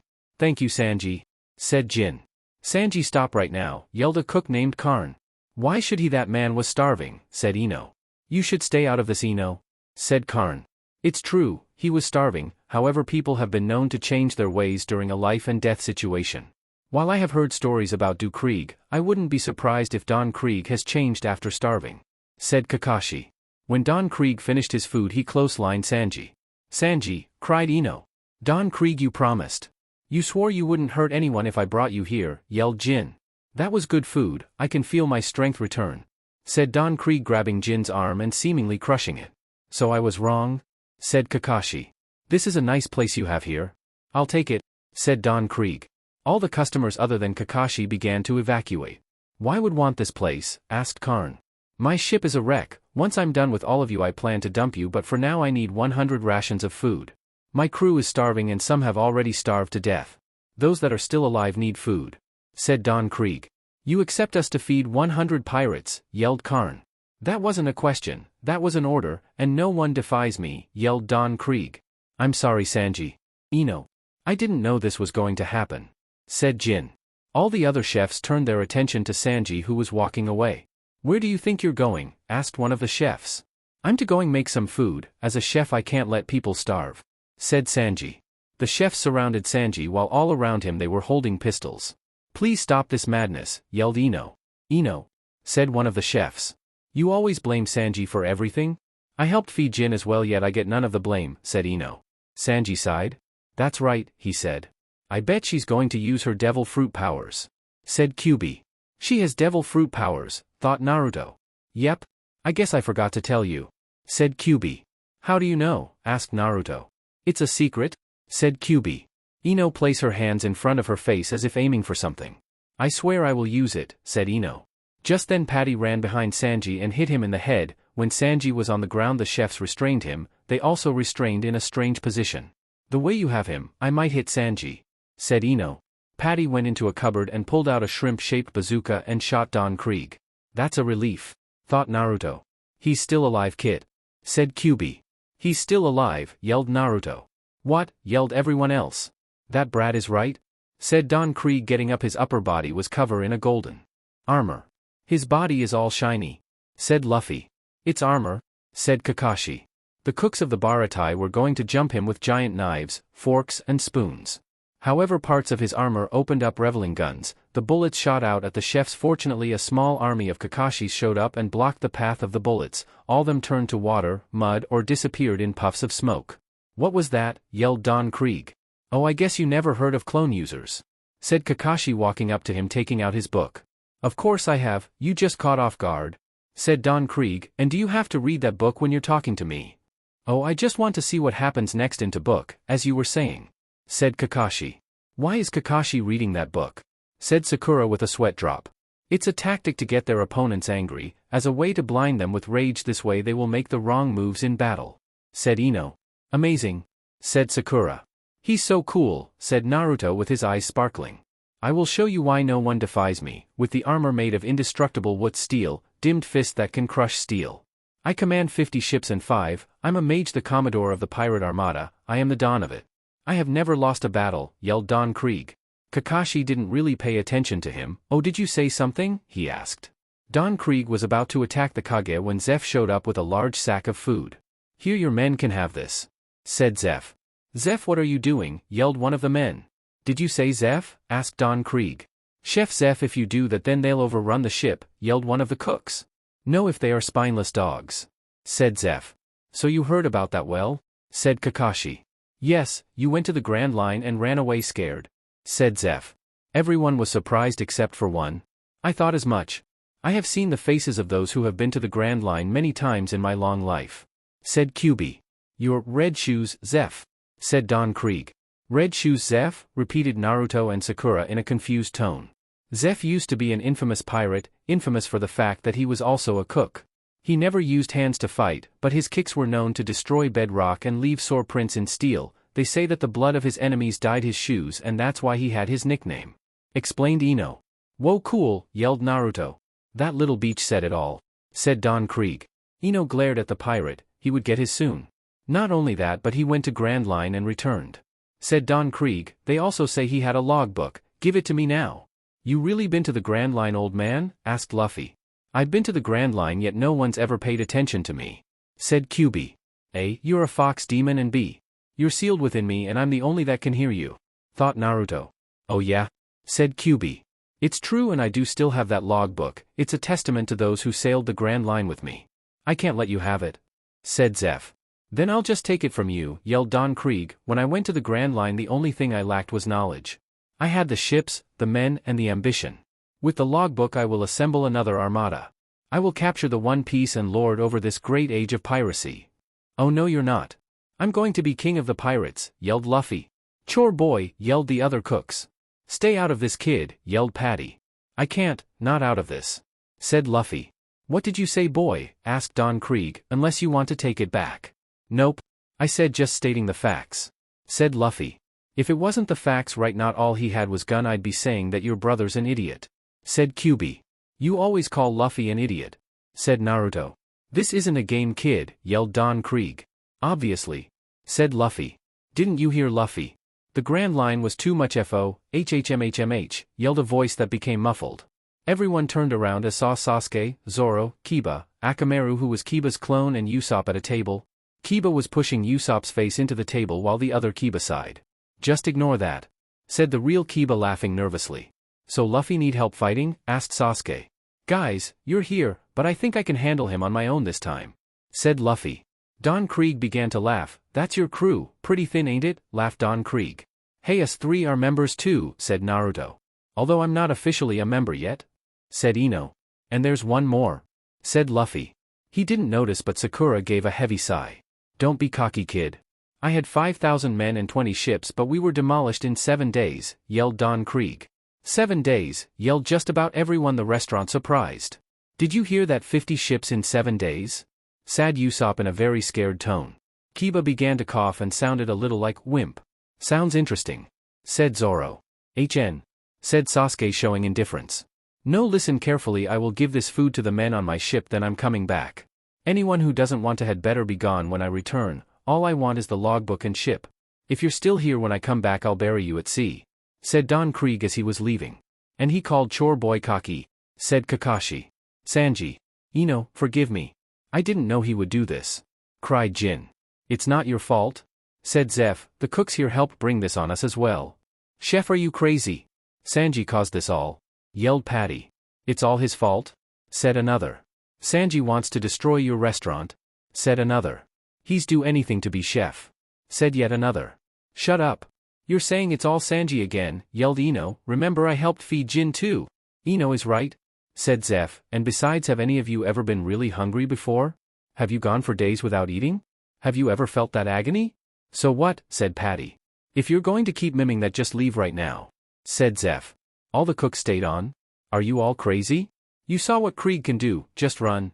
Said Jin. Now Jin you shouldn't be too worried for us I'm helping out too. Said Kakashi. Why are you helping out Kakashi? Asked Patty. This is my favorite restaurant in the East Blue, of course I'd help protect it, and besides it's a duty of the Kage to protect your precocious people, and I consider some of the people here to be among that group. Said Kakashi. Kakashi's so cool, said Naruto. I guess. Said Kiba. Hey Luffy, you going to fight Krieg? Asked Naruto. Of course he's a powerful rival. I have to him down sometimes. Said Luffy, by the way Jin, you said you didn't about the Grand Line. He's right, you were there. Said Ino. I have been there, but I know nothing, it's all a horrible fog. On the 7th day he appeared so suddenly, the man, just one man destroyed out ships. Said Jin. Just one man, yelled everyone. Everyone was in shock. One after another he sank out ships, if it wasn't for a sudden storm he would have sank our flagship as well. I'm unsure how many ships survived but it was terrible I can't believe it was real. I don't want to remember that man. That man with the piercing hawk eyes. Said Jin. Both Zoro and Sasuke reacted. What? Said Zoro. So looks like we'll hear more about him. Sees Sasuke with a smirk. It had to be him, had to be Hawkeye's. Said Zeph. The restaurant was silent? You said his eyes were like hawks, that's proof enough. And what he did to your ship? Said Zeph. Hawk eyes? Said Usopp in shock, who is he anyways? Everyone who heard this anime fell. If you didn't know who he was, how come you were shocked to hear who it was? Yelled Kiba. He's the man I'm looking for. Said Zoro. Are you looking for him, Sasuke? Asked Naruto. No. I am looking for another man, and I'm pretty sure I never brought up that I was looking for someone. Said Sasuke. Johnny also said he comes here. Said Zoro. Hawkeyes? I'm not too sure about that. Said one of the cooks. Sorry. I don't think Hawkeyes ever came here. Said Ino before any of the other cooks would go into their Red Eyes story again. Johnny. Muttered Zoro angrily. You going to beat him up? Asked Sasuke with a smirk. Maybe. Said Zoro. What are you talking about? Asked Luffy. Oh, nothing. Said Zoro. So he beat the whole armada. Did you do something to make him mad? Asked Sanji. I don't know. Said Jin. Maybe you interrupted his nap. Said Zeph. That's not funny. Said Jin. I'm not kidding, that's the kind of place the Grand Line is. Said Zeph. So anything can happen? Asked Sakura. That sounds so exciting, yelled Naruto. I'm getting goosebumps just thinking about it. Said Luffy. Pleaser, for once think of the danger. Said Usopp. Please, for once can you not act like a coward, bro? Said Kiba. Hey, yelled Usopp. Now I know where I have to go. Said Zoro, the Grand Line. You know, for some reason? I think he's there as well, just a gut feeling. Said Sasuke. You know you guys are fools, you're all going to be dead the moment you'll get there. Said Sanji. The moment I decided to be the world's greatest swordsman, I gave myself up for dead. I don't care if you call me a fool. Said Zoro. And besides, I think I've heard of a story about a little boy who they all called fools. Said Ino. Sanji just scoffed and glared at the teenaged blonde girl right in front of him. You know, all of us in here should be prepared for what will happen next, we don't know when they will attack. Said Kakashi.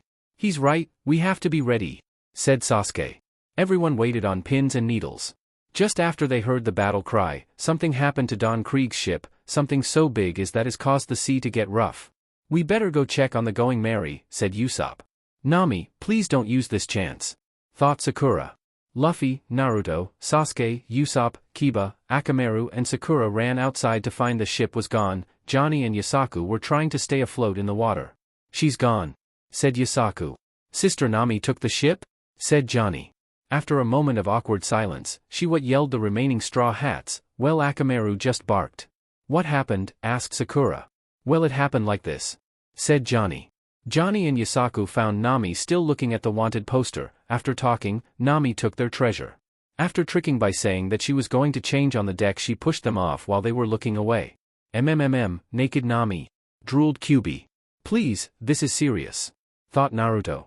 Hey, I can still see the Going Merry, yelled Luffy. Guys, Johnny, Yasaku, where your ship? It's anchored nearby. Said Yasaku. Good, guys, can you follow her? Said Luffy. No.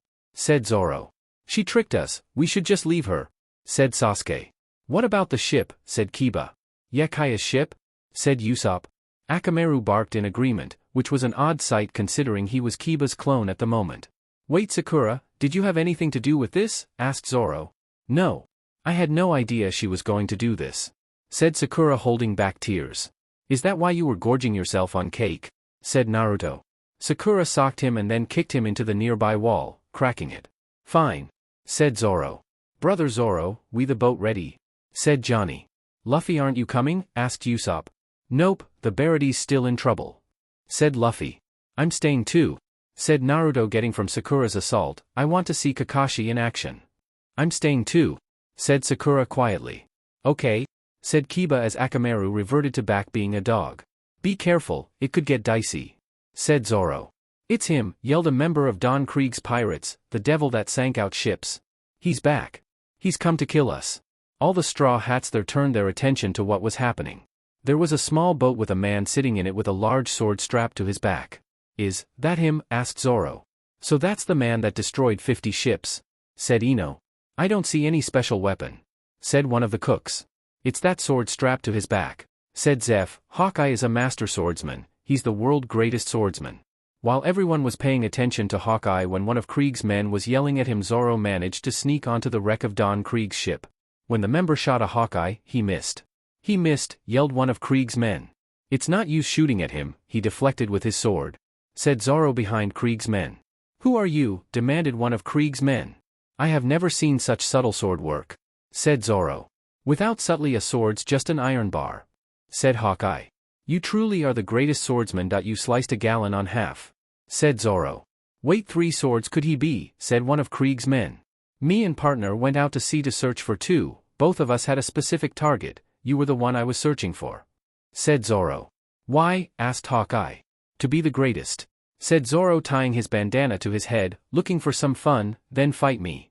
That Roronoa Zoro of the demonic duo, yelled one of Krieg's men. No way, said Sanji. Wait, if Zoro's that Zoro, then that must mean Sasuke is that Sasuke, said Ino. Who went into a love-filled daze? Sasuke is cooler than I thought. I never thought I'd ever see Ino like this, said Kakashi. Same here, said Sanji. There's no time. The ship's almost out of sight, said Usopp. Wait, this is important, said Sasuke, giving a glare to Usopp. Usopp hid behind Kiba. Coward, mumbled Kiba. If you're a competent swordsman, you don't need to cross swords to know that I far surpass your puny skills. What makes you do this? Courage or ignorance? Said Hawkeye. It comes from ambition, and a promise to 2 friends, said Zoro. He looked toward Sasuke and nodded. Sasuke watched in anticipation. This fight was something he was waiting for a long time. Chapter 20, Past and Present. Everyone watched in anticipation, everyone including Don Krieg and his crew. For some reason, he didn't know why he couldn't help to think about the day he first met Zoro. Flashback. A 9-year-old, Zoro left the dojo cursing his luck. He just had to make that bet with the sensei, how he was stuck as a student, what's worst he lost to a girl. Hey, is it true Kuina defeated you? Said a voice. Zoro turned around and saw a little 4-year-old boy with black hair. So what if it true? Said Zoro. You got beaten by a girl, laughed the kid. Zoro began to get angry. So what if I did? He said. I bet you can't even defeat me if you lost to Kuina, said the 4-year-old. Give me a reason, said Zoro. Oh, Sasuke, are teasing the new kid? Asked Kuina. Yes, big sis, I was. I can't believe you beat him, said the 4-year-old Sasuke. What, big sis? Wait, he's your, said Zoro. My youngest brother, said Kuina. Then that means, said Zoro. My dad's the sensei, said Sasuke. Zoro violently twitched. Note to self, challenge the twerp. End of flashback. What's that for? Asked Zoro as Hawkeye drew a small pocket knife. Oh, I'm to hunt rabbits with a cannon. You may have a reputation, but you're still a bunny, said Hawkeye. The red line and the grand line divide the sea into 4 quarters. The east blue is the tamest of them all. Sorry, but this is the small I got. Wow, with that I know Zoro can beat him, said Naruto. Don't be so sure, said Sasuke. Flashback. Zoro had just finished defeating Sasuke. Sasuke cried in the corner with the air around him blue. Everyone in the dojo gaped at him. What, he wasn't much a challenge, said Zoro. He might the sensei's son. But dude. He's 4, said one of the students. If you want fight the sensei's son, said a voice. He turned around and saw a boy about his age. He looked like an older version of Sasuke. So you're the new student who was defeated by my sister, said the boy. Wait, you're telling me that you're the sensei's kid too? There's not any more, are there? Asked Zoro. No, there's just Kuina, the oldest, Sasuke, the youngest, and I am the middle. My name is Itachi, said the boy named Itachi, holding out his hand so Zoro could shake it. Oh, my name is Roronoa Zoro, said Zoro. I don't think it's time for our fight. Maybe you should rest a little more. You just had 2 fights, and you lost to my sister, so you should rest, said Itachi. Hey, yelled Zoro, come back here. Itachi walked over to Sasuke. Let's go get a snack, he said to his little brother. I'm talking here. Don't leave. I want to challenge you, yelled Zoro. He's nuts, said one of the other students. Who, the new kid or Itachi? Asked another student. Both, replied the first student. End flashback. Zoro was about to use his attack onigiri, however Hawkeye managed to block it with ease with his knife. No way, said Sasuke. That's impossible, brother's attack never failed, said Johnny. Said Sasuke. Flashback. Zoro and Itachi were having a sparring session. Sasuke, Kuina, and their father watched. All 3 were surprised when Zoro came out on top. He defeated Itachi. That's impossible, said Sasuke. How can he defeat Itachi and lose to you? I don't know, said Kuina. That was a good match, said the sensei, walking up to Zoro and Itachi. Yes, you were a formidable opponent, Zoro, said Itachi. Itachi began to leave, but Kuina stopped him. Wait, Itachi, why did you fight Zoro? But every time I challenge you back away, she asked. Itachi seemed to ignore her. Don't worry, Kuina. I'm sure Itachi will one day challenge you or accept it, said the sensei. Wow, Zoro, I guess I was wrong about you, said Sasuke. What? Asked Zoro. Itachi's really hard to beat, let alone fight, said Sasuke. Yes, you see, Itachi rarely ever accepts challenges. If he does, he wins. This the first time I have seen him lose in a long time, said the sensei. Yeah, that was the first time I have seen him lose, said Sasuke. End of flashback. Everyone watched in shock as Hawkeye blocked Zoro's swords with the tiny knife. This is unbelievable, said Sakura. I know, said Naruto. Johnny and Yasaku were about to interfere, but Sasuke managed to grab Johnny while Luffy Yasaku. Don't interfere, said Sasuke, who gave a nod of thank you to Luffy for helping him. Flashback. It had been 6 months since Zoro joined the dojo. Zoro was tired from his training exercise. He decided to take a break before challenging Kuina for the 6th and final time that day. When he saw something he rarely got a chance to see, he hid behind one of the corners to watch. Sasuke and Itachi were having a small sparring match. Itachi won, of course. Show yourself, unless you're going to watch from the shadows, said Itachi. Oh, it's Mr. Obsessive, said Sasuke in a way that sounded innocent. Hey, don't call me that, yelled Zoro. But all of the older students call you that, said Sasuke. I'm not obsessive, said Zoro. It's true you are? I performed a survey and 4 out of 5 students agreed that you were obsessive, said Itachi. See, 1 out of 5 doesn't think I'm obsessive, said Zoro. On the contrary, the 1 out of 5 disagreed in a sarcastic way, said Itachi. There was a very awkward silence? Just please don't call me Mr. Obsessive, said Zoro. Well, you do deserve that nickname. You do challenge our sister at least 5 times every day, said Itachi. The awkward silence was deafening. Just please, don't call me that. I don't like that nickname, said Zoro. Fine, sighed Sasuke. I'll see you guys later.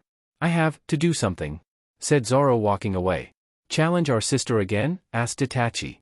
Zoro anime fell as he walked away. And you don't like that nickname? Said Sasuke. End of flashback.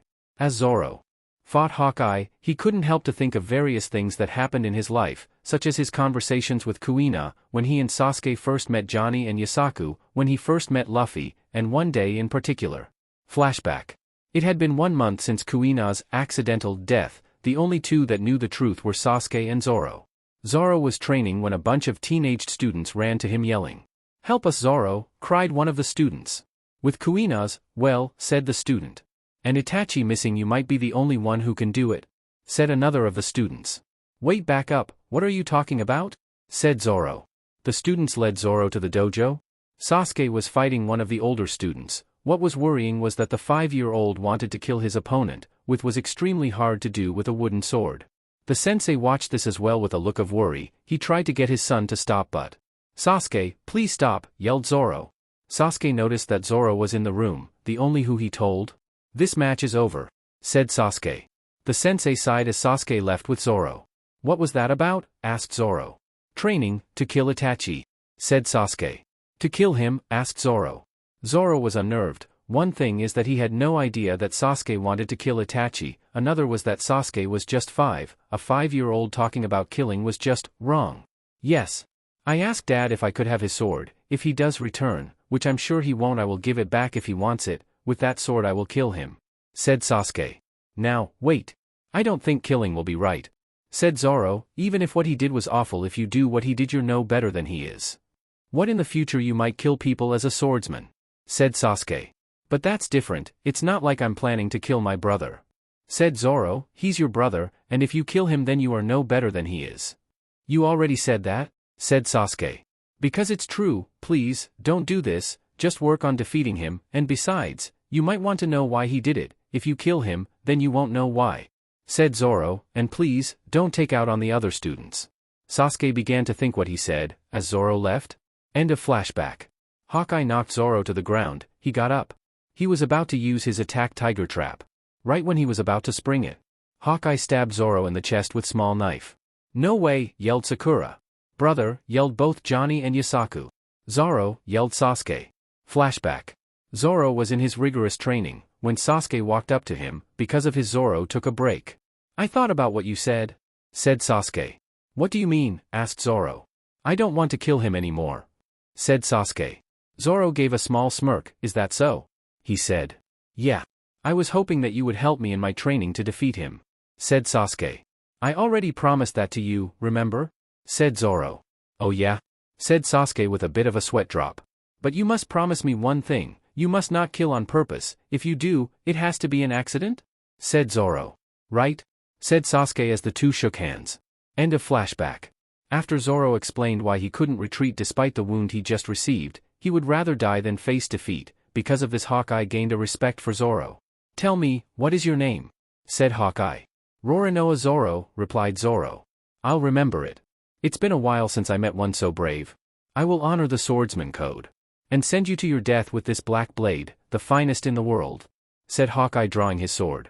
Brother. Please give up, yelled Johnny. Zoro began to use his strongest attack, called 3,000 Worlds. It involved spinning the two swords in his hands, but Hawkeye slashed him before his execute his attack, destroying the two swords that were in his hands. Zoro, yelled Sasuke. It's over? I lost. I never foresaw this. That's the world's greatest for you, thought Zoro. He seethed his last sword. Kuina's sword. He turned and held out his arms wide. What are you? Said Hawkeye. Wounds on the back are a swordsman's shame, said Zoro. No, said Sasuke. As Hawkeye sliced Zoro's chest, Sasuke gasped. He couldn't believe the sight he saw. Flashback. It had been 7 years since Kuina was murdered by Itachi. A 17-year-old Zoro was preparing to leave the dojo. As everyone was saying goodbye, Sasuke watched from afar. However, before Zoro could leave, the sensei needed to speak with him in private in the dojo. What is? Asked Zoro. You know, after Kuina's death and Itachi running away, Sasuke hasn't been the same. He rarely ever talks or even interacts with anyone, said the sensei. What do you want me to do? Asked Zoro. I want Sasuke to join you on your journey, said the sensei. What? He asked, surprised. You're the only person Sasuke ever opened up to after that happened, said the sensei, and maybe he might change during your journey. Zoro thought about it. It should be up to him. I'm sure I'm right, Sasuke, he said. Sasuke was listening from the doorway. He peeked his head from the doorway. I agree, it might help with his goal, said Sasuke. Then it's all agreed. I want you to take care of my son, said the sensei. Both nodded, and so that was the start of their adventure. End of flashback. Zoro fell into the water. Sasuke dove in after him. Luffy, angry thinking that Zoro had died, stretched his to a railing that was behind Hawkeye. Naruto turned into his half-demon form and got onto his back. You two are being rash again, said Kyuubi. Zoro's alive, a demon can tell, and you're not listening to me, are you? What the hell? Said Sanji. Luffy and Naruto both ate devil fruits? Luffy ate the gum gum fruit and Naruto are the Biju Biju fruit, said Ino. Translation. Said Sanji. Luffy's made of rubber, Naruto can transform into a demon, said Sakura. Sanji was surprised, but this bit it wasn't like he didn't know what devil fruits were. Ino had one after all. Luffy launched himself and Naruto towards Hawkeye. Two of the swordsman crew mates, you did well to allow him to fight on his to the end, said Hawkeye. Hawkeye of course dodged the brothers' attack at the perfect time, giving both Luffy and Naruto a rough landing. Luffy actually had gotten his head stuck in some of the wreckage. Hello Earth to Kit, he's not dead, quit being stubborn and listen to me, said Kyuubi. Naruto managed to get his brother head out. Don't worry, you two. I left him alive, said Hawkeye. Sasuke managed got Zoro to the surface. He was breathing heavily. He managed to get Zoro back to the boat. My name is Dracula Mihawk, said Hawkeye, giving his real name. It's too soon for you to die, Zoro. Everyone looked at the world's greatest swordsman. Discover yourself, see the world, and grow strong, said Mihawk, however long it may take. I will await you at the top. Strive with your whole heart and best this blade. Strive to surpass me, Roronoa Zoro. Why would he say that? Asked Zeph. My guess is that he gained a respect for Zoro. Not many have gone up against and survived, said Kakashi. You two, what are your goals? Said Mihawk. To be king of the pirates, said Luffy. To be a Kage, said Naruto. Both of you face precious path, said Mihawk. You the older one face an precious one that trying to surpass me. I don't care. That's what I'm going to be, said Luffy while sticking his tongue out. Hey, is Zoro okay? Called Naruto. Of course he's not okay, yelled Kiba. He's alive though, said Usopp. Both Johnny and Yasaku were crying. Sasuke had on an emotionless face on. Just then Zoro raised his sword. Zoro, whispered Sasuke. Luffy, can you hear me? Asked Zoro. I hear you, yelled Luffy. Sasuke, you can hear me? Said Zoro. I'm right here, you don't need to ask, you're saying like I've gone deaf, said Sasuke. Zoro couldn't help but to chuckle at his former partner's wit. Were you disappointed if I fail to become the world's greatest swordsman? You'll be disappointed, right? Asked Zoro. He began to cough up blood. Save your breath, yelled Yusaku. Never again, said Zoro, I will never lose again. Not from now, till I become the world's greatest swordsman. I will never lose again. Sasuke smirked, Luffy laughed. Feel left out, Kit? Asked Kyuubi. Shut up, thought Naruto. Got a problem with that king of the pirates? Ladies man? Asked Zoro. Not at all, said Luffy. If you call me ladies man again I do, said Sasuke. They make a good team, said Mihawk. I hope I encounter all of you one day again. Just as Hawkeye was leaving he noticed Sasuke, his eyes winded slightly. You there boy, he said, your name, it wouldn't be Uchiha Sasuke would it? Sasuke turned away from Zoro. Yeah, it is, why do you ask? I met a man on the Grand Line, he told me there would be a challenger in the company of a boy that looked exactly like this man I met, said Hawkeye. Did he give his name? Asked Sasuke. Yes. Itachi, and he gave me a message to give to you? If you do indeed want to find me, I'm in the Grand Line. I always assumed that if I did meet you, it would be in the Grand Line, said Hawkeye. Sasuke's eyes winded. Who Itachi? Asked Kiba to Johnny and Yusaku. We don't know, said Johnny. This was the first time we ever heard that name, said Yusaku. It's none of your business, said Sasuke. Hawkeye took his leave when Don Krieg fired on him. He used his sword to block the attack which made the sea wild once again. Luffy and Naruto managed to get back on the barite, the clang to the railing. Usopp set sail, ordered Luffy to those still in the boat. Right, we'll go after Nami, and when we come back we'll set sail to the Grand Line when everyone's together, yelled Usopp throwing Luffy's hat to him which fell off when he and Naruto catapulted to Mihawk. Sakura and Ino helped up the D brothers as the pirates got ready for a fight, as Zoro, Sasuke, Usopp, Kiba, Akamaru, Johnny and Yusaku sailed away after Nami. Here they come, said Ino. Hey old man. I scare away the pirates then can I stop being chore boy? Asked Luffy to Zeph. Zeph nodded began to think about it. Ino looked to Sanji. Looks like I might be gone sooner than you think, she said. Sanji let out a heavy sigh. It looks like that was going to happen. Chapter 21, Fighting, Cooking Style. Don Krieg's men were getting ready for a fight. No one questioned Don Krieg, because one guy did and he was shot. They're pretty worked up, so this should fun, said Naruto. Maybe you'll get knocked into the sea and I can take over again, said Kyuubi. Like that would happen, thought Naruto. So do we have a deal? Asked Luffy to Zeph. I couldn't ask for a better deal. If you stayed a whole year my ship would be a wreck, said Zeph. Ino just heard Sanji order the hidden deck to be raised. Hey Ino? Who do you want for your bodyguard? Asked Sanji. Ino smirked. I have the perfect person, said Ino, forehead girl. Sakura turned around and said, What? I need you to be my bodyguard, she said. You need a bodyguard, said Sakura. How pathetic, said Inner Sakura laughing. It's complicated, I'll explain it to you on the way. I'm just glad I don't need to explain devil fruits, said Ino. Ino grabbed and Sakura dragged her to the restaurant.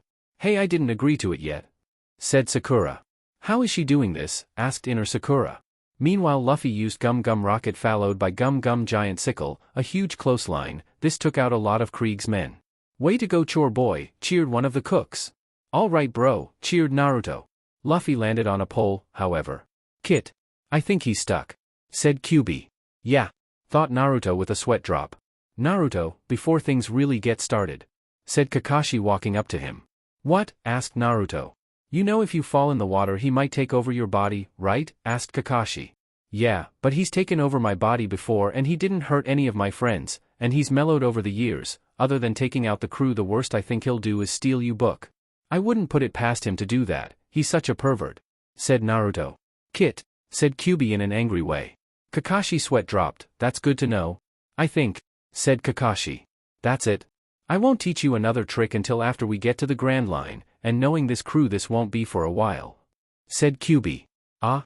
Whined Naruto who was hopping to at least one new trick from Kyuubi before they got to the Grand Line.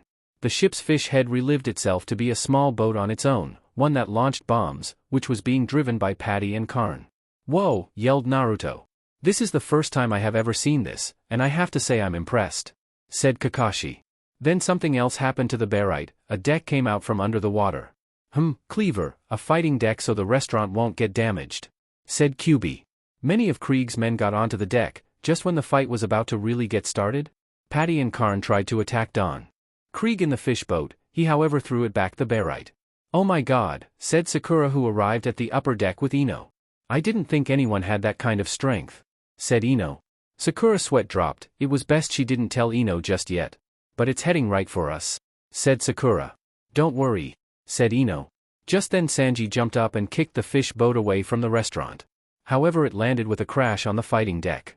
Of course Patty and Karn were happy about that. They yelled at him, but Sanji calmly responded. "So you wanted it to hit Ino and that pink-haired girl?" Both looked and saw Ino waving at them.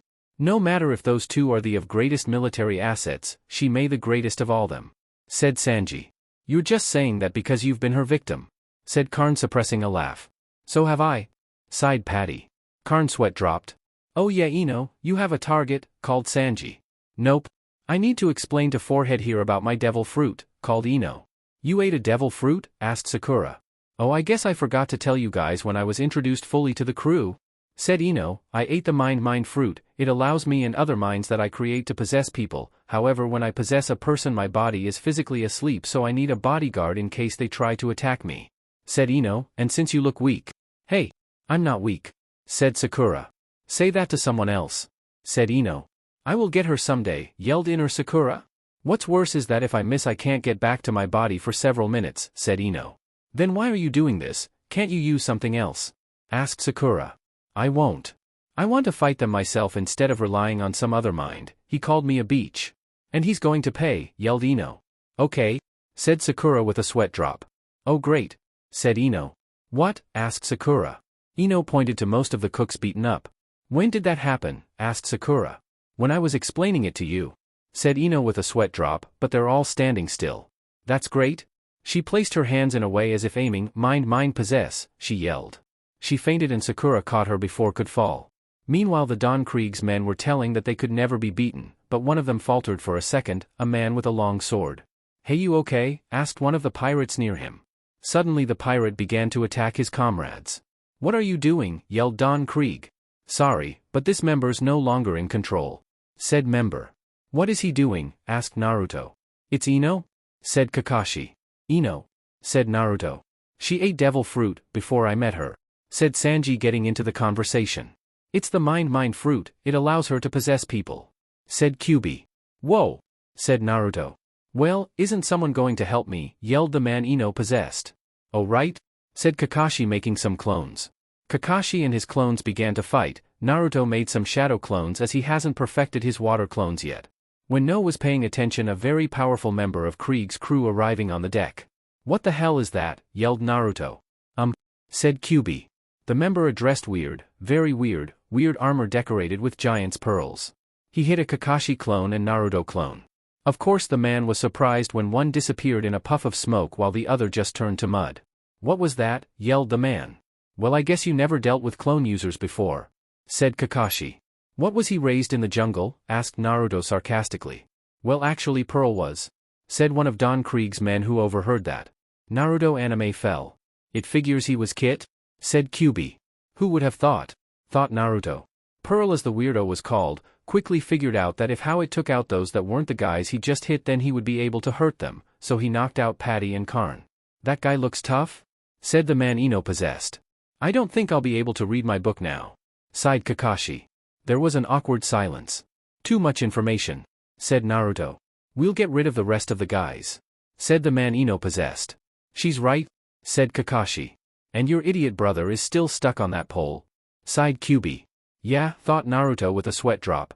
They continued to fight. Ino, while still possessing the man, managed to take out a few who refused to fight their comrade. Naruto and Kakashi managed to take out quite but their clones. However, Sanji was the most impressive as he used various kicks that seemed to be almost deadly. "Cool," yelled the real Naruto. This of course made Sanji the opponent for Pearl. Pearl began to boast how invincible he was with his shields and he had never lost a drop in battle. Then they began to fight. Pearl used his strange shields to block Sanji's kicks. At that very moment Don Krieg attacked Luffy, still on the pole. This sent Luffy flying. Luffy fortunately landed in a somewhat safe spot. He landed on the Baraty's fins, but he landed on the back of Pearl's head, causing Pearl's face to knock into his shield, giving him a bloody nose. "That scared me. I thought I was going to land in the ocean," said Luffy. "That's good," said Naruto, whipping his brow. "Why do I feel like certain doom is heading our way?" said Kyubi. Pearl looked at the blood, he looked freaked out. Everyone of Don Krieg's crew began to freak by saying, "It's not a battle wound," or, "It's just a bloody nose." "Okay, what's going on?" said Naruto. "Do you think it has to do with bloody nose?" asked Luffy, picking his nose. "Are you picking your nose?" said the man Ino possessed in a disgusted way. Pearl began to bang his hand shields like a tambourine, then it started a fire. "That's bad," said Naruto. "Well, not quite," said Kakashi, "I have an idea." Those how still able to fight listened to Kakashi's plan. "That's smart," said Naruto. "So you can guarantee all of them will be earth and water?" asked the man Ino possessed. Kakashi nodded, he made a ton of clones. Some of them ran into Pearl, when they collided with him they turned into water putting out the fire. Pearl looked utter confused especially when Luffy, Sanji, Naruto and the man Ino possessed destroyed the other Kakashi clones, either reverting them to water or mud, putting out the fire. "That man put out Peel's flames," said one of Don Krieg's members. "Who is he?" asked another. Kakashi sighed, even though he was a Kage he almost at his limit, kind of, it's complicated. "He put out my deference," said Pearl twitching. "Slightly. Must make more." "He sent out flaming ball of fire." "Okay, this guy is nuts," said Naruto. "Kakashi, can you do anything?" "Sorry, I'm almost tapped out," said Kakashi. "What?" said Naruto with a sweat drop. The flaming ball heading towards the restaurant itself. Fortunately Zeph appeared in the doorway and kicked them all with his peg leg and at the same time putting them out. Everyone was relived and some were even amazed. "Even with one leg that was nothing," said Zeph. "Awesome," yelled Naruto. "That was really cool," said Luffy. Ino on the other hand was look at something. "Hey, I have an idea," said Ino. "What?" asked Luffy. "You see that mast?" said the man that possessed. "Maybe if we knock it down then maybe it will land on Pearl." "I'm on it," said Luffy, gum pistol. He punched the mast, it broke and landed right on Pearl's head knocking him out. "Good one Ino," said Sanji. "Yeah," said Ino. "That guy was weird," said Naruto. "And an idiot," said Luffy. "Takes one to know one," laughed QB. "Hold right there, Sanji." "Ino," came a voice behind them. Everyone turned around and saw Zeph on the ground, his peg leg broken, with someone holding part of his peg leg and a pistol to his head, and that person was? Jin. "Jin," yelled Naruto in surprise. "No," said the man Ino possessed. Sanji growled, who would have thought that was going to happen? Chapter 22, Hunger. Everyone stared at Jin. He pointed his pistol at Zeph.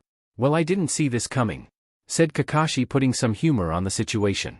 "That traitor," yelled Naruto. "I'm going to send him flying," said Luffy. Luffy was about to fight him but Sanji stopped him. "Wait, let hear what he has to say," said Sanji. "You want the chef to live, right Sanji, then leave the ship?" said Jin. "Leave the ship? I refuse," said Sanji.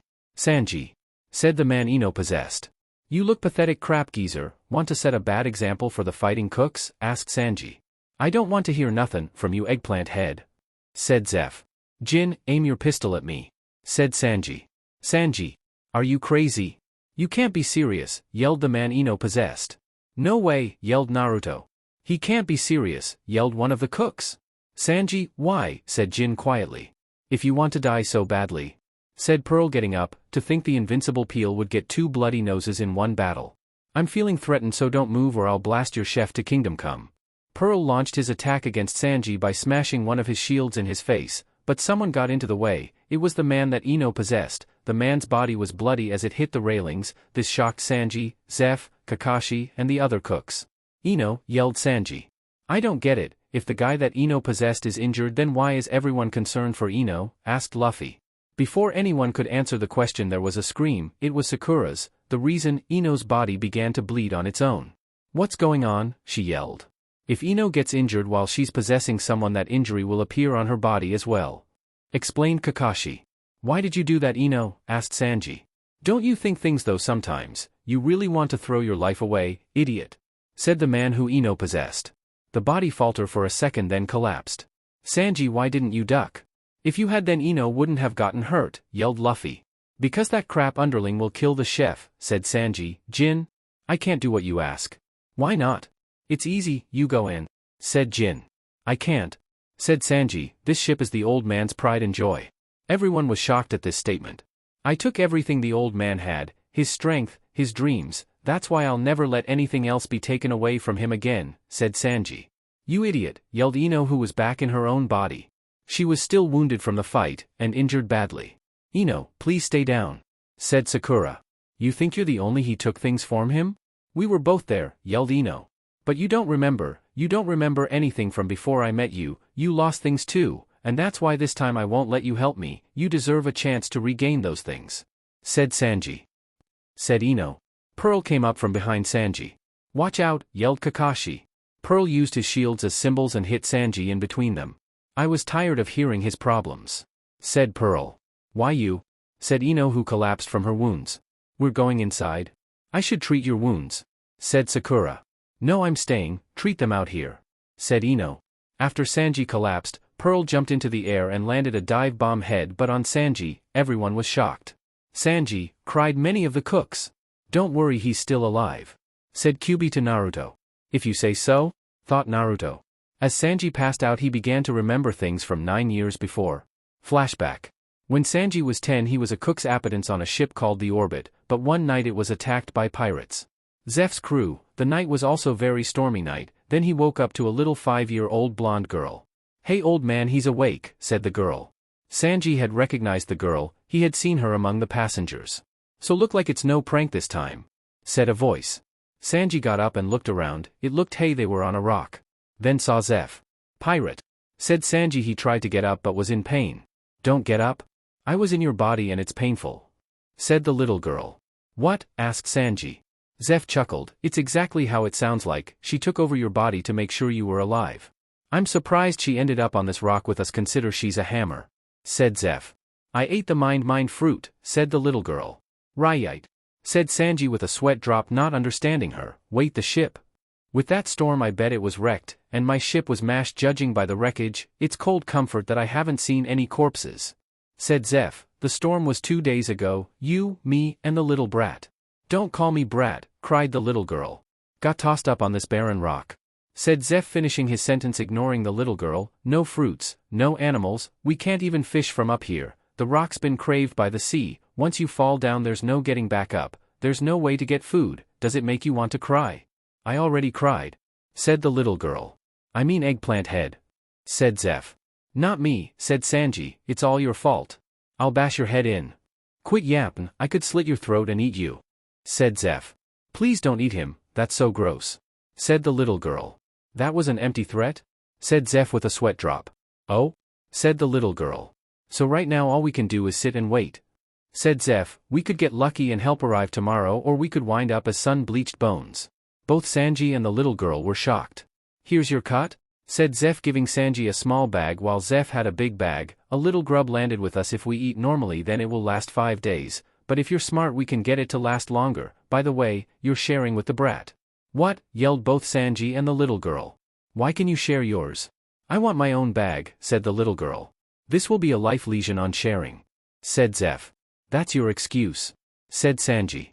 "That's our situation," said Zeph. "We can't waste our strength fighting each other." "Why you?" said Sanji. "You should be grateful I'm sharing and don't expect any extras," said Zeph. "You keep watch over here? I'll be over on the other side keeping watch. Holler if you see a sail." He began to walk away. "By the way, you're babysitting the brat, don't overhear unless you see a ship, or the brat runs off." "Why you?" said Sanji. After a few minutes the little girl was bored. She started a conversation. "What's your name?"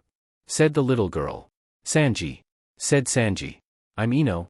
I hope help comes soon," said the little girl, who turns out be a younger Ino. "Why did this have to happen? Mom said we were on vacation. I hope my dad isn't too worried." Sanji looked at the little girl and sighed. Sanji managed to divide the food into small rations. "So we only get to eat less than a meal day?" asked Ino. Sanji nodded. "Yeah. But I'm hungry," said Ino. "Just wait," said Sanji. "What about water?" asked Ino. "Just drink that water in those depressions," said Sanji. "Don't worry, it's rainwater." "But that water looks gross," said Ino. "Just drink it," said Sanji. Days passed by and no sign of a ship. On the 5th day it was a stormy day. Ino covered herself under some of the wreckage while Sanji still looked for a ship. He saw one in the distance. "I see one," he called towards Ino. "Get it over here," said Ino. Sanji began to call out to the ship, but no one heard him, so he tried to light a fire, but the wood they had was too wet. The ship began to sail away into the distance. "Maybe I can get them here," said Ino. She aimed her hands towards the disappearing ship. then collapsed. Sanji didn't know what to do. The ship was gone and Ino was barely alive. After several minutes Ino woke up. "Oh, it didn't work," said Ino. "What didn't work?" asked Sanji, confused. "I tried to possess someone on the ship and it didn't work," said Ino. "What?" asked Sanji. "I ate the mind fruit and now I can possess people but I can't swim," said Ino. "The old man know a lot about the devil fruits, so I didn't surprise him when he found out." "Okay," said Sanji, still confused. On the 25th day they were eating moldy bread, which was the last of their food. Sanji thought about all the food he wasted when he was on the orbit. That's when he dropped it into the ocean. "Oh no," said Ino. "No," said Sanji. "So hungry," said both. Many days went by, many days. By day 70 both were nearly starved to death. "I wonder about that old man," said Ino. "That crap geezer is probably dead," said Sanji.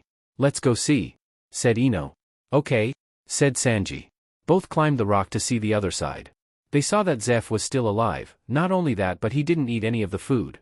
"He hasn't eaten his food," said Sanji. "What a hog," said Ino. "Was that intentional?" asked Sanji. "What?" asked Ino. "Never mind," replied Sanji. "I have an idea," said Ino. She whispered it to him. "Oh sure, your powers," said Sanji. "Please believe me," said Ino, "it will work. Mind posses." Like last time Ino collapsed, he wasn't sure if she finally collapsed and she was using her so-called powers to hide it, but he sees Zeph's body falter for a moment, then scream, and considering the scream soundly really girly, he began to drag Ino's body and went over to Zeph quietly as not be noticed. "Sanji," said Zeph in a panicked tone. Sanji didn't know what to think. One thing is that he didn't tell Zeph his name, another was his tone of voice, so now he believed that Ino could possess people. "What is it, Ino?" asked Sanji. He walked towards the Ino-possessed Zeph, then saw the thing that made Ino scream. One of Zeph's legs were missing. "See what's in the bag," said the Ino-possessed Zeph. Sanji took out the knife he had and opened the bag, and discovered no food but treasure. "I'm going to release it now," said the Ino-possessed Zeph. Zeph's body faltered. Ino woke up and Zeph shook his head. Zeph chuckled. "I was wondering when that was going to happen," he said. "What happened to your leg?" said Ino. He ate it," said Sanji. "That's right," said Zeph. "You gave us all the food?" asked Sanji. "Yes," said Zeph. "But without your foot you can't be a pirate anymore," said Ino. "Guess not," said Zeph. "Why did you do it?" "I tried to kill you." "Why are you being so nice to me? Ino's just a little girl who didn't do anything, so are you helping me because of her?" "Wrong, it's just the opposite," said Zeph. "The brat may be a little girl, who wants to be reunited with her parents, just a little girl who hasn't done anything, but you and I have the same dream." "That all blue thingy you told me about?" asked Ino. "Really?" said Sanji, "but your men told me there's no such thing." "They're wrong, it does exist, and when the time is right go to the Grand Line." "Aid Zeph, we couldn't find it in a year's voyage, but what I saw there made me believe, but now I lost my crew and I don't feel like being a pirate anymore without them." They didn't believe, but they were good-hearted. They were a good bunch. Zeph suddenly collapsed. "Oh no," said Ino. "You can't die after all you did for us," said Sanji.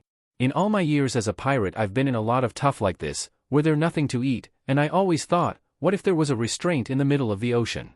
"A restaurant?" asked Sanji. "Really?" asked Ino. "Yeah, if I get off this rock alive then I'm going to build it if it's the last thing I do," said Zeph. "This age of pirate I might the only one who run a shop like that." "Okay, I'll help you, just don't die," said Sanji.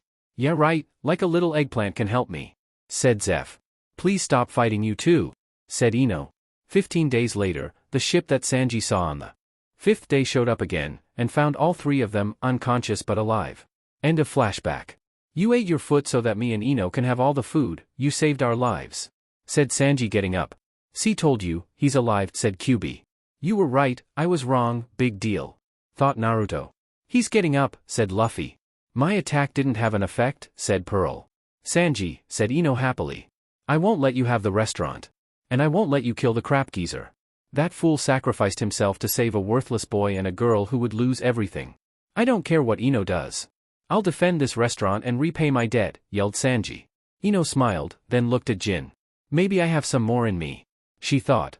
Chapter 23, We're going to save your life. Whether you like or not. Everyone stared at Sanji, surprised by this revelation. After all, none of them even knew how Zeph lost his leg. "So Chef Zeph ate his foot to save Sanji and Ino?" asked one of the cooks. "I can see Ino, but Sanji and Zeph fight like cats and dogs." said another cook. Sanji, why did you get up? Said Jin. Sanji didn't say anything. While Naruto watched this, he balled his fists. Ah, the little baby remembers that. Cooed Kyuubi in a babyish voice. Shut up, thought Naruto. Oh, I'm only messing with you? I mean, we both owe Shanks our lives. After all, if you died I would have died too. I have an idea for Sanji to know this isn't a way to repay a debt. Said Kyuubi. Naruto smirked. He liked the plan.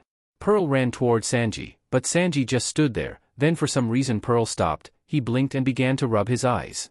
Ah, said Pearl. What's going on? Yelled Don Krieg. Sanji just stared at Pearl. What are you doing? Sanji, you made a look to you left? Said Kakashi. Sanji did just that. He saw himself. Not only that, but the other Sanji had the same wounds. Sanji jumped nearly a foot in air in shock. Who are you, crap imposter? Asked Sanji. You, said the imposter Sanji. What do you mean you're me? Asked Sanji. I'm you, said the imposter Sanji. Sanji looked around and noticed someone was missing. You know, if you wanted to be a decoy, you should have made one for yourself, Fox boy, said Sanji.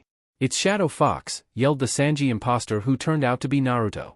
Kid, you moron, you forgot to make a clone so that it would be more believable, said Kyuubi, who face-palming in the cage. I know, thought Naruto, who would have face-palmed too, but it wasn't a good time to. Why are you doing this? If you help then he'll definitely, said Sanji. The Sanji disguised Naruto grabbed Sanji by the shirt collar and yelled, shut up. He lost a limb so you could live. If you get killed then his sacrifice will be in vain.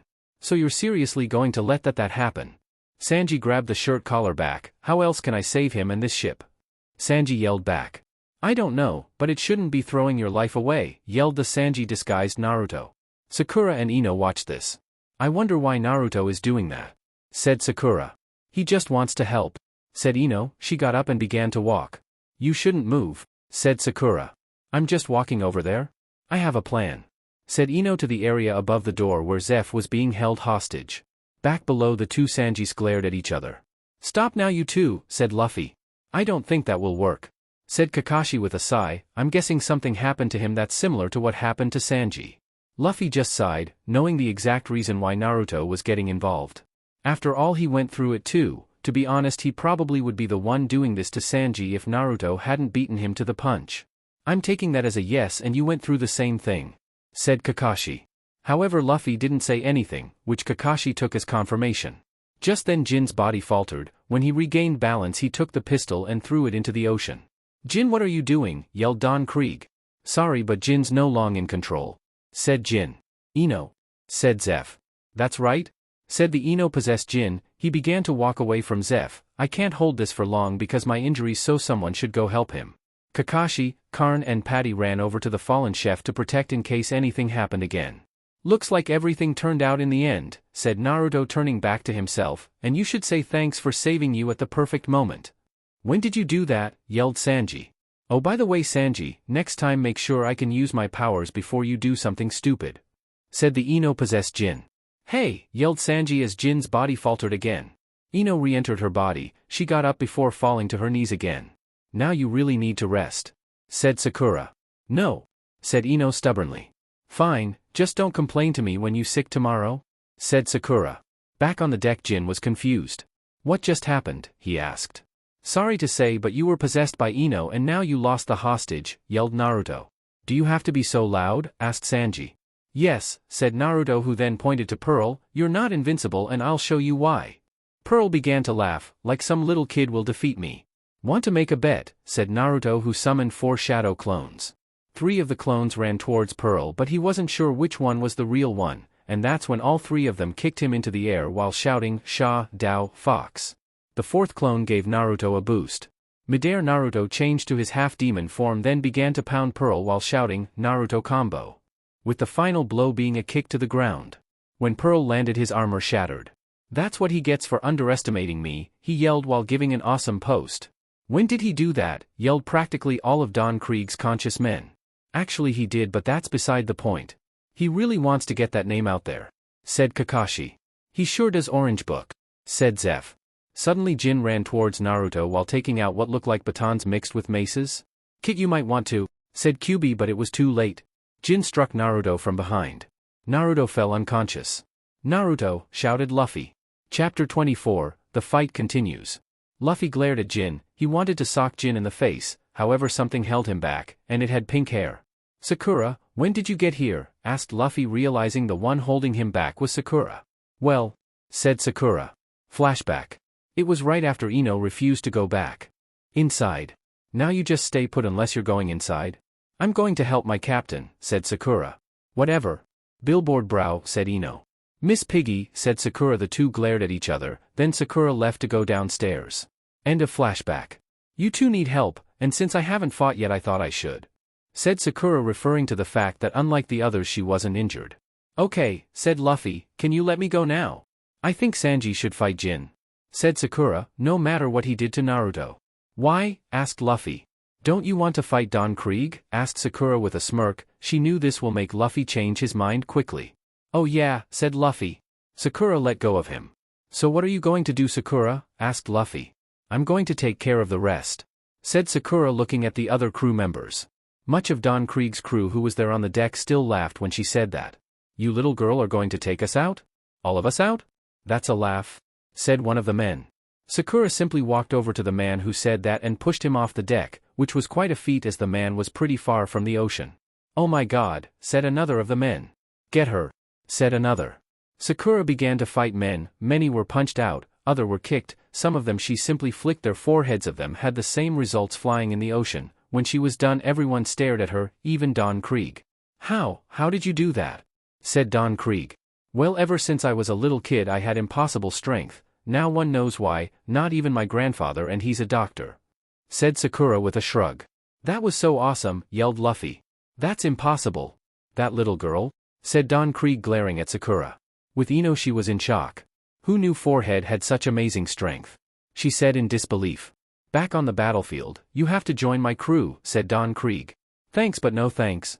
I'm already part of a crew, and that's where I like it, said Sakura, glaring harshly at him. Luffy, I'm going to take care of Naruto. Beat up Don Krieg for that offer he just made. Okay, Luffy. Right, said Luffy. Sakura picked up the unconscious Naruto and headed back into the restaurant, earning quite a few stares from the chefs as well as Kakashi. She laid Naruto down on the ground and sighed. She looked up at the ceiling. Can't believe I feel comfortable in a pirate crew, she said, after what happened with him. She looked towards Naruto. His wounds were healing thanks to Kyuubi. Meanwhile, inside of Naruto's mind, Naruto woke up again. He saw he was inside of his mind. How come it feels like I was hit by a strange weapon? Said Naruto. You were Kit? Said Kyuubi. Oh, so I'm awake, in a way. Why did I wake up here? Asked Naruto. I don't want you to fight. This is your brother and the cooks fight now, said Kyuubi. So you're keeping me in here until it's a good time for me to wake up, said Naruto.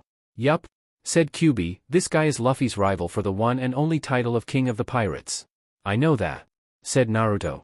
Don't worry, I'll let you out when the fight gets good, when it looked like your brother is going to win, said Kyuubi. You know, you're actually being nice to Luffy, said Naruto. That's what you say, said Kyuubi. Naruto stuck his tongue out at the fox demon, who rolled his eyes. But that was when Naruto realized something with this. Wait a second. How would you even know that something happened? He asked. I will just know, answered Kyuubi. That's not really a answer, said Naruto with a sweat drop. Too bad. Because that's all you getting, muttered Kyuubi. Naruto just glared at the fox that was sealed inside of him. Outside on the battlefield, Luffy and Don Krieg were having a fight of words. Don Krieg asked Luffy twice who was Pirate King material. Luffy would answer himself, angering Don Krieg. He even sent out a bomb filled with shuriken, which he claimed was filled with poison gas, which Luffy kicked away, or tried. Don Krieg was so angry with Luffy, in the end it was decided that he would kill Luffy himself. Don Krieg? I would like to ask, said Jin Oker to his captain. Kill the cook yourself? Go ahead, said Don Krieg, who was more furious with Luffy than anything else. Sanji, because you saved our life I will be the one who will kill you, said Jin. Whatever, said Sanji. You want to fight? I'll give you one, said Luffy. Inside the restaurant, Sakura, watch out the window. So nothing's going on? Asked a voice behind. So Piggy, you finally came inside, said Sakura. It was indeed Ino. She thought the poison bomb was real, so she ran inside. Do you think he can beat Don Krieg? Asked Ino. I do, said Sakura. He might need some help, said Ino, mentally not physically. What do you mean? Asked Sakura. I've been experimenting with my powers recently. I came up with a new move, but I'm unsure if we'll transfer the injuries to me, said Ino. What is it? Asked Sakura. Ino whispered into Sakura's ear. It might work, let's hope so, said Sakura. Ino nodded, she hoped her plan worked too. Chapter 25, Mind Advisor. Ino and Sakura watched the fight from inside. They watched Sanji fight Jin. It looked like Jin was about to win when Sanji threw a cigarette into his face and managed to dodge his attack. That's good, sighed Ino in relief. Oh great, said Sakura. She was pointing to Luffy who diced to attack Don Krieg when he wasn't looking. I'll go help, said Ino, mind advisor. Ino sent her mind into Luffy's body, while her body fell asleep. Luffy was using the busted mask to run towards Don Krieg. He got his strange gun, shield, thing ready, then tossed something into the water, causing a small explosion of water. It prevented Luffy from seeing what he was going to do. That when he saw a metal stake come through the water, then he heard a voice.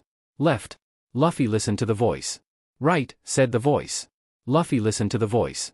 Matrix, said the voice. Luffy did that thing where he ducked while leaning backwards. With that, Luffy managed to avoid all the stakes that were being shot at him. Thanks, but who are you? Thought Luffy. Ino. I'm testing out a new ability I came up with, said the voice, who turned out to be Ino. Cool, thought Luffy, so what are you doing exactly? I'm helping you fight him. I'll make sure to tell you when to dodge and if there's an opening, said Ino, because I don't think you can see it. Thanks, thought Luffy. Luffy took a breath and yelled, hey. I thought you wanted to fight. Don Krieg just chuckled and began a speech about military might. Both Luffy and Ino tuned out. So you're definitely going to be my cook? Asked Luffy. Yeah, replied Ino, though I'm just an okay cook. And my fighting abilities are mostly defensive, tactical, and spying. Cool, thought Luffy. Aren't you paying attention to me? Yelled Don Krieg. No way, said Luffy, making a face at him. Finish him, Jin, yelled Don Krieg. Luffy and Ino turned around and saw Sanji bruised, bloody, and beaten. Sanji, said Ino quietly. They continued to fight even if though it looked Jin was going to win. Sanji managed to get a good hit, but he could handle the shock from his own attack. Sanji doubled over in pain. This caused Krieg's men, who were just floating around in the water for fear that Sakura would return, laughed. Sanji was lying on the ground. Jin managed to get Sanji to finish up a move, however, he began to cry. I can't do it, he yelled. I can't kill the first person who was ever so kind to me. Luffy, this is going to end badly, said Ino. Luffy only nodded, in agreement. Meanwhile in his mind Naruto sighed. Kyuubi chuckled. I think Luffy knows what it's like having a voice inside his head, said Kyuubi. What do you mean? Asked Naruto. That girl went into his head is helping him, said Kyuubi. Cool, said Naruto. Can I come out now? No, said Kyuubi bluntly. Oh man, whined Naruto. Back outside, all of Don Krieg's men were shocked at the sudden betrayal, surprised that the man that was known for his cruel ways would refuse to kill someone. Don Krieg was going to use his most powerful weapon, a poison gas bomb. All of Krieg's men had gas masks, even Jin, but Jin listened to Don Krieg and threw his into the ocean. Let's get into the restaurant now, yelled Patty. He and Karn carried Zeph into the restaurant, with Kakashi following them. Luffy, we have to get to him before he launches it, said Ino. I know, thought Luffy. Luffy once again ran towards Don Krieg. He of course shot the spikes towards him, which Luffy dodged thanks to Ino.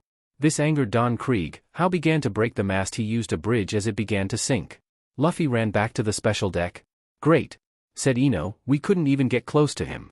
Luffy saw the some of Krieg's men wearing the masks. All right, thought Luffy. Luffy grabbed the gas mask from the men. Catch, he told Sanji and Jin. Luffy turned back so he can get one for him, and Ino. They're gone, yelled Luffy. Oh man, said Ino. That's when one appeared next to Luffy. Don Krieg sent out the bomb, which exploded in a purple fog. Meanwhile, Naruto waited by the cage inside his head. He was getting very impatient. Hey Kit, said Kyuubi. What? Said Naruto. I'm letting you wake up now, said Kyuubi. It's about time, said Naruto. Naruto began to wake up to find Sakura and Kakashi near the window while Patty and Karn were helping Zeph put on a new peg leg. He also saw Ino unconscious. What's going on? Asked Naruto, approaching the window. Don Krieg just used a poison gas bomb, said Kakashi. Is Luffy okay? Asked Naruto. We can't tell, said Sakura. The gas is covering everything. Don't worry Kit, the girl inside him and the kick-ass cook is fine. That guy Jin, well, said Kyuubi, if he survives I'll be really surprised. Luffy and Ino were lucky that they found that mask. They waited for the poisonous fog to clear by talking. So you think Naruto's okay? Asked Ino. If he's not healed up by now then I think the fox is keeping him unconscious. Wouldn't be the first time, thought Luffy. It's happened before? Asked Ino. Yes it has, and please, don't ask, thought Luffy. Okay, said Ino. The fog finally cleared after a few minutes. You know Luffy? I don't think that mask was just lying around, said Ino. What do you mean? Thought Luffy. Get off me, they heard Sanji. Luffy turned around and he and Ino gasped. Jin was over Sanji, forcing Sanji to wear the mask. Wear your mask? Asked Luffy. He threw his mask to you, said Ino with her voice shaking. Jin collapsed as he began cough up blood. Don Krieg just laughed at the sight. Jin, said Sanji. Luffy glared at the man, he was extremely angry with this man. Chapter 26, Military Might? Yeah right. Luffy glared at Don Krieg, he really hated the man. The man continued to laugh as Jin laid there coughing up blood. You felt sorry for that piece of rubbish, laughed Don Krieg. Luffy, as well as Ino, and Sanji glared at the man. How could he? Whispered Ino. That's when Kakashi, Karn, Patty, Sakura and Naruto entered the deck. Kakashi walked up to Sanji who was holding Jin. Slip the mask on him, it might give him some air, said Kakashi. Right? Said Sanji who put the mask on him. Hey you two, we have some antidote left right. But that's only for food poisoning, yelled Patty. Go get it, ordered Zeph joining Naruto and Sakura, and put him on the upper deck. Don't die Jin, said Luffy, don't let that JRK kill you. Life to spite and I'll send him flying for you. Don't do it, he'll kill you, said Jin weakly. Hey don't underestimate my brother, said Naruto walking up to them. Naruto. You're okay, said Luffy. Yeah, but I don't think I can help you fight him, Fuzzy might do something if I get involved, said Naruto. Fuzzy, yelled QB. Luffy only laughed as he tossed his hat towards his brother, he ran towards Don Krieg aiming for a fight. Stop it now. He's only going to kill you, yelled Sanji. I won't die, called Luffy back. Luffy, said Ino, I think it's best if you turn around. I'm not close enough to my body to return to it. Luffy didn't listen, the reason Ino wanted to return was, well she knew Luffy was going to be suborn. He ran towards Don Krieg who threw bombs into the water making a huge splash and blinded Luffy with water, once again shot at Luffy with the stakes. Ino gave her instructions where to dodge but this time, he didn't listen. You JRK. I need to be in a certain range to get my body, and you're not in it. I don't know if I'm injured or not, yelled Ino. Of course Luffy didn't listen, he continued to run towards Don Krieg, how pull out a cape covered in spikes. Which Luffy decided to punch. Great, said Ino. Luffy did punch him, even if he did get hurt by the spikes and bleeding he punched Don Krieg good. This surprised everyone. All right Luffy, cheered Naruto. I'm going to check on Ino's body, see if she has any injuries, said Sakura with a sweat drop. Hey Pinky, bring her out? Said Zeph. Why do I felt like I'm missing something? Said Sanji. Ino's helping him mentally, but I don't think he's listening anymore, said Zeph with a chuckle. Ino used that move she's been working on to help Luffy, said Kakashi. She still doesn't know what sort of injuries she'll receive, said Sanji with a sweat drop. When Luffy's motivated there's no stopping him, said Naruto with his fox-like grin. What if accidentally kills Ino? Asked Kakashi. Naruto still had his grin but he also had a huge sweat drop.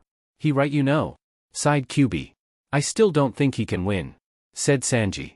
Luffy walked up to the currently unconscious Don Krieg, he took out one of the stakes that was embedded in his arm and took it out. You said it was my grave, but it's not. I'm not going to die here, said Luffy. That guy is crazy, said Sanji. Tell me about it, muttered QB even though Sanji couldn't hear him. Well I guess that's just who he is? I've seen people do even crazier things, said Kakashi. Watch him closely Sanji, said Zeph. Why, said Sanji. Once in a while there is a fool with his sights set something, won't quit fighting until he dies, said Zeph. Won't quit fighting, said Sanji. It can be pretty annoying to fight someone like that, said Kakashi. Whether he wins or loses. I admire him, said Zeph. Sakura came out on deck, holding Ino's unconscious body. I brought Ino Pig, she is injured, just not by much, said Sakura. Bring out Ino's unconscious form, just tiny pin pricks that's all. That's good, said Kakashi. Unless Luffy manages to get close enough to Ino's body then she's in for a wild ride, said Zeph. Being the body of an idiot with no control and you might die, when things are back to normal, tell Ino for me I know how she feels, said QB. Hey, muttered Naruto. In the fight Don Krieg got up, and hit Luffy with his shield, shot Luffy with something but Luffy somehow dodged, went behind and kicked him in some way, sending Don Krieg to the ground. All right Luffy, cheered Naruto. Wow, said Sakura. He's the man, yelled Inner Sakura. Sanji didn't say anything. Just watched. Good job Luffy, can you get to my body now? Said Ino. But that's when Don Krieg got up and put his toe shields together, then somehow caused an explosion, which made Luffy and Ino grab hold of a part of the ship. When the smoke cleared they saw Don Krieg wielding a strange spear, apparently his mighty battle spear. After going on about the spear he sung it at Luffy, which caused an explosion that sent Luffy flying. Fortunately Luffy grabbed a nearby piece of deck. What kind of weapon is that? It keeps blowing up, said Luffy. I don't know, but be careful, said Ino. Don Krieg kept coming at them with the battle spear and Luffy did his best dodge. That's when he dodged by grabbing onto the spear and hanging onto it. That was close, said Luffy. With the spectators they continued to watch and Sakura noticed something about Ino's body. Ino's body is getting pretty beaten up, said Sakura. It's only a fraction of what Luffy's getting but still. Okay, I have an idea, said Naruto turning to his half-demon form and picking up Ino's body. So what the range? Are you sure that will work? Asked Kakashi. Hey, I'm half-demon in this form, my strength and speed is increased, said Naruto. But your reaction time is still rather slow, said Kyuubi. Hey, thought Naruto. Naruto carrying Ino, landed on a broken mast and shout, hey. Don Krieg stared at that annoying blonde kid who for some reason had fox ears and 9 tails. What do you want? Demanded Don Krieg. Oh nothing, said Naruto. Oh I get it, said Ino. What do you mean? Thought Luffy. He brought my body closer to me, said Ino. See you later and good luck with the fight? Bye Ino, thought Luffy. That's when Ino's mind went back into her body, and she began to wake up. Sorry for bothering you, said Naruto who jumped away. When he jumped back onto the deck Ino opened her eyes and jumped out of Naruto's arms. Finally, said Ino, Luffy's insane. He listened to me at first but didn't listen to me later. That's Luffy for you, said Naruto giving a big grin. Is he just as insane? Asked Ino with a sweat drop. More or less, said Sakura. They watched as Luffy was hit twice by the spear and blown up twice. Chore boy, yelled Sanji. Don't worry he's fine, said Naruto. There's no way my brother is going to lose to that wind bag. That's when the tip of the spear broke off, surprising most. It's just a bomb on a stick, said Luffy. Without that spear your strength is cut in half. Krieg began another long-winded speech. He pointed out that Luffy was badly injured before he was hurt by the spear, and that now he couldn't take any more hits. Krieg's right, said Sanji. What, just because Don Krieg has many weapons? Asked Kakashi. It doesn't matter what weapons a person have. He's right, said Naruto. A clone user is considered to be the strongest type of fighter, said Kakashi. Clone users don't have big weapons or a whole arsenal. In fact most clone users don't even use guns. Clone users use their natural strength most the time, and most physical clones aren't even in equal strength with the user. The reason why they're the strongest is because of determination, and that determination can stand up against a whole arsenal. Luffy may not be a clone user but he has the determination of one. You know? I had my own speech, said Zeph looking at the Namekage. Sorry, said Kakashi. Like I keep saying, there's no way my brother will lose to him, said Naruto. Kakashi looked at Naruto and gave a small smile. Well, it was under his mask. Everyone watched as Luffy and Don Krieg fought. It consisted of Luffy punched his armor and Don Krieg using his weapon and dirty tricks on Luffy. Luffy managed to not only crack the armor then break it afterwards. No way, said Sanji. Awesome, yelled Naruto. As Don Krieg fell to the ground he caught Luffy in an iron net. That's when he managed to get his legs out of it. This right at mine, said Luffy who twisted legs into a corkscrew while stretching. His feet grabbed Don Krieg's face. Men kill this pest, ordered Don Krieg. All of Don Krieg's men took out crossbows. However, that's when ominous music played and the sound of stomping could be heard. All the men turned around and saw an extremely angry Sakura. Don't you dare, she growled. All of them whimpered and either put their crossbows away or began to cry. Sakura was that angry at the moment. Where did that ominous music come from? Asked Naruto. I don't know, said Kakashi. Luffy began to spin Don Krieg with his legs, then slammed into the deck, effectively knocking him out. With that Luffy defeated Don Krieg, although the downside was that Luffy was still in the net and was just sent into the water. Chapter 27, Bye to Baratie. Everyone was shocked. Some kid defeated Don Krieg. It was a big surprise. All right, Luffy did it, cheered Naruto. Wait, who's going to rescue Luffy? He can't swim. That's when Sanji dove in after Luffy. When Sanji surfaced he looked at Luffy thinking about Zoro's fight and about Luffy's fight. That's when he heard a yell. I am the greatest. On the deck a barely conscious Don Krieg, babbling on about how H didn't lose and how he was the strangest man in the world. That's when he was punched in the gut by Jin. Whoa, said Naruto. Don Krieg, we lost, take it like a man, said Jin. Are you sure you should be moving, said Sakura, you breathed in a lot of the poison gas. I'm fine, said Jin. Sanji, tell that kid that I hope our paths will cross again. Why should Sanji tell him, he's my brother, said Naruto. Jin chuckled, while Sanji stared at him and said, you still want to be a pirate?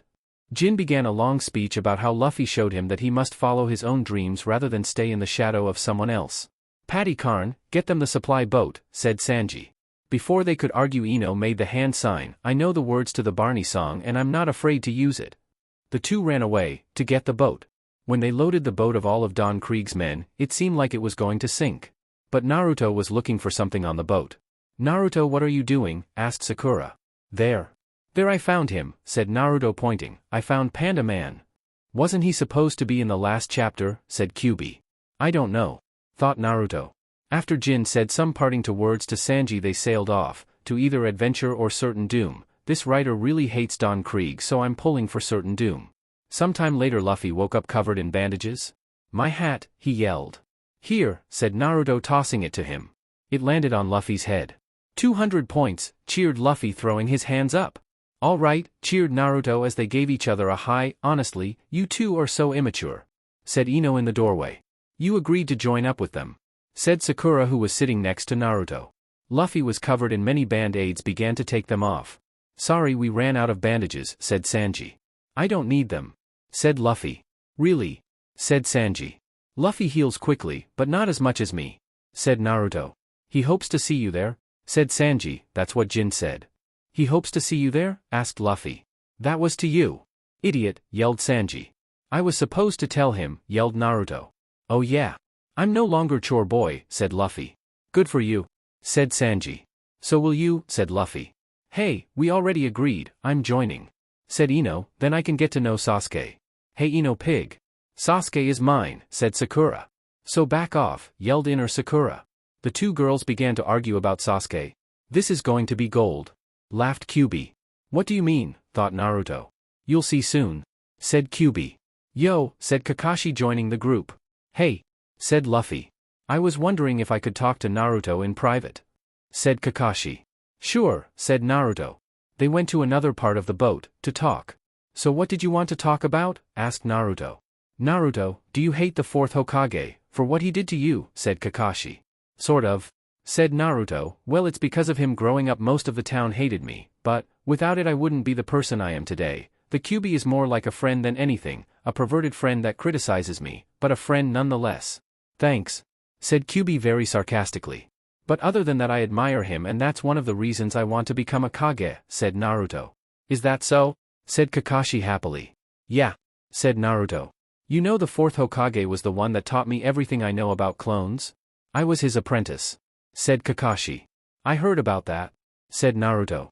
He gave his life to protect your town, said Kakashi, and because he chose you I have always wanted to meet you, to know how you grew up. I think you told me that already, said Naruto. Oh right, said Kakashi, there's something I want to give you. What? And it's not Make Out Paradise, is it? Said Naruto.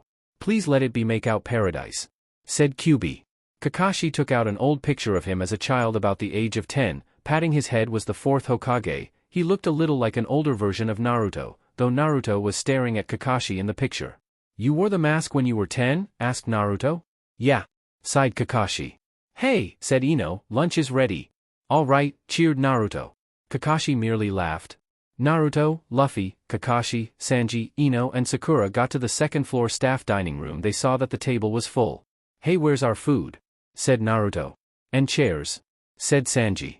Sorry, no chairs for you, said one of the chefs. Sit on the floor, said another of the chefs. They're acting strangely, said Luffy. Oh well, said Sanji. My crappy actor sense is tingling, said Kyuubi sarcastically. What? Said Naruto. You'll see, said Kyuubi. Who made today's soup? Asked Patty. That would be me, said Sanji, raising his hand. Everyone could tell he was proud of that soup. Delicious, huh? It's an exceptionally good batch today. It tastes like crap, yelled Patty, smashing the bowl into the floor. Sanji began to get angry. Calm down, said Ino. Naruto and Luffy watched with interest and eating their food. Sakura just watched. Kakashi took this opportunity to eat his meal while no one was looking. Maybe it wasn't meant for raccoons, said Sanji. It takes talent to make something that makes me want to puke, yelled Patty. I'd stake my reputation on that soup, said Sanji angrily. That's when the other chefs ate some of the soup and began to pour it on the floor. It stinks, yelled one of the chefs. Should be thrown out, yelled another. What are you talking about? The soup was exceptionally good today, said Kakashi, pointing the empty bowl. There was a heavy silence. When did you eat it? Yelled everyone. When no one was looking, said Kakashi cheerfully. Everyone's sweat dropped. You want him off the ship, don't you, Zeph? Said Kakashi. Everyone looked towards Zeph. I knew I should have come up with the plan to get rid of him with you around, said Zeph, looking at the Namekiage. Get rid of me? You want me out so bad? Then fine, yelled Sanji, who ran off, leaving slamming the door. Honestly, yelled Ino, you could have done better ways. Like what? You know that would be the only way that can, though, to him, said Zeph. A good way would be having me talk to him, said Ino, following Sanji. Outside, Sanji was sitting down while smoking. Sanji, said Ino. Hey, said Sanji. I can't believe I'm leaving, said Ino. Me neither, said Sanji. I was hoping you would come with me, said Ino. Why, said Sanji. Well, I see you kind of as an older brother, said Ino. That, and you were always there for me when I needed it, like when it happened. I can't believe the stress got to you like that, said Sanji. Getting amnesia like that, said Ino. I'm lucky that eventually I did remember the rock, even though it wasn't a good memory. At least you remembered telling me your family lived somewhere in the Grand Line, said Sanji. You don't have to, but I would like you. That and the all blue. You really shouldn't have told Luffy about it. I'm sure Zeph was eavesdropping, said Ino. Sanji chuckled. But it's your choice and I'm not going to stop you, said Ino. Both of them heard a sound coming from the water. That's when something jumped out of the water. What they, yelled Sanji. What is that thing, yelled Ino. The thing landed on Ino and Sanji. The thing looked like a merman, but truthfully it was some guy in the mouth of a panda shark. Yasaku, yelled Luffy and Naruto. Why are you alone? Asked Sakura, knowing was that answer probably was. Well, we didn't catch up to her, but judging by her wake she's going to a pretty unable place, said Yasaku. No one noticed Sakura tighten her grip when Yasaku said it. I'll tell you the details later, but right now we need your help, brother Luffy, brother Naruto, sister Sakura, sister Ino, said Yasaku. Okay, said Luffy. Wait, said Sanji, take me with you. What? Said one of the cooks. I might as sail with you on your quest to become king of the pirates, said Sanji. I have my own foolish dream as well, and besides there I'd like to help Ino with. Ino nodded at Sanji with a small smile. Naruto, Luffy and Yasaku all celebrated that Sanji joined, almost forgetting that they have two cooks. Sanji looked at the cooks and left the room, followed by Ino. They're going to miss all of you, said Kakashi. Ino and Sanji packed up? Yasaku and Sakura got a boat that belonged to Sanji, while Naruto and Luffy got food, which mostly consisted of meat and ramen. Sanji was thinking the restaurant at all the things that happened, when he first saw the restaurant for the first time, when he met Patty and Karn, when he first met Kakashi, he first cigarette, the first time he read Make Out Paradise. Yo, said a voice. Sanji looked up and saw Kakashi. Hey, said Sanji. Going to miss this place? Asked Kakashi. Sanji didn't answer. Well, I'm going to be heading off now. I'll be seeing you around, said Kakashi. See you on the Grand Line. See you, said Sanji. Kakashi left the room, to say his goodbyes to Naruto and Luffy, who were putting the food into the boat. So I'm going now, said Kakashi. Really, that's too bad, said Luffy. But we'll be seeing you on the Grand Line, right? Said Naruto. That's right, said Kakashi. He went over to his boat and began to sail away. Naruto enthusiastically waved goodbye to Kakashi. Later the time came for when it was to leave, however Sanji was late. Sanji's late, said Ino impatiently. That's he finally showed up? There he is, said Naruto. That's when Patty and Karn jumped behind him holding giant spoons. We've been saving this for years, said Karn. Say your prayers, Sanji, said Patty. 3 seconds later? The two were beaten and bleeding on the ground. 3 seconds, a new record, said Ino. Sanji got to the boat? Aren't you two going to say goodbye? Said Naruto. Why bother? Said Sanji. Everyone there annoyed me, said Ino. I can't wait to get away from here. Sanji, keep your feet dry, said Zeph. Ino, find your past. Of course, that's when the dam broke for both of them. Both of them began to cry and bowed to Zeph in gratitude, and both of thanked Zeph for all of his help. Then all the chefs began to cry. Man, I never expected for them to cry like that, said QB. No kidding, agreed Naruto. Goodbye you crap guys, cried Sanji. Goodbye morons, cried Ino. Let's set sail, yelled Luffy. And with that they left the Baratai, sailing to their next, and better, destination, not knowing what would happen next. Well, one of them did, but she wasn't talking. Chapter 28, The Fishmen. It had been several hours since Luffy, Naruto, Sakura, Sanji, Ino and Yasaku had left the Baratai. Things were calm and everything was fine, almost. "You're still crying," said Naruto. Yasaku said something but no one could understand it. "Did anyone understand that?" asked Ino with a sweat drop. "No clue," said Sanji. "I can't wait to get Nami back. Then we can go to the Grand Line," said Luffy. "Even if we do get Nami back there's only 10 of us, well 12 if you count the dog and Naruto's demon," said Sanji. 13, there's that thing that appears next to Sakura," said Luffy. Inner Sakura looked around. "He can see me?" she asked. "I think you're just seeing things," said Ino, but she was really thinking, Luffy can see inner selves, don't see that every day. "I didn't know your brother could see inner selves," said Kyubi. "Inner selves?" asked Naruto. Never mind," said Kyubi. "But I'm not worried," said Luffy. "Chef Zeph said that the Grand Line is paradise for some people." "Are you kidding? It's the pirates' graveyard," yelled Yasaku. "If the crap geezer said that," said Sanji, who began to get thoughts about girls. In face the smoke from his cigarette formed hearts. "How is he able to do that?" asked Naruto. "I don't know, and I've known him for a long time," said Ino. "You're taking it too lightly," said Yasaku. "You don't know what the Grand Line is like." "Hey, I do," said Kyubi. "We can't trust the perspective of a demon fox that roamed the lands creating chaos now, can we?" thought Naruto. "Shutting up," said Kyubi. "If Brother Zoro and Brother Sasuke knew who it was like, even they would be intimidated," said Yasaku. "Sister Nami is on a collision course with one scary guy, mark my words." "Time to eat," said Sanji. "Yay," cheered the D brothers. This caused the girls to sweat drop and say, "Boys," in unison. "Wait," said Yasaku, "we need to know what we're sailing into." "What do you mean?" asked Naruto. "There's a reason why they call the Grand Line the pirates' graveyard," said Yasaku. "Because Sanbai no idiot hasn't been sealed yet?" asked Kyubi. "He can't hear you," thought Naruto. "Wait, Sanbai no idiot? That's the nickname we other Biju call him. Sanbai's not smart, he's basically an animal, then again you could liken him to a sea king, but it's all in good fun." "I think he can't talk," said Kyubi. "You know he can't hear you," thought Naruto. "I know," said Kyubi. "It's because of the 3 great powers that rule that water. One of them is the 7 warlords of the sea," said Yasaku. "Who?" asked everyone but Sakura. "The 7 government-recognized pirate leaders," said Sakura. "Wait, why would the government recognize pirates?" said Ino. "Don't make any sense if you ask me," said Sanji. "They target unlicensed pirates and the government get a cut of their haul. It's smart if you ask me," said Sakura. "Wow, you know a lot about it," said Yasaku. "Well, I've heard things," said Sakura, who then sighed. "But anyways, even though other pirates call them government dogs, they're very tough," said Yasaku. "The guy who beat Brother Zoro? Mihawk, he's one of the 7. "There's others like that guy," yelled Luffy. "No way," said Naruto. "The problem here is Jinbei, the leader of the Fishman Pirates," said Yasaku. "Fishman?" asked Naruto, raising an eyebrow.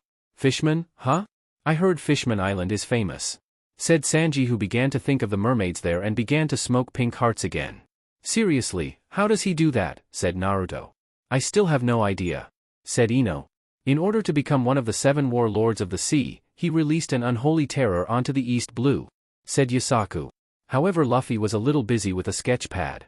"Like this?" asked Luffy, holding up a picture of a really ugly fish with legs, making Sanji and Naruto laugh. "Honestly," said Sakura. "Can't you stay serious for a few seconds?" yelled Yasaku. "He's right, we need to talk about this," said Sakura. "Fine, we'll skip the history lesson," said Yasaku. "But anyways, Nami is headed to Arlong Park? Arlong's a fishman that used to be Jinbei's equal. This is his territory. He's a very powerful pirate, even more than Don Krieg," said Sakura with her voice shaking a little. "Sakura, what's wrong?" said Ino. "Nothing," said Sakura. "Nothing really. But you turned back halfway, she could have gone somewhere else," said Naruto. "Johnny and I have a hunch," said Yasaku. "You're right, she is heading there," said Sakura, "and that's all I know." "What happened between you and Nami?"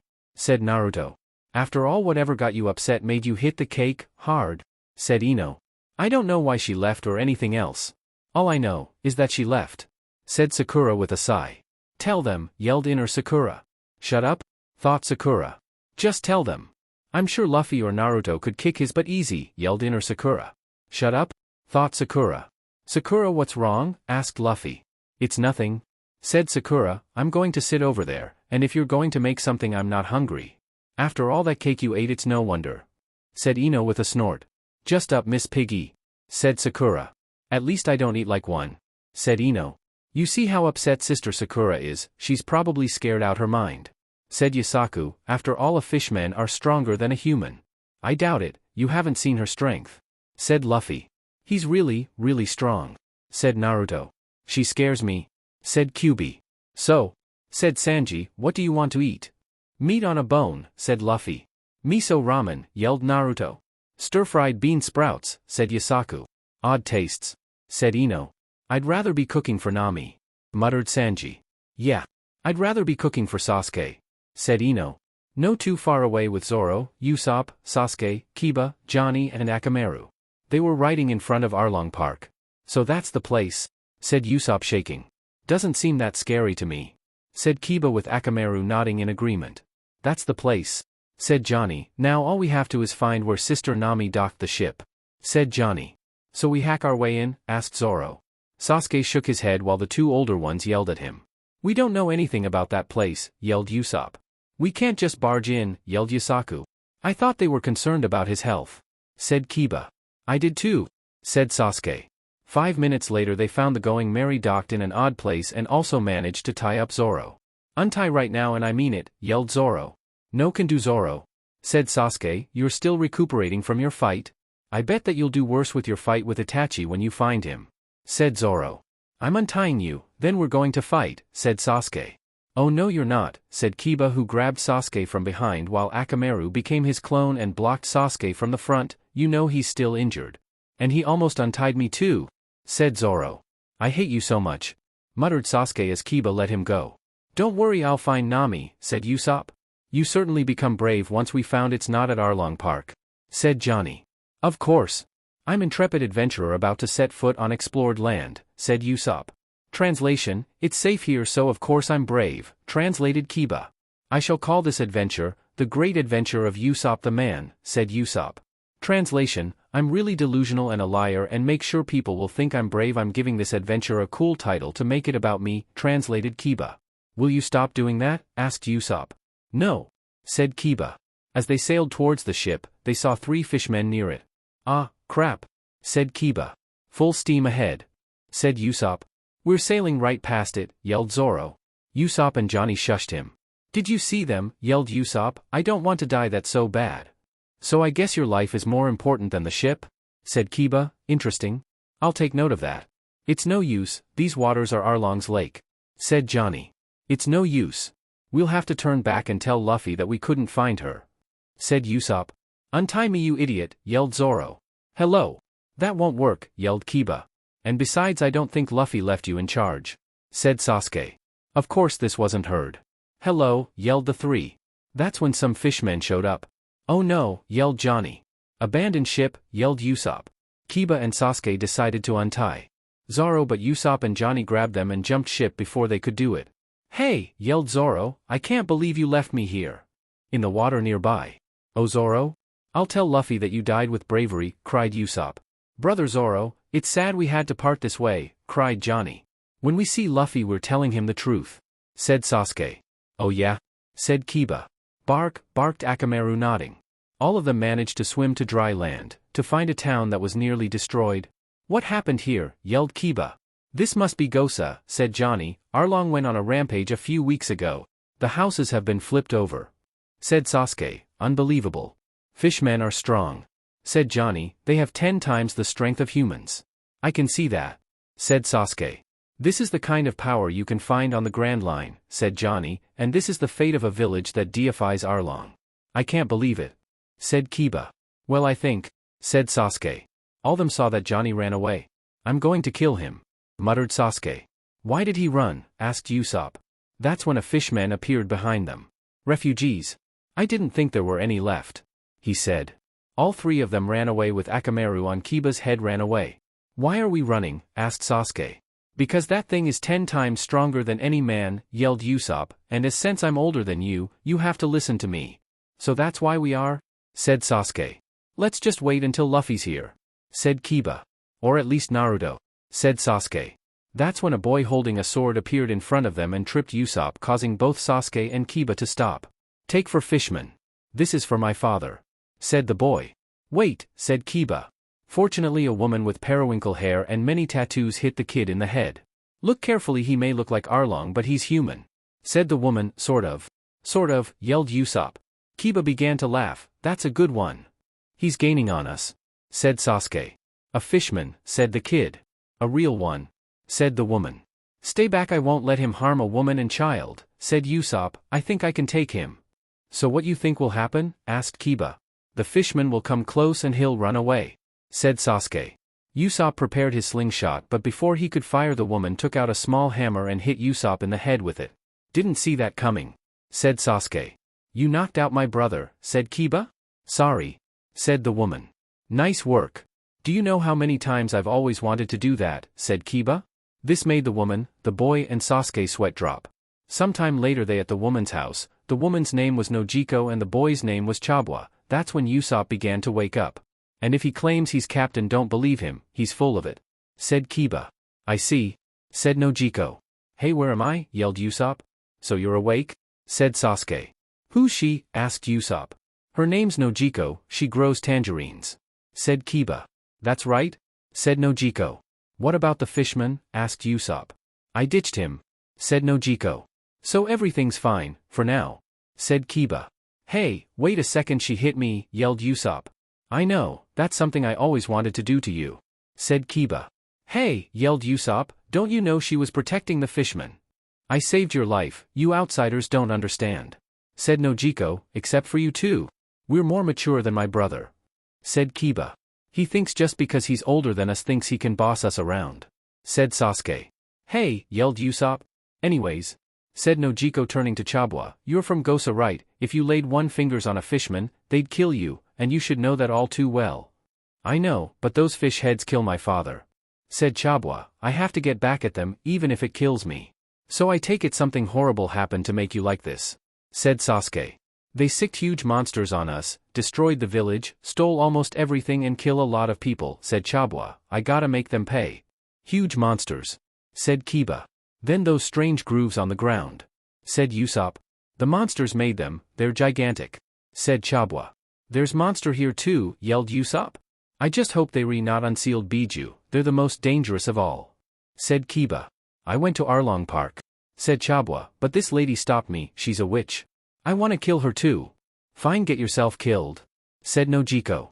What? Said Kiba as Usopp, who took a drink of tea, spit it out. Fine, then go your revenge, go get yourself killed. If you don't care then neither do it, said Nojiko. How could you? Said Kiba. But remember, I and the witch at Arlong Park both stopped you, said Nojiko. We saved your lives twice. Sasuke only smirked, she knew where she was going.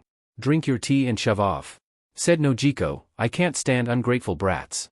Hey, he's just a kid. Aren't you being a little hard on him? Said Usopp. Hey, kid or not, anyone so determined to die like a dog should have his way, said Nojiko. She has a point. This kid is a lost cause, said Sasuke. Sasuke, yelled Kiba. I once knew a child who had a life worse than death, and she chose to live anyways, said Nojiko. So when I see a kid like him it makes me sick.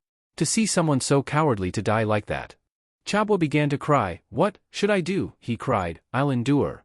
Got a mother, said Nojiko. Yeah, he cried.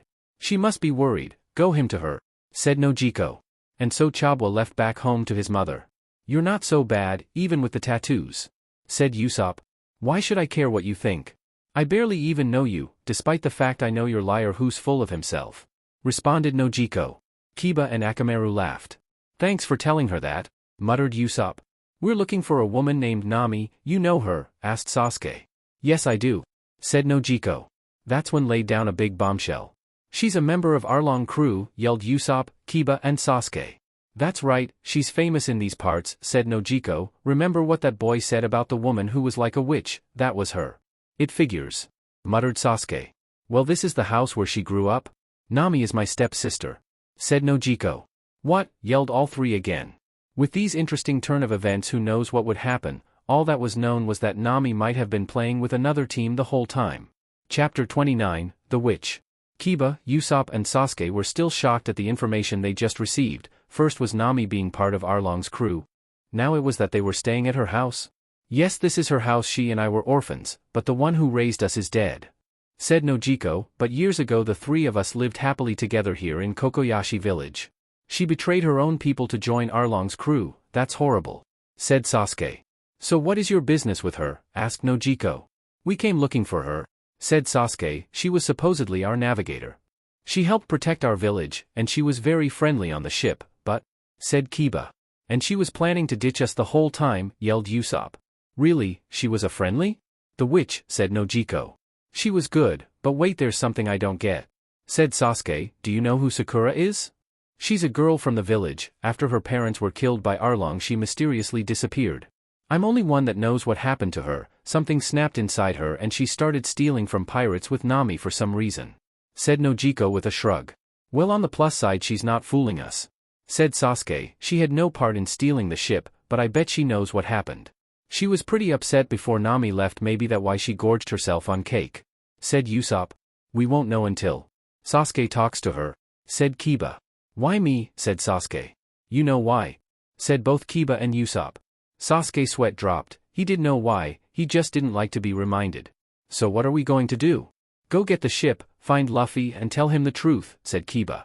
Ship, do you mean the one down there? Asked Nojiko, pointing out the window. Right outside the window was the Going Merry. Well, it wasn't right outside, but they could see it from the window.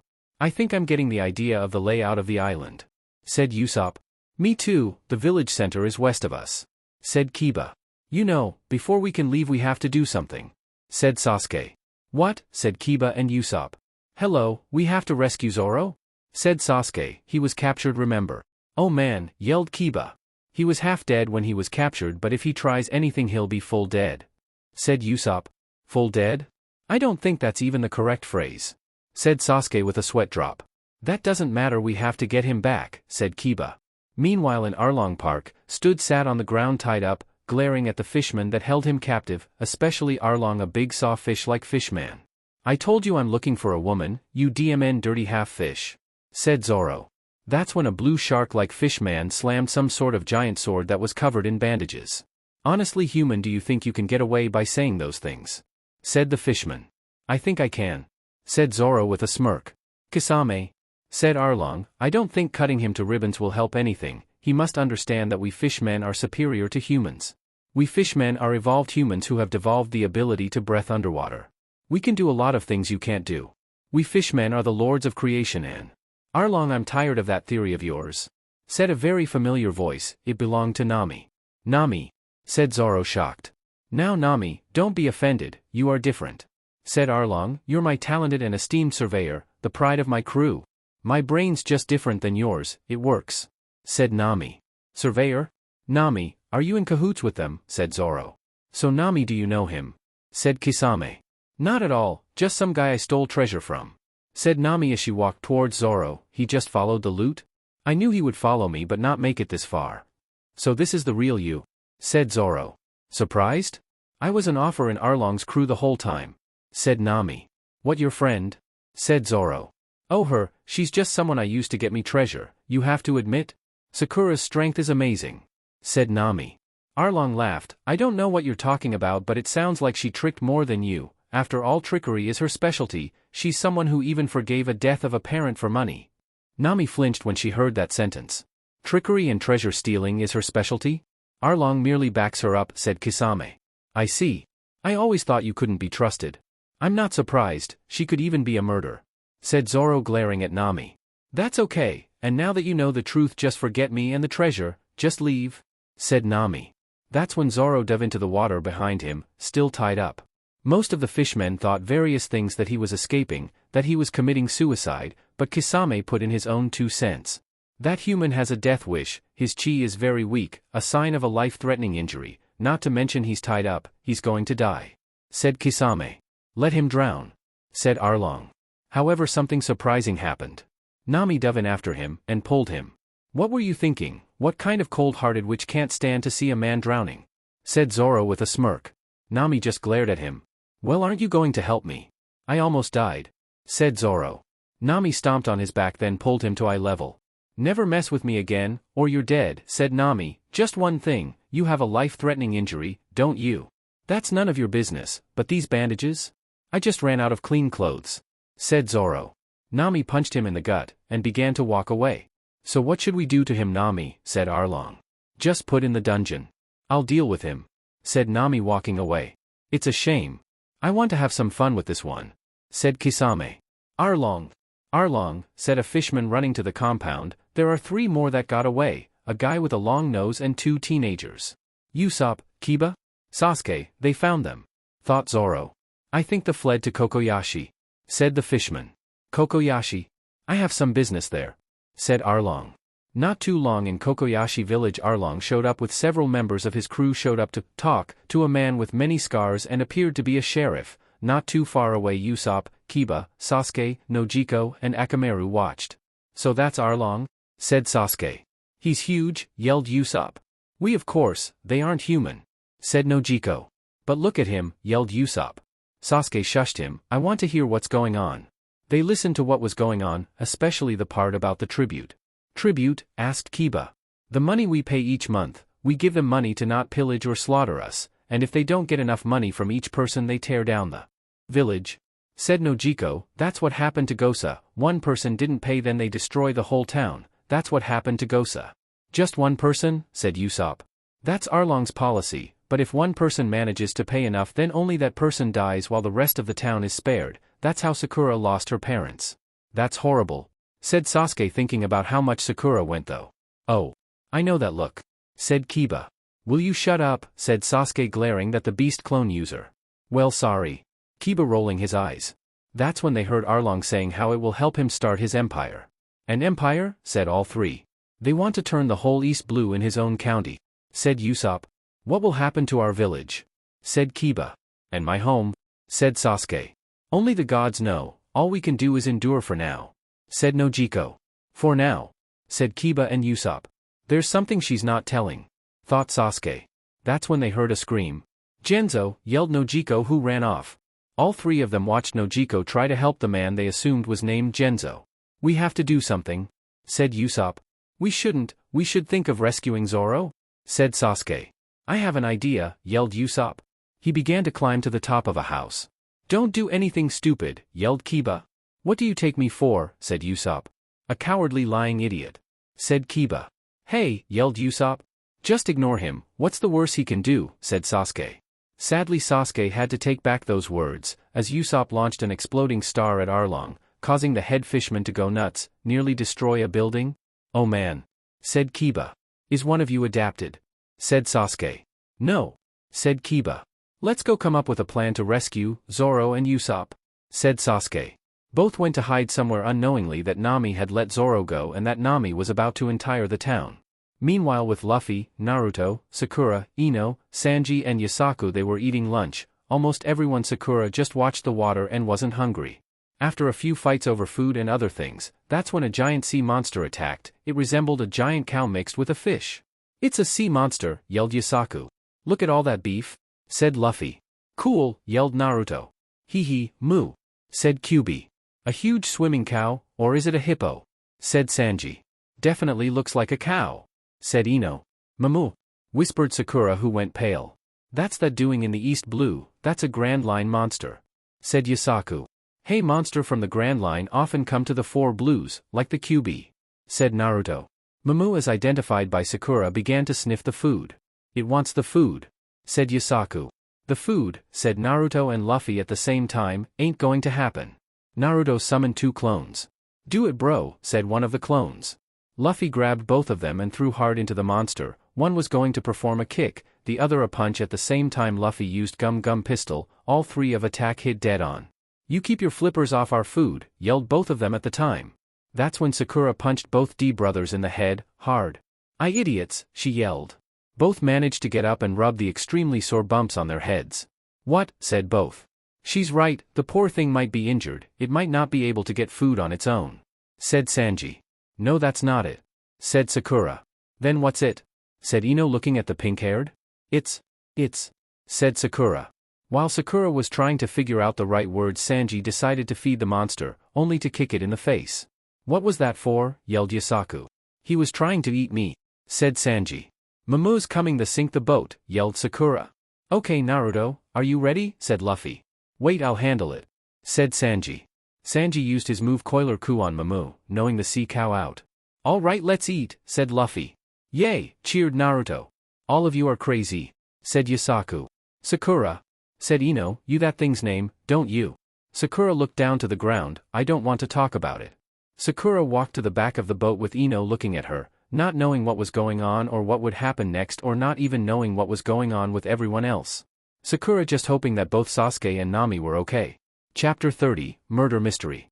Zoro managed to get to Kokoyashi village, after tricking an idiot octopus-like fishman named Hachi to give him a ride. If Hachi knew he slaughtered, well, badly injured at least, all of Arlong's crew members that were left behind, he would have been trouble. Now he has to look for Usopp, Kiba, Sasuke, Akamaru and maybe Johnny. He was still missing after all.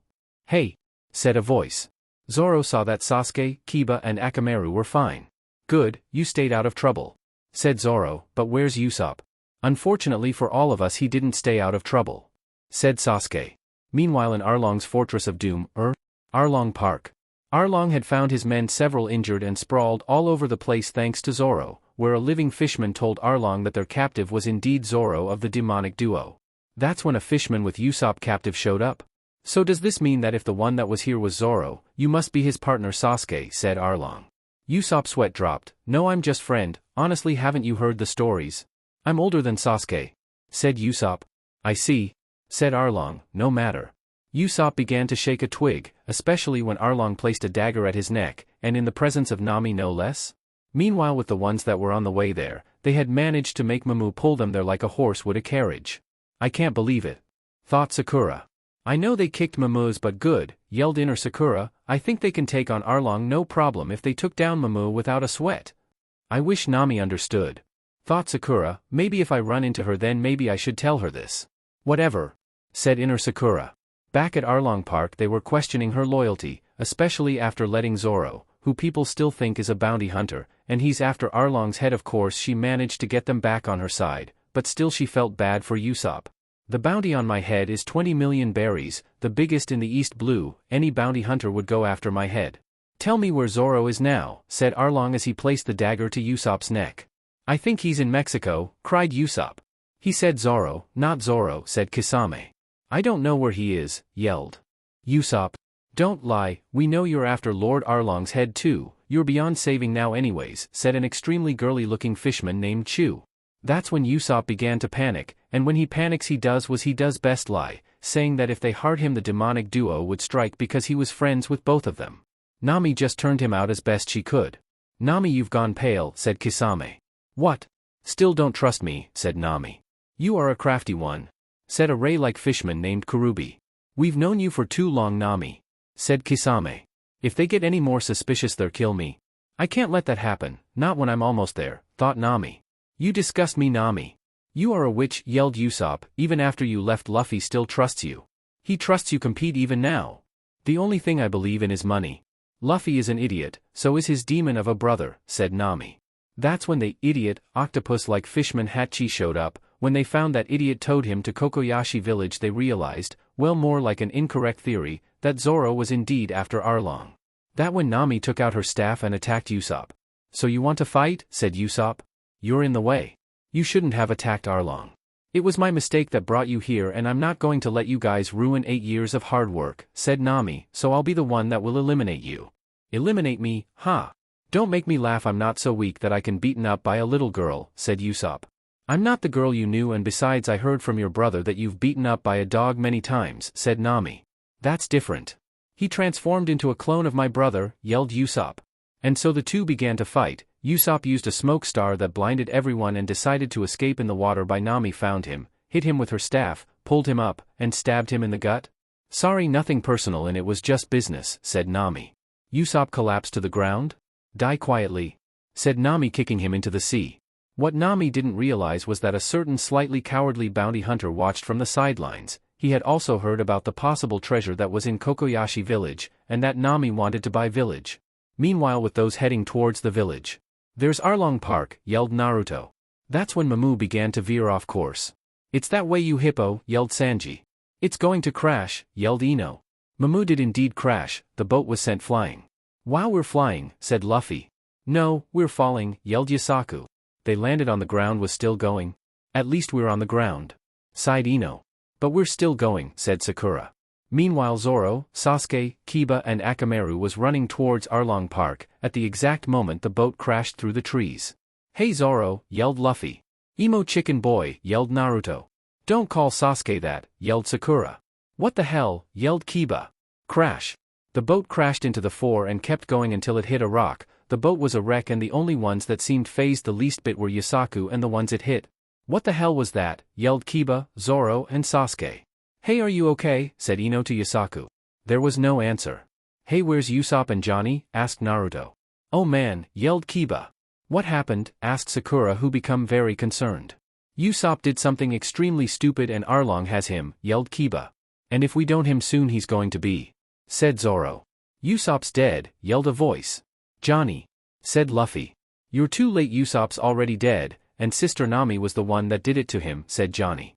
Everyone was shocked, Sakura paled. It can't be, she betrayed them to that extent, thought Sakura. Take that back, yelled Luffy. He grabbed Johnny by the collar. There's no way Nami would do that. She's our shipmate, yelled Luffy. Naruto and a clone grabbed Luffy. If you don't want to believe but I saw it with my own eyes, said Johnny. Who's your shipmate, said a voice. Everyone looked where it from. Nami, said Luffy. Why did you come here, said Nami. What do you mean, said Luffy, you're out shipmate. Before anything else could be said Kiba yelled out, did you really kill him, did you really kill my brother? Yes I did, what are you going to do about it, said Nami, kill me. We may not get along, we may fight all the time, and I may make fun of the way he looks, said Kiba, and killing you, is exactly what I'll do. He touched Akamaru who became his clone. All right? Let's do this Akamaru, yelled Kiba. Akamaru nodded and the two ran towards Nami, however at the very moment Sakura punched the ground causing a huge fissure which both fell into. Ignore her, even if she did kill Usopp, said Sakura who began to cry, she's nothing but a traitor who should be ignored. One thing she did right was teaching me a little about navigation, so I might be able to help you with that, but leave Nami here. Listen to my former thieving partner, forget about me. Said Nami, I only pretended to be your friend to get your loot, now you're broke I don't care anymore. Just go on your boat with Sakura as your navigator and go find your stupid One Piece. You changed. I can't believe you would actually kill someone just to make sure your plan would succeed. Said Sakura glaring at Nami, I agree with Nami and leave right now. She's not the person I thought she was. That's when Luffy collapsed. Brother Luffy, yelled Yasaku. Naruto tried to keep himself from laughing. Good night, said Luffy. Good night, yelled everyone but Naruto. I'm not leaving this island, those fish heads don't scare me. Said Luffy, now I'm a little sleepy so I'm taking a nap. Everyone but Naruto sweat dropped. You have to be kidding me, said Ino. That's my brother, said Naruto laughing. Suit yourself, yelled Nami. She walked past Sakura. Sakura? I didn't kill him. She whispered to Sakura. What? Said Sakura who stared at Nami leaving. You guys aren't normal, said Johnny. You just realized that now, said Sasuke. Well anyways Arlong's looking for us, said Johnny. I'm with Johnny. Said Yasaku, should we stay here? We've been mates for a short time but our paths split here. I don't fancy being slaughtered, said Johnny. Then see you later, said Sasuke. Good luck brothers and sisters, said both of them. Well there goes our two token survivors, said Kyuubi. What do you mean, thought Naruto. The character who just there to survive. With little to no character development. Said Kyuubi. What, thought Naruto. Just never mind, said Kyuubi, also I don't think the page exists anymore. They all began to sit around while Luffy took his nap and Naruto and Sasuke helped Kiba and Akamaru, who reverted to being a dog, out of the fissure. Do you think that Nami really killed Usopp, said Sanji. I told her she wasn't really a witch woman. Said Zoro. Witch woman? Said Sanji. Honestly. Said Ino, as long as the girl is beautiful he'll defend her. Sakura was silent. What's bugging you, said Ino. It's hard to explain, said Sakura. Sasuke and Naruto finally got the boy and his dog out of the fissure. Thanks. Said Kiba, now Akamaru, can you find her? Wait. Said Sasuke, I think if you want revenge find a different path. How would you know anything, said Kiba. I know well. Said Sasuke, and besides did you even witness his murder, he might be still alive. He's hiding something, said Kyuubi. That's when a very familiar voice shouted, Great you haven't gone to Arlong Park yet. Almost everyone turned to see Usopp running towards them. Kiba gave a big grin, as his older brother ran towards them. Sadly Zoro and Sanji didn't hear him as the two began to fight. Sanji was about to kick Zoro but Zoro blocked with his sword, because neither saw Usopp and vice versa, the two wound up accidentally attacking Usopp. Great, he's definitely dead now. Sighed Kiba. At least it was an accident. Said Naruto. Yeah. Sighed Kiba. Not too long later Luffy woke up. Usopp, who did this to you? Said Luffy. It was Sanji and Zoro? Said Kiba. They were fighting and somehow didn't hear him. Luffy, Naruto, you came, said Usopp happily. Hey, I came too, said Sanji. I'm going to get you for this, yelled Usopp. But first Nami. Said Usopp, she saved my life. So what happened? Asked Sakura. Usopp began to explain how Nami stabbed her hand, not his gut. She's got some ulterior motive for working for those fishmen, said Usopp. Time to break your silence, yelled inner Sakura. She does? Said Sakura. It's no use, said a voice, you can't defeat Arlong. Everyone turned around and saw Nojiko. Nojiko, said Sakura. Who is she? Said Luffy. She's Nami's older sister, said Kiba. No wonder she's beautiful, beauty must run in the family, said Sanji. I think you're wrong, Nojiko. I think they can. Said Sakura, you haven't seen what they can do. Sakura, what are you talking about? Said Nojiko. Sakura gave a smirk. What's going on? Asked Naruto. I have no idea. Said Sasuke, and I met Nojiko. With most of the crew confused as to what's going, who would really know what would happen in the future? Chapter 31, Betrayal. Sakura and Nojiko looked at each other, there was a strange silence. Everyone there could feel the tension. So, said Sakura, how have you been? Q1 giant anime fall. What are you doing forehead? Asked Ino. What, I can't have a short conversation with Nojiko before we get to business, said Sakura. I guess we could talk. Said Nojiko with a sweat drop. The two began to talk. The first few minutes was Nojiko telling Sakura about something that just happened. That survivors from Gosa called the Marines who arrived to save them, but were easily defeated. Then somehow the conversation turned in just gossip about people from town. And they were doing that for 20 minutes. You're kidding? Who told you? Asked Sakura. Can we get back to business? You've been gossiping for almost 20 minutes, yelled everyone else. Oh right? Said Sakura. Nojiko cleared her throat. I'm going to tell you Nami's story, but only if you promise to leave afterwards. I don't think that's going to happen. Said Sakura with a sweat drop. Nojiko sighed. Well anyways. Said Nojiko. I'm going, said Luffy. Me too, said Naruto. Don't you want to listen? Asked Usopp. Nope, said the brothers in unison. I think you should listen, Kit. After all, you're not listening to me, are you? Said Kyubi. Well, too bad, said Naruto. Don't mind them. Said Sakura, they're idiots.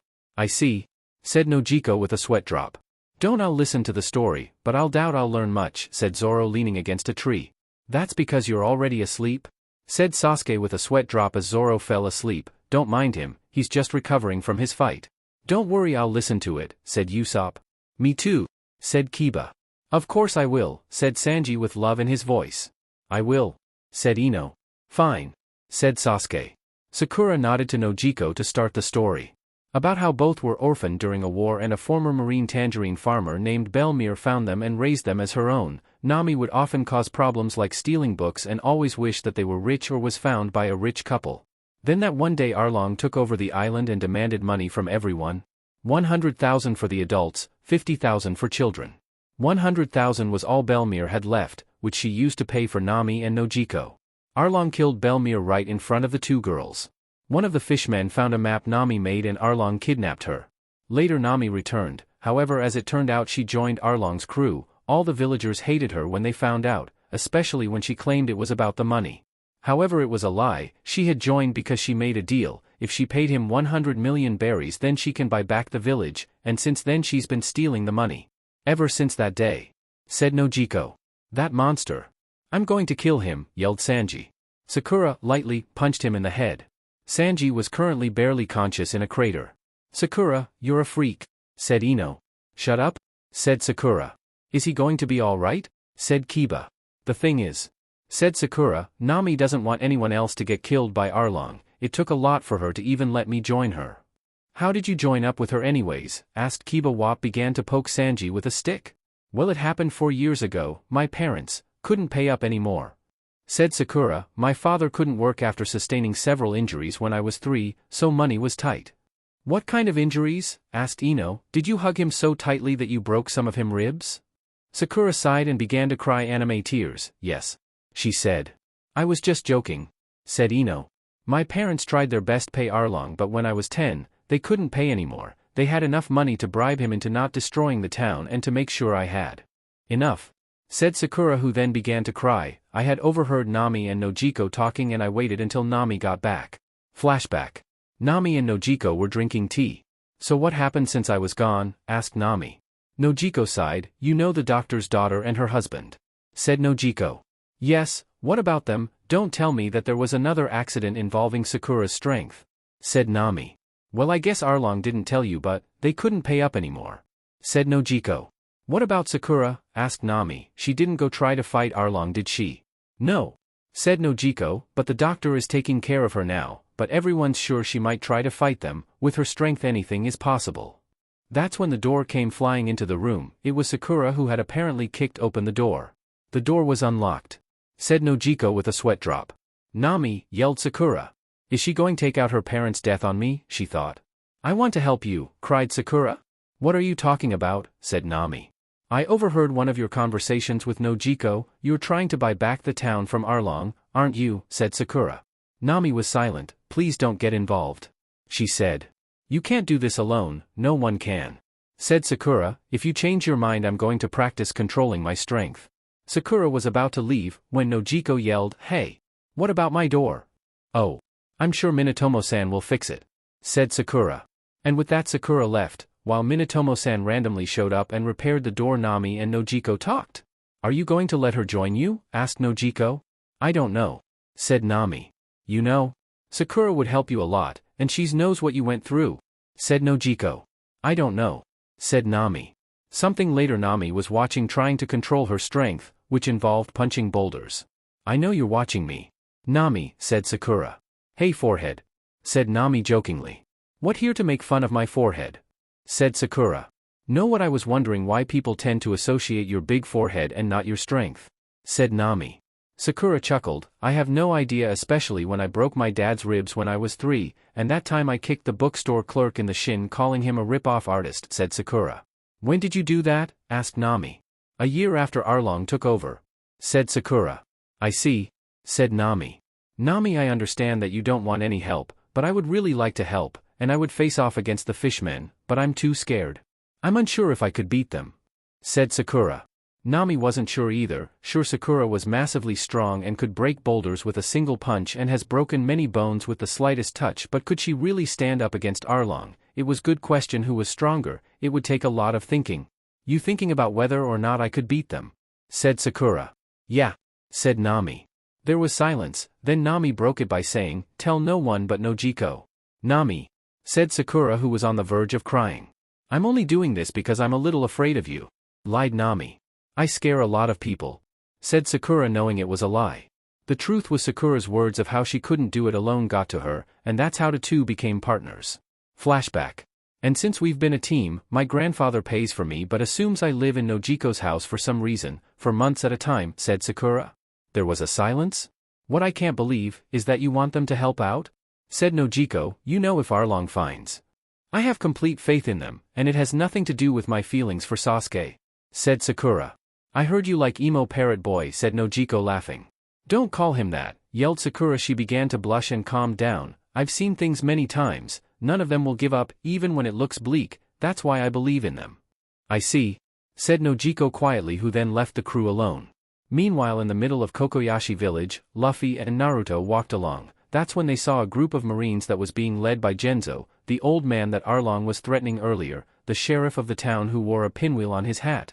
Both saw him, not paying attention that they were talking about Nami. Hey, how that guy has pinwheel on his hat? Said Luffy. I don't know, but it's cool, said Naruto. You know they were, you know? I think right now. Why do I even try sometimes? Said Kyubi.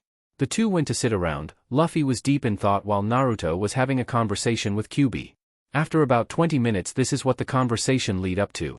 Please, thought Naruto. No, how many times? I won't teach you another trick until after we get to the Grand Line, said Kyubi. Why, thought Naruto. Because you're an idiot, said Kyubi. Well, you're a pervert, thought Naruto. No matter what you say, I'm not going to teach you any more tricks until we get to the Grand Line, said Kyuubi. Fine, grumbled Naruto. That when the sound of gunshot heard though out the air. Shortly after there was a commotion. They saw a commotion and saw Nami among them. What's going on? Asked Naruto. I don't know, said Luffy. Both walked up to find Nojiko was wounded and Nami was there. Hey Nami, said Luffy. Need help? Asked Naruto. She grabbed both of them. What are you still doing here? I want nothing to do with you two idiots, she yelled. Get off this island.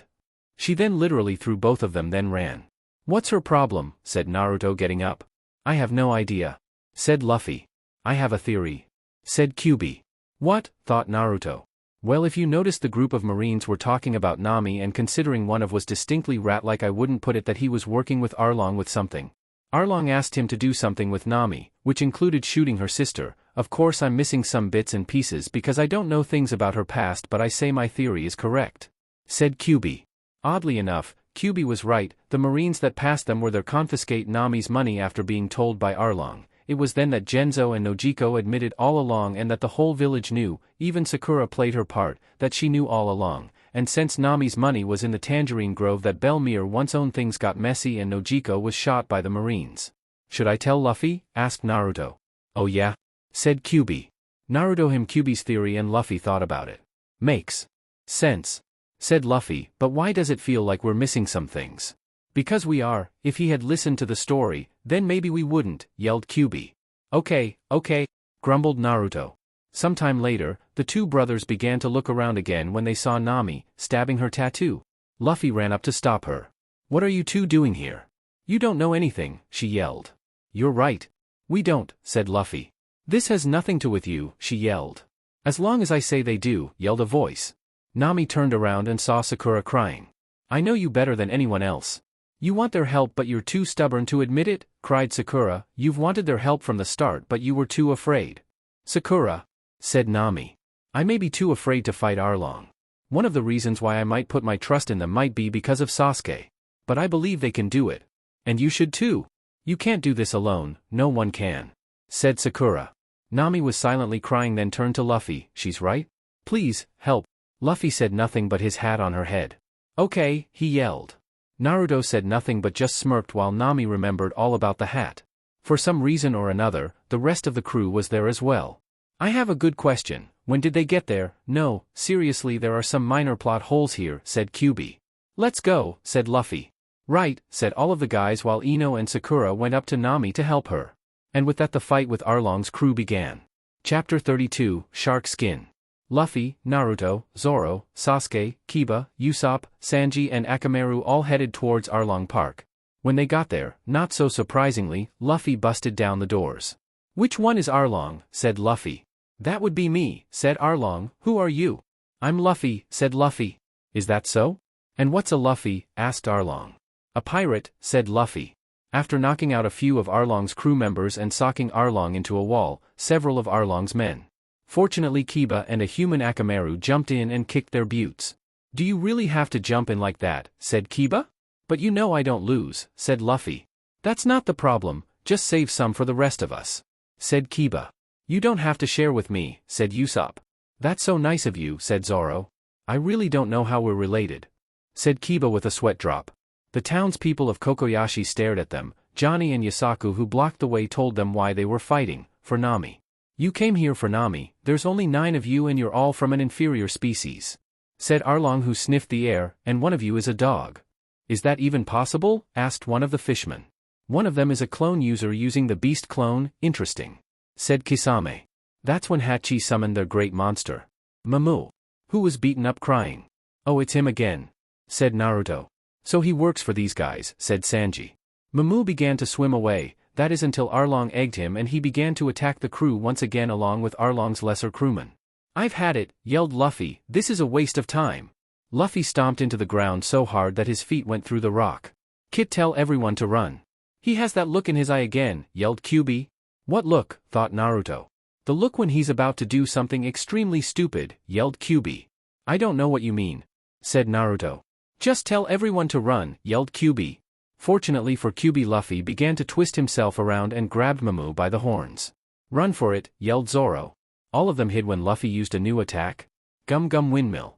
He spun around with Mamu in his hands, knocking out Mamu and most of Arlong's men. I have to say this now, before it's too late, said Kyuubi. Heh, Mu. Why did you say that? Asked Naruto. You know Naruto, Logic has a brother, his name is Shut the Hell Up, yelled Kyuubi. Okay, said Naruto with a sweat drop. The only ones standing left were Chu, Hachi, Kurubi and Kisame of Arlong's men. Now the real players appear, said Zoro with a smirk. You know someone else is paying attention, right? Said Sasuke. Usopp and Kiba was yelling at Luffy, Sanji was kicking at him, Akamaru was growling and Naruto was praising his older brother. Wow, Luffy, that was one of the coolest moves ever, said Naruto. This of course surprised everyone else, while the 4 of the fishmen stood there except for Hachi, while most of the crew stood across from them. Hey! Why are you standing back there? Yelled Kiba to Usopp. It's nice and cool over here, lied Usopp.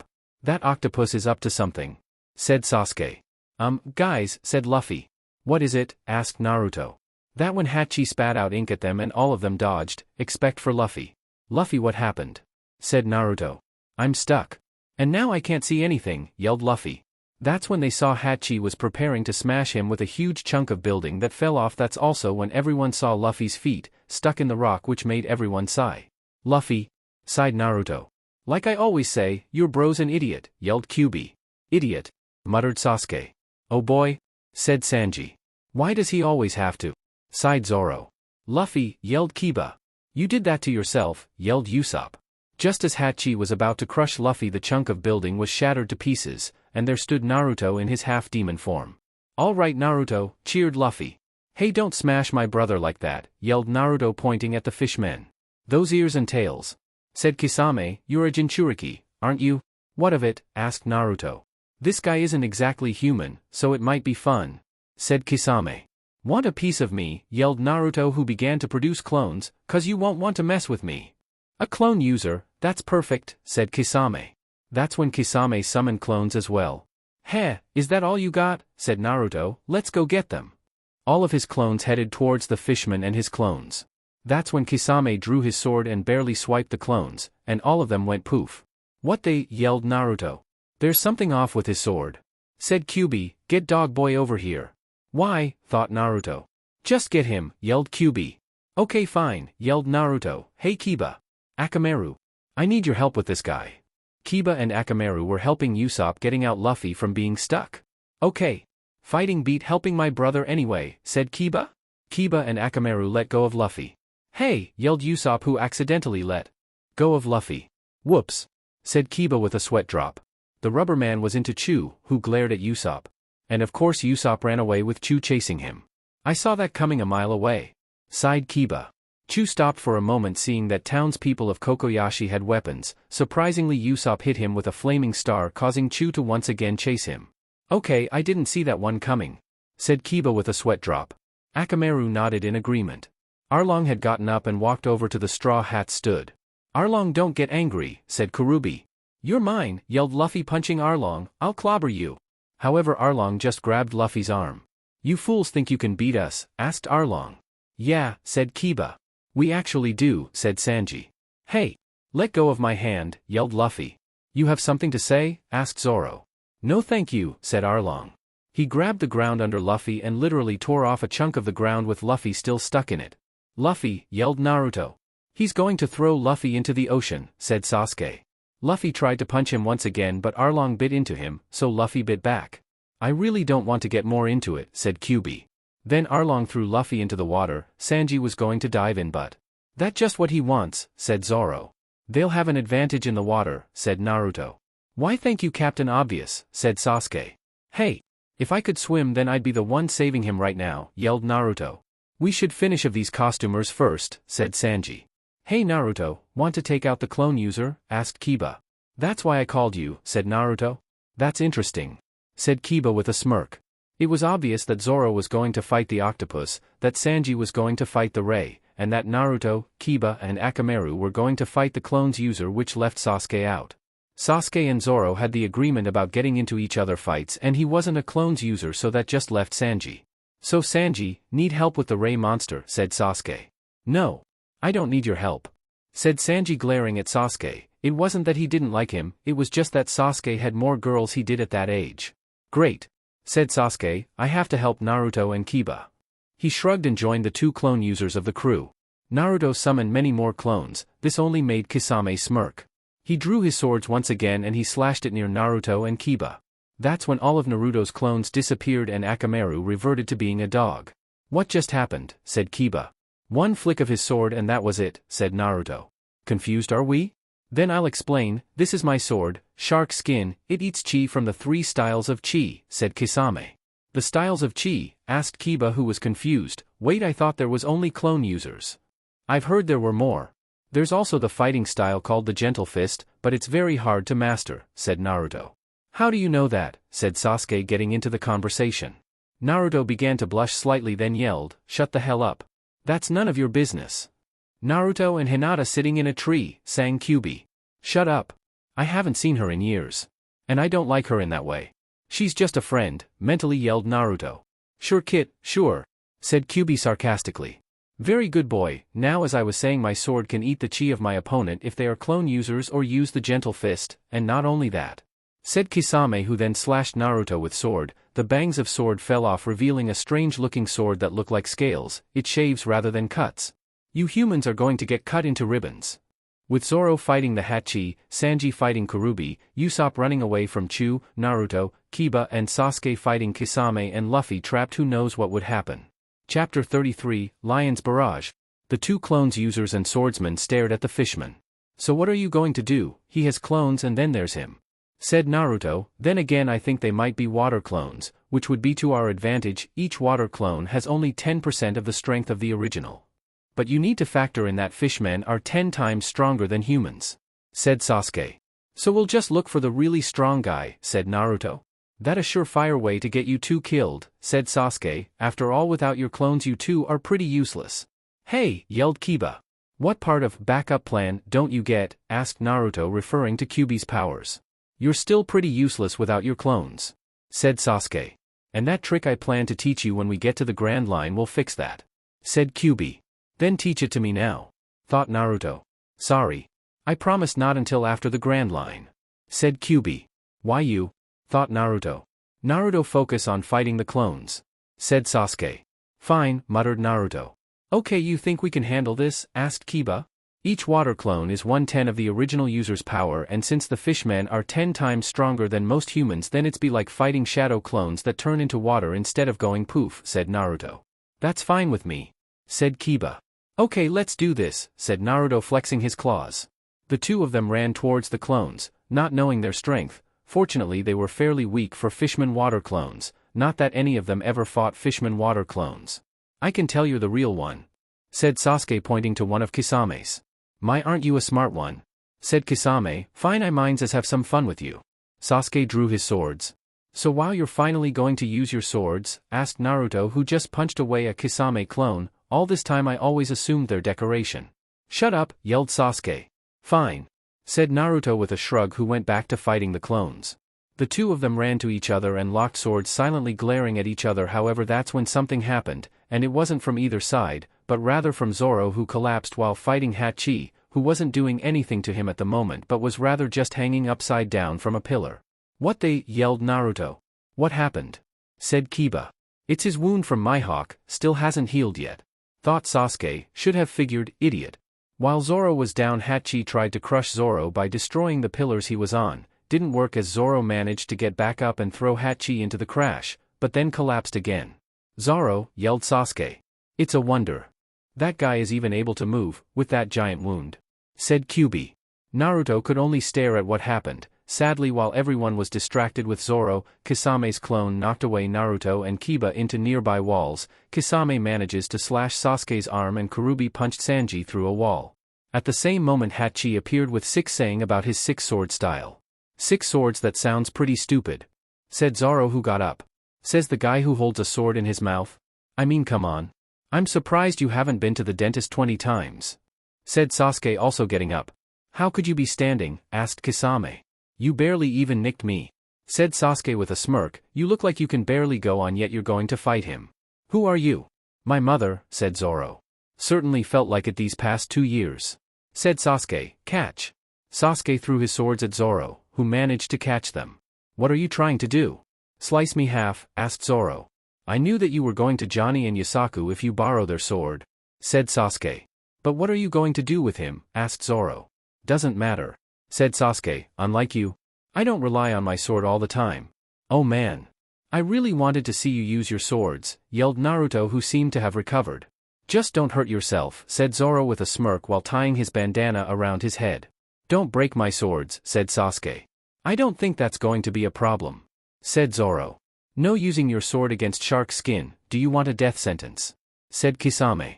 There's a reason why Zoro's more famous than I am, said Sasuke. It's because he's older. What do you mean? Asked Kisame. Let's just say 8 years of training to fight someone was just swordsmanship, said Sasuke. Sasuke seemingly disappeared and reappeared behind Kisame. I've been in training since I was 5 and one of the main things was my speed. Sasuke then used a roundhouse kick to knock Kisame off his feet. I had no idea he was that fast, said Naruto. And he didn't eat a devil fruit, that kid must have hell of a lot of training, said Kyuubi. Big deal, thought Naruto. That's when more of Kisame's clones began to attack him. Okay, looks like Dog Boy is out for the count and you won't have enough chi to perform shadow clones for about 5 minutes, said Kyuubi. So, I'll do what I do best, thought Naruto. Improvise and hope for the best, said Kyuubi. Pretty much, thought Naruto. Back with Sasuke's fight? See, your weapon is big and slow moving, said Sasuke. You may be right, said Kisame, getting up, but you forgot we fishmen are 10 times stronger, said Sasuke, punching Kisame into the gut, hard. I've heard so many times in the last half hour it's starting to get boring, seriously, said Sasuke. He then uppercut the fishman. Just one more, thought Sasuke. He ran up to the fishman and kicked him into the air. Kisame began to float in the air, then Sasuke appeared behind him, 2 floating underneath him. Sasuke then put his finger to his back, signaling that he was there. What the? Said Kisame. It's a move I picked up a couple years ago. Well, this part anyways, the rest is all me, said Sasuke. Sasuke began to performing a punching and kicking combo while in midair. How can this little pipsqueak? Thought Kisame. Lion's Barrage, yelled Sasuke, delivering on final kick to Kisame, slamming in the ground. The force created a crater. At the same time, all of Kisame's clones splashed into water. DMN. Thought Naruto, he showed me up. But look at him, Kit, said Kyuubi. Naruto saw that Sasuke looked worse for wear. He was breathing heavily. Using that much strength and speed, he's still a normal human after all, said Kyuubi. You're right, said Naruto. See if Dog Boy is all right, said Kyuubi. Kiba, said Naruto. I'm fine, said Kiba, getting up. He wasn't in the best shape, but he looked okay. That was pretty awesome of Sasuke. That's when Zoro sent Hachi flying, who crashed back down to earth. Okay, so both of them are awesome, said Kiba. You know what, said Naruto. What, said Kiba. Neither one of us have gotten a chance to fight yet, said Naruto, hanging his head low. You're right, said Kiba. On the other hand, my chi is almost back to normal and my injuries are almost headed up, said Naruto, so I can go on. Hey, said Kiba. So who's going to save Luffy? Said Zoro. I'll do it, said Zoro. Don't, said Sasuke. I'll do it. Unlike you, I'm just exhausted, with no open wounds, DMN it. The reason why Sasuke said DMN it was that Kurubi was about to elbow Zoro in the head. Fortunately, Sanji managed to stop it, causing Naruto to sigh. No fair. Sasuke got that clone user, Zoro got that octopus. Usopp got that cross-dresser? I think. I'm not so sure, and it looks like Sanji's getting the last one. No fair, thought Naruto. Clam down, Kit. I'm sure your brother will share, especially since he's underwater right now. I'm sure he won't mind, said Kyuubi. Naruto looked at Arlong and smirked. You're right? I'm sure he won't mind, thought Naruto. And with that, who knew what would happen in the fight? Chapter 34, Luffy Lives. Sanji had managed to defeat Kurubi, which was quite hard. The first half was underwater. Fortunately, Sanji was able to beat him on land. During the fight, he managed to tell them that Luffy was half okay. During this time, Kyuubi gave Naruto a good strategy: transform himself into an injured version of himself. You said Luffy's halfway okay? Said Sasuke. What does that mean? It means he's not dead yet, but I'll have to go back to the bottom, said Sanji, but it looks like he's not going to let me. Arlong glared at Sanji, looking like he was going to attack Sanji any second. Go now, Sanji. I'll take him, said Naruto. Naruto looked like he was about to collapse any second. But Naruto, look at you, said Sanji. Just save my brother. I'm fine, said Naruto. Oh really? Said Arlong. You look you're about to die? I'll finish the job then. Arlong held a small amount of water. He threw it at Naruto. When he did, there was a puff of smoke. When the smoke cleared, Naruto looked okay, but was now coughing up blood, confusing everyone. Okay, so he was injured before, now he's not, except for fact she coughing up blood, said Kiba with a sweat drop. I get it, said Sasuke. His ability to transform, he transformed into an injured version of himself to let Arlong's guard down. We should be lucky that Naruto has the ability to heal the way he does, said Zoro. But what just happened? Asked Sanji. Meanwhile, back at the Tangerine Grove, Sakura had just finished bandaging Nami's self-inflicted wound. There, said Sakura. Let's go, said Nami. Where? Asked Ino. We're going to Arlong Park, said Nami. I'm done crying and I made up my mind. I've made up my mind too, said Sakura, picking up a rock. I'm not going to run away anymore. Sakura held up the rock and crushed it in her hand. Okay, said Ino, I just hope there isn't one man standing. All three of them ran towards Arlong Park. Back at Arlong Park, Naruto got up, wiping the blood from his mouth. Sorry Arlong, but I'm not a normal human, said Naruto. To be frank, I've never really heard any call me human as an insult before. You, mainly demon, beast, monster. In fact, every time you call me human I have to resist the urge to hug you. Everyone's sweat dropped at this sentence. I don't want to know how Naruto grew up, said Sasuke with a sweat drop. Me neither, said Zoro. But I'm not a normal human. In fact, I'm unsure if I'm even human anymore, not since the age of 4, said Naruto. Even so? I'm going to beat you. Oh really, you weak pathetic human, said Arlong. However, he was interrupted by Naruto shouting, hug, and going in to hug Arlong, which Arlong responded with a punch to the face. You idiot, yelled everyone else. Naruto got up. Sorry, like I said, I've been resisting the urge to hug you, said Naruto. Naruto, you really have issues, said Sasuke. Shut up team, yelled Naruto, getting up. Then he summoned a ton of clones. All of them ran towards Arlong. He began to kill them left and right. Wave clones went poof. After about 5 minutes of killing he managed to grab the real one. So you really think that you could beat me? Asked Arlong, you worthless human. I guess you assume that though I have fox ears, tail, claws and fangs I'm just some weak human. I'm not an ordinary human, said Naruto. Naruto's eyes turned red. Arlong felt something strange. So you're preparing to transform into your full form? Said Kyuubi. Naruto said nothing. However, before Naruto could do anything there was a shout of, Arlong, stop right now. Everyone turned to see Nami with Sakura by her side. Ino just stood next to Johnny and Yasaku, mostly because there was no one to use her powers on. Nami, growled Arlong. Nami, said Sanji happily. Idiot, muttered Sasuke looking at Sanji. Arlong dropped Naruto on the ground and looked at Nami. So you've come back, said Arlong. No, I've come here to kill you, said Nami. Arlong merely laughed and pointed out all the assassination attempts Nami made throughout the years. Yeah but, said Nami. Not now, said Sakura. I'm your trump card. He has no idea about my strength. If he find out now, then something bad will happen. Nami only nodded. That's when Arlong told Nami something interesting, that she had a choice. If she said that she was part of the Straw Hats, every human would die, but if she said that she a part of Arlong's crew, then the villagers would be spared, but the Straw Hats would die. It was her choice. Nami stood silently, thinking. Honestly, said Naruto, do you even notice that I'm barely injured? Hello. Nami looked at Naruto. I've taken worse beatings all my life, said Naruto. I can handle this guy. Look, he's an interesting opponent for me. You tried to hug him, yelled everyone else. He did, really, said Nami with a sweat drop. Why, said Sakura.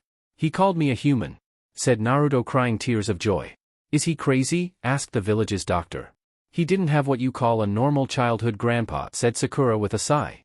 Just wait until it comes to that point. If it looked bleak, Nami, then come up with your answer, said Naruto, because... 3, 2, 1, said Kyuubi. A huge stream of water from behind a nearby way. Luffy's not dead yet, said Naruto. Did you really know that was going to happen? Asked Sanji, staring at the idiot half-demon. Nope, it was a lucky shot and it happened, said Naruto. This only made everyone else sweat drop. Okay, while I'll handle this fish face, someone better go down and free Luffy, said Naruto. Sanji got up with a shrug, and dove into the ocean. What are we going to do? Asked Zoro. Meh, said Sasuke. That's not an answer for this situation, said Zoro. That's when Zoro felt himself being dragged away. He looked up and saw Sakura. What are you doing? He yelled. Look at you, wound. I'm just moving you out the way, yelled Sakura. Zoro decided it was best not fight back. After what Sakura did with that oil slick back in syrup, that was scary, very scary. Sasuke just shrugged. He was still exhausted from beating Kisame, so he could stay there for a few more minutes, he just needed to say out the way. Naruto summoned more clones and once again began to attempt to pound Arlong. Are those shadow clones? Asked a random townsperson. They are, said Sakura, who stopped dragging Zoro. But I heard that shadow clones are hard to do, even then, it's nearly impossible to summon that many at once, said the random townsperson. That kid's amazing. You have seen his older brother fully in action yet? Said Sakura. You mean that guy who threw Mamu away like a piece of garbage? Asked the random townsperson. And I missed that? Thought Sakura with a sweat drop. That's when something flew thought the air, it was Luffy. I'm back, he yelled. Luffy, yelled Naruto happily. He made it out, said Usopp. When did you get here? Asked Kiba walking towards his brother with Akamaru on his head. Usopp shrugged. Luffy while in midair looked for something to grab and switch places with, then noticed that Sasuke was just sitting there. He managed to grab Sasuke and switch places with him. What are you doing? Yelled Sasuke. This made Naruto laugh. Luffy. How dare you do that with Sasuke? Yelled Ino and Sakura at same time. Zoro merely chuckled. Better him than me, he said. Luffy flew towards Arlong, stretched out his neck and gave him a gum-gum bell, followed by a long list of gum-gum attacks. Good timing, said Naruto walking up his brother. Arlong got up. Did you do something? He said. That was just a warm-up, said Luffy.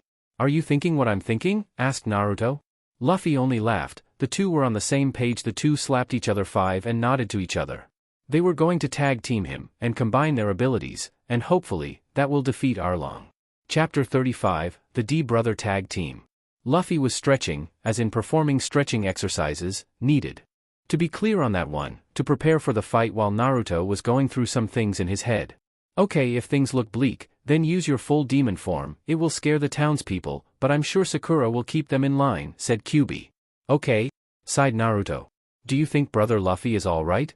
I mean none of his attacks fazed him, said Yasaku. Even if Luffy and Naruto lose there's still some hope, said Sakura, but I really think they can beat him. I've seen the two do some amazing things. Go Luffy. Naruto. I have your back, yelled Usopp. Kiba whacked his older on the head. Arlong got up and asked, do you know the difference between me and the two of you? Our noses? Asked Luffy. Crickets chirped. Our chins? Asked Naruto. More crickets chirped. Our webbed toes? Asked Luffy. I think they're serious, sighed Ino. This made everyone sigh. Ask him, his melon-sized PRSTT, said Kyuubi. I'm not saying that, thought Naruto. No species, yelled Arlong trying to bite the two. Both brothers dodged the fishman. That's when Naruto summoned shadow clones, half of which transformed into Luffy. Good one, whispered the real Luffy to the real Naruto. Thanks, said the real Naruto. However, Arlong managed to find the real Luffy and grab him and pin him to a column. Arlong was about to bite Luffy's head off. Fortunately Luffy managed to grab his head, pulled it down so Arlong missed. That was close, said Luffy while Naruto sighed in relief.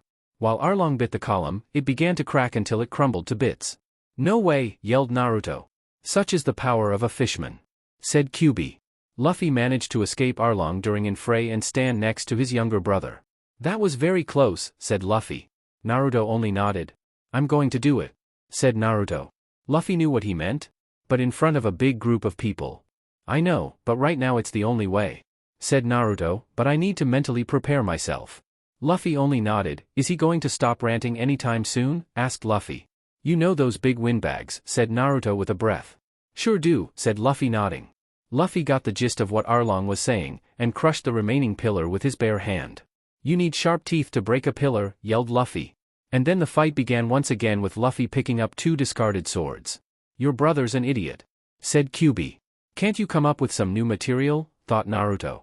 Luffy fought sword to nose with Arlong. How when it comes with swords, Luffy knows nothing. One sword was tossed butted while the other was bitten though, but Luffy managed to shatter Arlong's teeth with a single punch. I don't know how to use sword, shark face, yelled Luffy. What is he going on about? Asked Ino. Somehow both Sasuke and Zoro knew what he was talking about. I don't know how to navigate either, said Luffy. Nami looked at Luffy. I'm not a clone user, they always come out dying no matter what kind I use, said Luffy. Naruto smirked knowing that was geared towards him. I can't cook, said Luffy. Ino and Sanji looked at Luffy. I can't train dogs to fight, said Luffy. Kiba smirked at this one. I certainly can't crumble boulders to dust without getting tired, said Luffy. Sakura sweat dropped at this one. And I can't tell lies, said Luffy. Hey, yelled Usopp. Kiba was laughing at that one. I know I can't live without the help of a lot of people, yelled Luffy. What a clever boy, admitting your own helplessness. Said Arlong, it must be a burden for your crew to have an idiot captain. Tell me about it, said Kyuubi. He can't hear you, thought Naruto. You lack the slightest shred of dignity or ability. What gives you the right to be a captain of a ship, yelled Arlong, just what can you do? I can beat you, said Luffy. Everyone cheered. Do it brother Luffy, cheered Yasaku. You can do it, yelled Sakura. Get him crap kid, said Sanji. You better do it, said Sasuke. If you lose I'll kill you, muttered Zoro. Way to go Luffy, cheered Kiba. I got your back, said Usopp causing Kiba to sweat drop. You can do it Luffy, cheered Ino, beat that fishman. Do it Luffy. We're all cheering for you. Ino continued to cheer causing everyone to sweat drop at her. I think she's gone a little overboard, said Zoro with a sweat drop. That's when Arlong's teeth grew back. Your teeth grew back, said Luffy surprised. Arlong demonstrated the ability of being able to regrow his teeth an infinite number of times, by removing his teeth twice and showing them growing back and then taking them as weapons in his hands. He began chomp at Luffy with the teeth. Fortunately Luffy managed to use one of Arlong's men as shield. Hey, I just thought of something fun, aid Luffy who turned back to his brother, are you ready yet? No, said Naruto. Good, said Luffy. He has that look again. Warned Kyuubi. Naruto could only sweat drop. How could you use my own man as a shield? Said Arlong.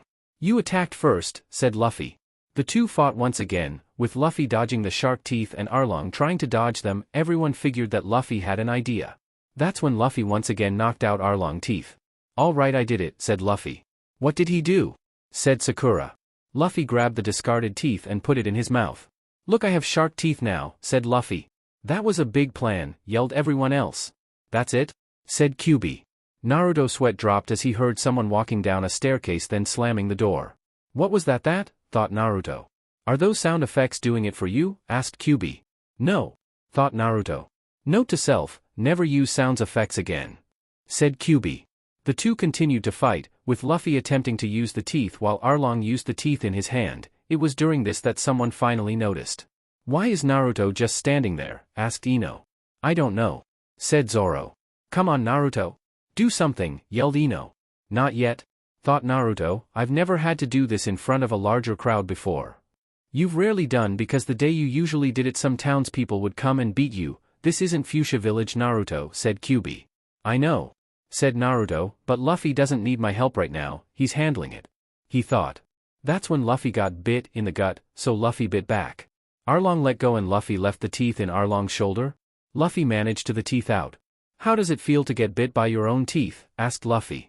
Your jaws aren't strong. Enough, yelled Arlong, a sharks can bite thought flesh and bone.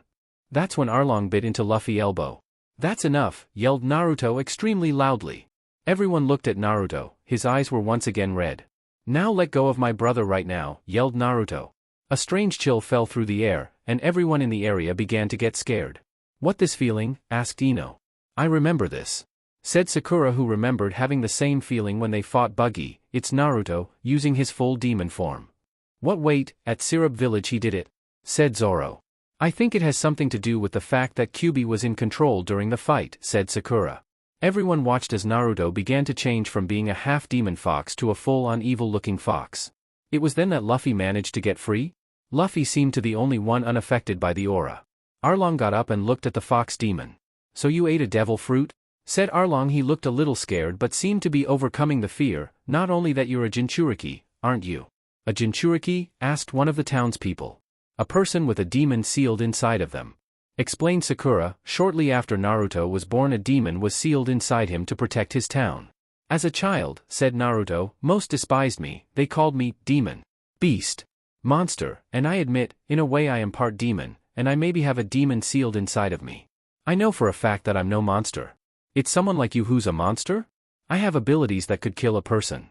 And thanks to eating the devil fruit I could use the powers of the demon sealed inside of me. Not once did I let it go to my head. Naruto glared at Arlong. I've always had a fast healing rate, and since then I gained the ability to transform, said Naruto, but not once did I ever felt myself superior to everyone else because of my gifts. Not once did I consider myself above everyone else. I may have the most powerful of all Biju within my body, but I am no monster. And it's things like you that are true monsters in this world. Arlong only laughed at this. So what? Said Arlong, who cares what you say?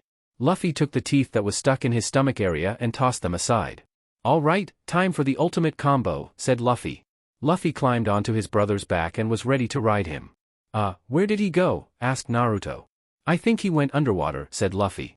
That's when Arlong zoomed out the water much like a torpedo. Fortunately Naruto quickly moved out the way. He crashed into his fortress. Wow, said Luffy.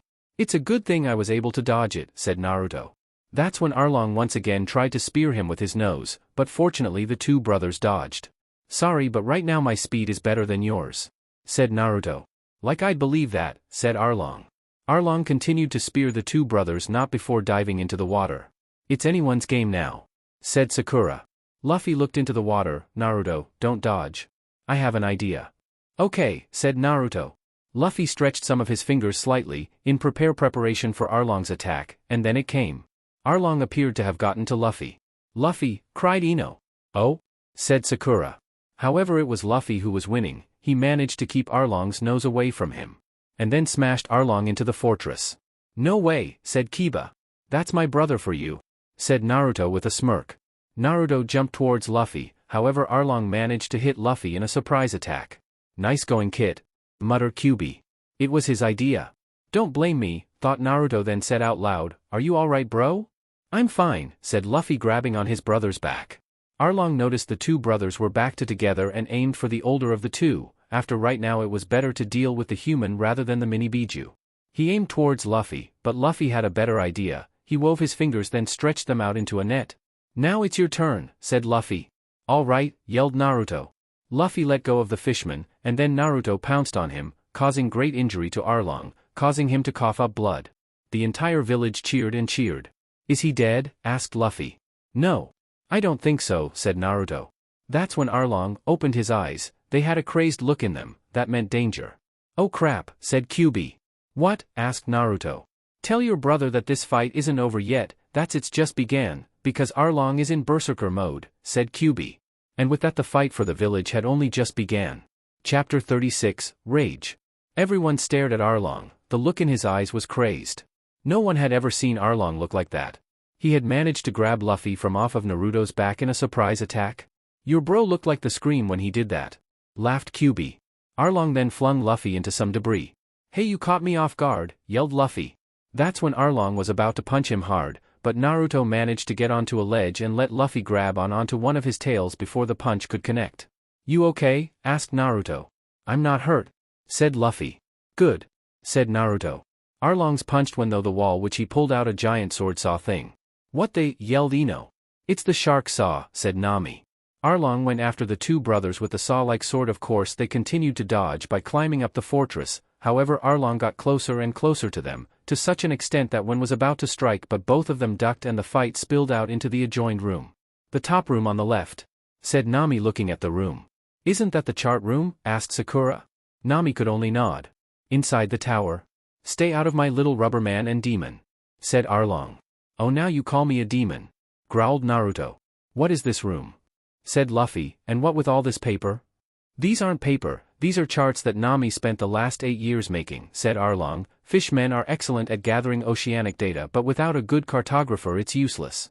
No one else in the world can draw maps like Nami.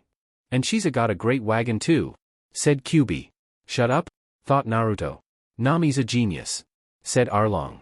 I see, said Luffy. Luffy saw a pen on a nearby desk and grabbed it. There's nothing more tragic and stupid than wasting one's gifts, said Arlong. Says you, growled Naruto. This pen has blood on it, said Luffy. Naruto began to sniff the pen. Horrible, he said. Arlong placed the blades of his sword near Luffy's neck. Drawing charts for me allows Nami to do what she loves best. And soon I will active my great ambition. Once we have charts of all the world's oceans, now one can stop the fishmen, called out Arlong. Naruto glared at Arlong. I'm not even that evil, said Kyuubi. Then again, since being sealed inside you I've been less than evil. You're evil, thought Naruto with a sweat drop. This island is the stepping stone to the whole East Blue, said Arlong. I see, said Luffy. You think that you can use Nami like I can, said Arlong. Yay! Time for a good dose of rage, cheered Kyuubi. Use, said Luffy while Naruto just glared at Arlong growling. Arlong found he couldn't move his sword because Luffy was breaking it with his hand. What do you think Nami is? said Luffy, placing his hand in front of Naruto in case his brother would try to attack Arlong. She's an excellent cartographer even if is an inferior species. Compared to the rest of you humans she's quite intelligent, said Arlong, she's rather like a spirited kitten. Okay, even I'm getting sick of him, said QB, can you just beat him to get this over with? If I was outside this body or control he'd be dead, right? Seriously. Please. Nami will continue to draw charts in here forever, said Arlong. I'll feed her, buy her the most beautiful clothes she wants. She will want for nothing and all she has to is do what she loves. After all we're shipmates. Seriously. I'm tired of him and the whole, fishmen are the best, even Don Krieg wasn't this bad, and you were unconscious for most of the fight, just take him out already. Begged QB. Luffy and Naruto shared a glance at each other. Luffy kicked Nami's desk out the window while Naruto threw out a rather large chair with one of his tails. Outside, everyone watched as something fell out the fortress. What's that? Yelled Usopp. It's a desk and a chair, said Ino. Johnny and Yasaku breathed a sigh of relief. Inside the room Naruto and Luffy destroyed everything on the room, furniture, books, and most importantly charts, all of them fell out of the room from the big gaping hole. Outside Nami began to tear up. She felt a hand on her shoulder. That's a good sign, said Sakura, the two are fighting for Nami. Beat their assess good, cheered inner Sakura. Thank you, thought Nami. Inside Duo the destruction of the charts Arlong started choking Luffy, Naruto stopped what he was doing and decided to pounce on Arlong, but Arlong punched Naruto before the fox demon could make contact. Arlong managed to kick him away. How dare you ruin 8 years of Nami's work, yelled Arlong. Arlong started biting down on Luffy's neck. Luffy, yelled Naruto, he got up and ran towards Arlong and bit into Arlong's shoulder. Keep it up Naruto, said Luffy grabbing on Arlong's nose, I don't care about how fishmen are great. I don't care about sea charts or any of that. He tastes disgusting, thought Naruto. Just hold in there, said QB. That stuff doesn't mean anything to me, said Luffy trying to pry Arlong off, but I figure out a way to save Nami. Naruto. Now. Naruto stopped biting the fishman and got off. Luffy got Arlong off by bending his nose. That's got to hurt, said QB. The problem is this room, if I destroy then, said Luffy. He stretched his leg high into the air the extent that it went through the roof. Gum gum. You think that a puny human and his pet demon can bring down Arlong Park, said Arlong straining his nose. I'm his brother. His brother, yelled Naruto. Arlong opened his mouth wise, shark tooth. Arlong began to spinning around rapidly and aimed himself toward Luffy, however Naruto punched on the fishman before he attacked his brother. Naruto then threw the fish in front of Luffy. Finish him up bro, said Naruto. Luffy nodded and finished off Arlong by bringing his foot down while shouting battle axe. The force of the attack sent Arlong down right to the first floor. It's over, sighed Naruto sifting back to his human form, I can't get the taste of shark out of my mouth. Luffy chuckled at that comment. That's when everything began to shake. On the outside, everyone could see that the fortress was collapsing. It was too much force, it's collapsing, said one of the townspeople. We have to get back Nami, said Sakura. But Luffy and Naruto are in there, said Nami. Don't worry, those two are strong, they will make it, said Sakura. The entire fortress collapsed, everyone managed to escape the debris, well almost everyone, a large chunk hit Zoro on the head who was asleep. What with all the racket, yelled Zoro. You were asleep the whole time, yelled Sakura. Then she remembered, oh never mind, you need your rest. Nami stood there shaking. Everyone stared at the wreckage hopping for a sign of life, and hopefully that life being Luffy or Naruto. That's when two figures came out of the wreckage. Luffy and Naruto. Say it bro, said Naruto patting Luffy's back. Nami, yelled Luffy. Everyone was silent waiting for Luffy's word. You're one of us now, he yelled. And with that everyone began to cheer and celebrate Arlong's defeat. Chapter 37, Celebrations and Bounties. Everyone cheered, celebrated. Arlong was defeated. In the water Sanji attempted to hug Nojiko, who in turn decided to hug Genzo. Ino and Sakura decided to look for Sasuke to hug him. Or tried. They learned of the other intentions and were currently glaring at each other. But it was a celebration, however things were quickly cut short, when Marines showed up. Hold it right there, said the rat-like Marine. Him, yelled Nami. It's my lucky day. I saw the whole thing. Well done, though it must have been a fluke that 2-bit pirates defeated the fishmen, said the rat-like Marine. Everyone stared at the Marine. Now thanks to you, the gold I had to give to Arlong and all the treasure of Arlong Park is now all mine. Throw down your weapons. Your valiant deeds will go on record of Colonel Nezumi of Marine Unit 16, said the Marine named Nezumi. Hey, said a voice behind Nezumi. He turned around and saw a very wet angry Sasuke. Everyone celebrating, don't ruin the moment. Oh, what are you going to do? Asked the Marine. 5 minutes later, all the Marines laid in a pile, all of them bloody and injured while all the guys of the straw hats stood above them. You better not mess with me, you'll regret it, said Nezumi. Where have you been? Asked Naruto. I don't want to talk about it, said Sasuke. Nami walked over to Luffy and placed. Okay, sadly the chapter is over, and if you enjoyed the video just leave a like, and subscribe with post notification, so when the next chapter is ready, you will be notified. Okay, see you in the next video. Bye.